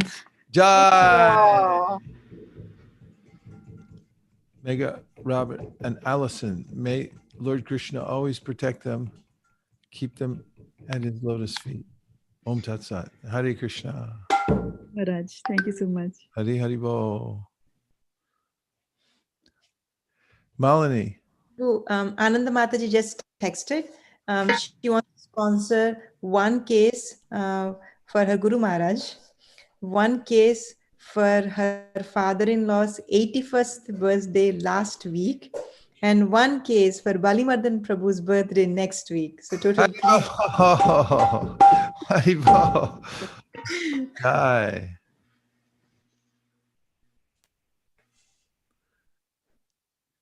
Hare Krishna, Krishna Krishna, Hare Hare, Hare Rama,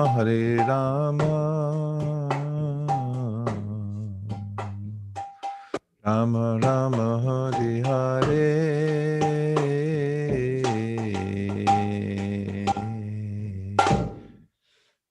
Hare Krishna. Yes. While we are waiting, Hari Sankirtan Prabhu just sent a reminder as a treasurer that everybody can make a payment before the end of the year, and it would be helpful.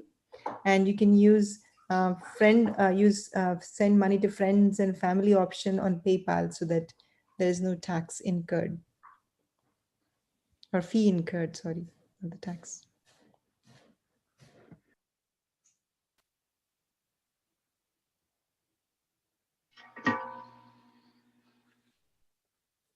That's important information.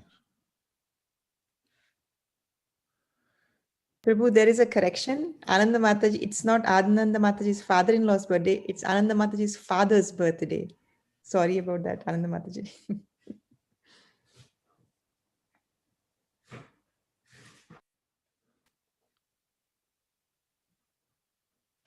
Hare Krishna, Krishna Krishna, Hare Hare, Hare Rama,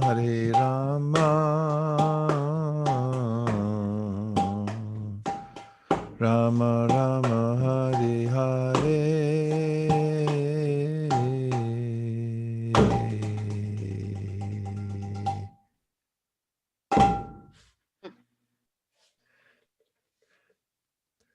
I think it is getting late. Mataji, let's do 100,000. So we have. No, okay. So whatever, Prabhu, your desire. So we can end it. It's an eternal activity. Of course, getting the opportunities to give in charity on Ekadashi and Gita Jayanti is very special indeed. And today, when I left the house for my early morning walk, the sun was just coming up, and the whole sky was, as Nirkula calls it, a Bhagavad Gita sky from the first cover of the Bhagavad Gita from 1972. And then it also started to rain.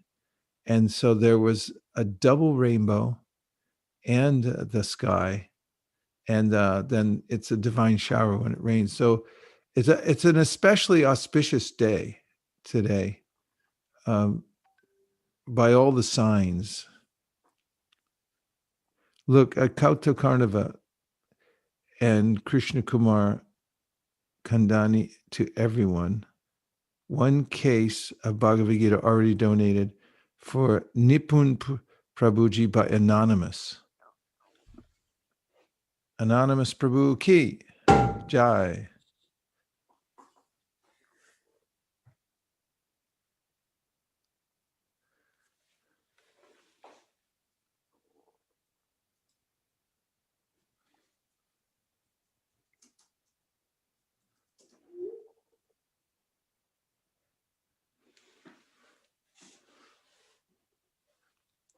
Okay, dear devotees. Oops. Shirsha. One case, Bhagavad Gita is 108 on this special day. Haribo. Shirsha Ki Jai. Maybe we can end with a special prayer for all the warriors, those who are going out.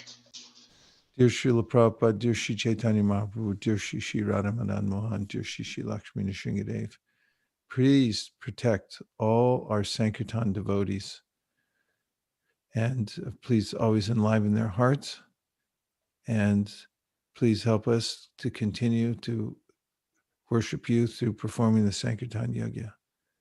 Thank you for considering our request. Om Tat Sat. Hare Krishna. Srivas Pandit Prabhu has his hand up, or are you just waving? No, we just want to sponsor one Gita for Gita. One case Gita. One case Gita for Gita Priya. Haribo. Hare Krishna. I remember all those years ago when I was in New York, I did a Bhagavad Gita yajna for a yoga studio. We chanted the whole Gita and offered into the fire, and then she was born right after that. Or at least I heard about it at that time. We have one case of Bhagavad Gita sponsored by Divya Kumari for the book packaging and distribution team. Haribo. Venudari would like to sponsor one case of Bhagavad Gita for Janvi. This is her first Jayanti, so that's nice. She'll be completing 4 months on Sunday. Haribo.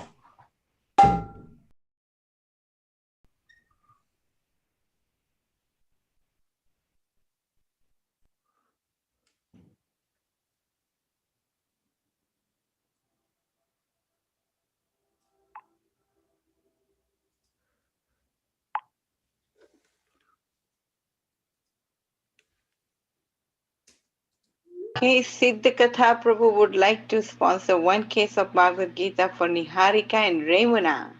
Haribo.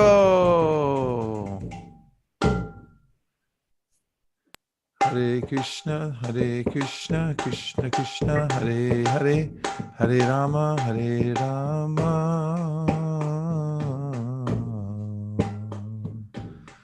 Rama Rama, Hare Hare. I am setting it for 1 minute, and that's it. It's set. This is really the last chance.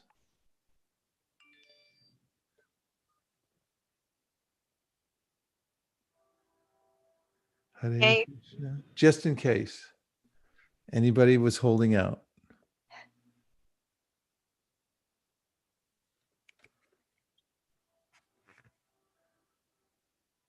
Hare Krishna. One case for His Grace Ramrati Prabhu's birthday on December 23rd by Nam Smaran Prabhu.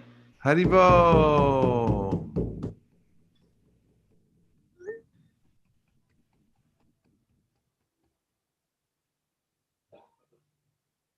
Hare Krishna, Krishna Krishna, Hare Hare. One case for Rasika Shekhar Prabhu and Sonal Mataji. Haribo.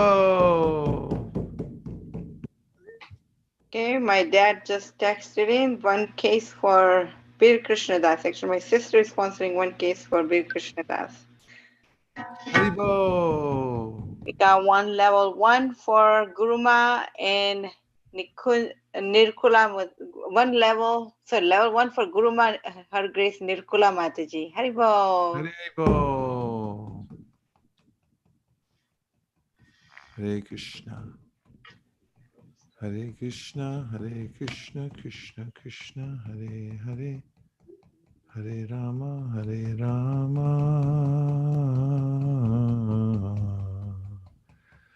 Rama Rama, Hare Hare. 5 cases of Bhagavad Gita for Avantika and Swaraj by Radha Kripa Prabhu. Haribo. Hare Krishna. Hare Krishna.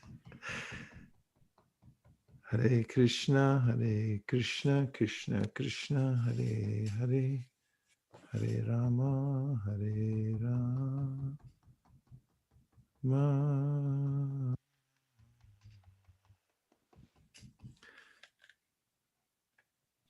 One case of, oh sorry, I can't even read this. One case of Kishori Achyuta Chaitanya Prabhu. Oh, for newborn, okay, new member of ISKCON family, Kishori, and that is sponsored by Kautukarna Prabhu and Krishna Kumar Prabhu are sponsoring for Achyuta and Manjari's daughter, Haribo. along with the Jayanti Prabhu and Anand Kishore Prabhu.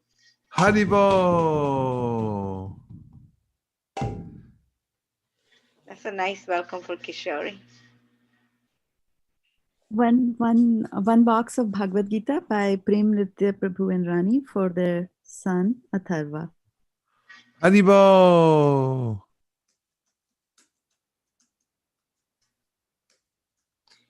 Okay, I got a very good one from Nitya Tarangini and Ramesh and Gita Priya. 10 cases of Bhagavad Gita for all the ISV kids. Haribo! Haribo. Hare Krishna. Priya, that's the 10 cases, huh?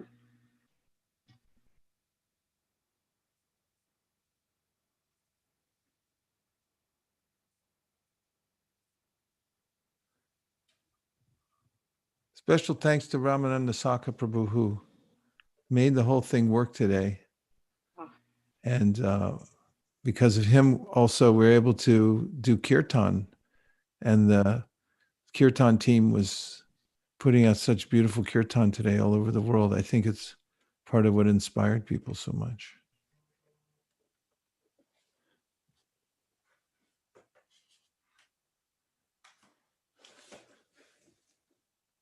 I think we can continue maybe doing this some other time also. I mean, it's not that we are closing the sponsorships, but it's getting open till midnight. Yes. But not here. Okay. Okay, Monisha would like. Go ahead, Mats. Monisha would like to do one case for, one level for Ramananda Sakha Prabhu and Jam team. Haribo. Go ahead, Skippy. After this, Sukeshwari Mataji is want to give gifts for the kids, Prabhu. So if you are okay, we can end. Sukeshwari has a Bhagavad Gita competition winners announcement. Sukeshwari, is this something we can do now if kids are there, or we should wait till tomorrow on Saturday or Sunday? I think we have the parents. I mean, if it's okay, depending on whatever Prabhu all of you feel, I'm okay. Well, it's okay, but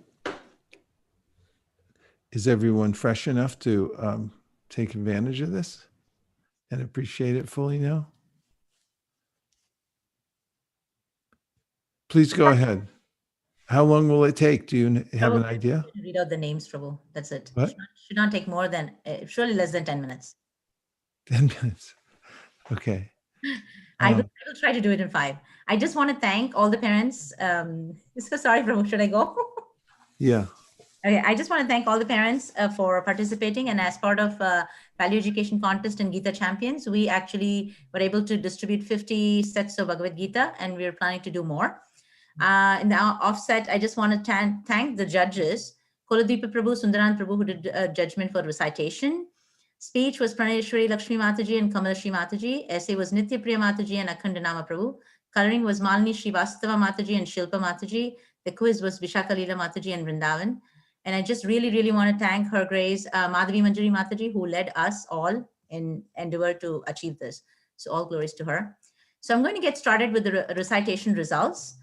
We had different categories. So I'm going to start off with Kanha. The first prize in Kanha, I mean, this is, we've never done this before on Zoom, but I'm just going to read names now. So the first prize in Kanha goes to Madhushrava Khandelwal. The second prize went to Kunjari Kataria. The third prize went to Gita Priya Bolineni. In the Damodar category, the first prize in recitation went to Rasika Leela Chetri. Second prize went to Vishaka Varadan. Third prize went to Sri Krishna, Tellam Setti, and Balram Khandelwal. And in this Gopinath group, the first prize went to Krishna Priya Iyer and Sri Hashmushini. We had lots of kids who did so well, so we have more than one prize on each category. The second prize went to Kashvi Popat, Radhika Prema Chetri, and Arush Suresh. The third prize in Gopinath went to Mahima Kandani, Gauranga Dasari, and Prithvi Narayan. In Madan Mohan group, the first prize went to Anya Tomar and Nitai Goswami. And the second prize went to Siddhi Sabnis and Surya Shravani Varkali. And the third prize went to Gaurangi Patil, Nimai Goswami, and Pooja Ragala. The Kaishara group, we had the first prize going to Sri Nitya Mushini, the second prize going to Preeti Ram, and the third prize going to Ambarish Budaraju. In the adults category, the first prize went to Hari Sankirtan Prabhu, and the second prize went to Vinay Narsingoju Prabhu, and the third prize went to Venkatesh Ragala Prabhu.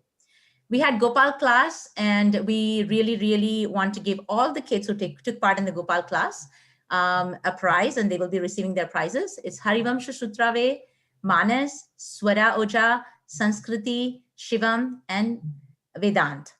And our consolation prizes, we have consolation prizes for recitation this time, because I know there are several kids who really do well, and but just missed with a few marks the first, second, and the third prize. So the consolation prizes goes to Idant Naik, Madhav Jaiswal, Udhar Shravan, Chaitanya Jakkaraju, Ananya Shukla, Shreyas Jammula, Varun Kasturi, Harshad Varkali, Shreya Verma, Shubhabrata Nandi, and Gayatri Budaraju in all the various groups. That was a recitation, and I'm moving on to coloring. Damodar class, the first prize went to Balram Khandelwal. The second prize in Damodar coloring went to Ira Kashyap. The third prize went to Aradhya Raula. In Gopinath, the first prize went to, this is again coloring, Ananya Shukla and Harivam Shutrave. Both of them shared the first prize. The second prize went to Kashvi Popat, and the third prize went to Ramanuja Jakkaraju. In Madan Mohan, the first prize went to Shreya Verma, second prize to Siddhi Sabnis, and the third prize to Pooja Ragala. In Kaishora, the first prize went to Shubhabrata Nandi, the second prize went to Ambarish Budaraju, and the third prize went to Gayatri Budaraju. Okay, that was recitation and coloring. I'm moving over to essay now. In essay, Gopinath, first prize went to Ananya Shukla, second prize to Gaurang Dasari, and the third prize to Satvika Shettipalli. Madan Mohan, the first prize went to Raghav Bharadwaj, the second prize went to Vedant Shivakumar, and third prize went to Nitai Goswami. Kaishora, the first prize in essay writing went to Shubhabrata Nandi, second prize to Anamay Singh, and the third prize to Gayatri Budaraju. And we have only two more. So this is for speech. The first prize went to, in Damodar class, it went to Srivatsan Natarajan. Second prize went to Balram Khandelwal, and the third prize went to Keshav Pattewar. Gopinath, the first prize went to Krishna Priya Iyer. The second prize went to Radhika Prema Chetri, and the third prize was shared between Gauranga Dashari and Shriyan Singham Setti. In Madan Mohan group, the first prize went to Nimai Goswami, the second prize went to Nitai Goswami, and the third prize went to Raghav Bharadwaj. In Kaishora for speech, the first prize went to Shubhabrata Nandi, second prize to Munisha Pillai, and the third prize to Aname Singh. Well, we all knew that exactly which groups won in the quiz. So the first prize went to the group that had Radhika Chetri, Radhika Iyer, Gauranga Dasari, and Gayatri Buddharaju. And the second prize went to Nimai Goswami, Raghav Bharadwaj, Pooja Ragala, and Shreyas Jamula. Well, I just want to thank everybody for being a part of this. And I'm really, really indebted that we already had the value education contest go out. And thank you. We had kids participate in the value education contest from Australia, Canada. We really wanted to go all over the world, and it did. We had about 55 participants in value education. And thank you all so much. And we're trying to get more books distributed through this. We've only done 50%, so we have 50. Hopefully, with all your mercy, we'll do more. We have some more orders that has to be followed up. Thank you. Thank you so much. Well done, Hare Krishna. Maharaj, we got a couple while Sukrishwari Mataji was talking of sponsors. Oh, please tell us. There's Manasi Bhogwar Mataji would like to sponsor a box of Bhagavad Gita. Haribo. And Trisha Prabhu would like to sponsor a level 1 from India. Haribo. Jai. Well, that's a good way to end Gita Jayanti and World Gita Day.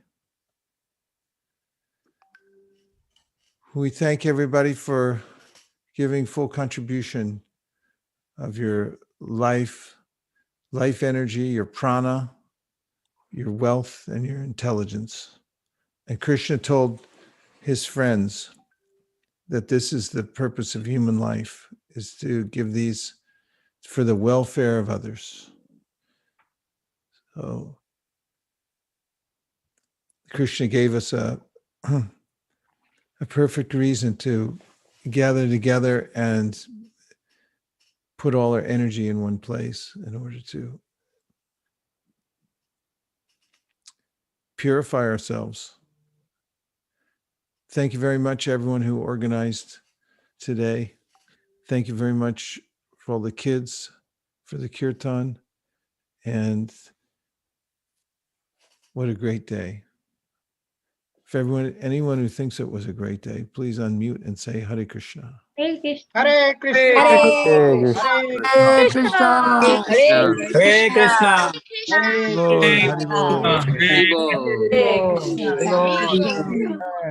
Kalpatarishcha Kripa Sindhave Chapati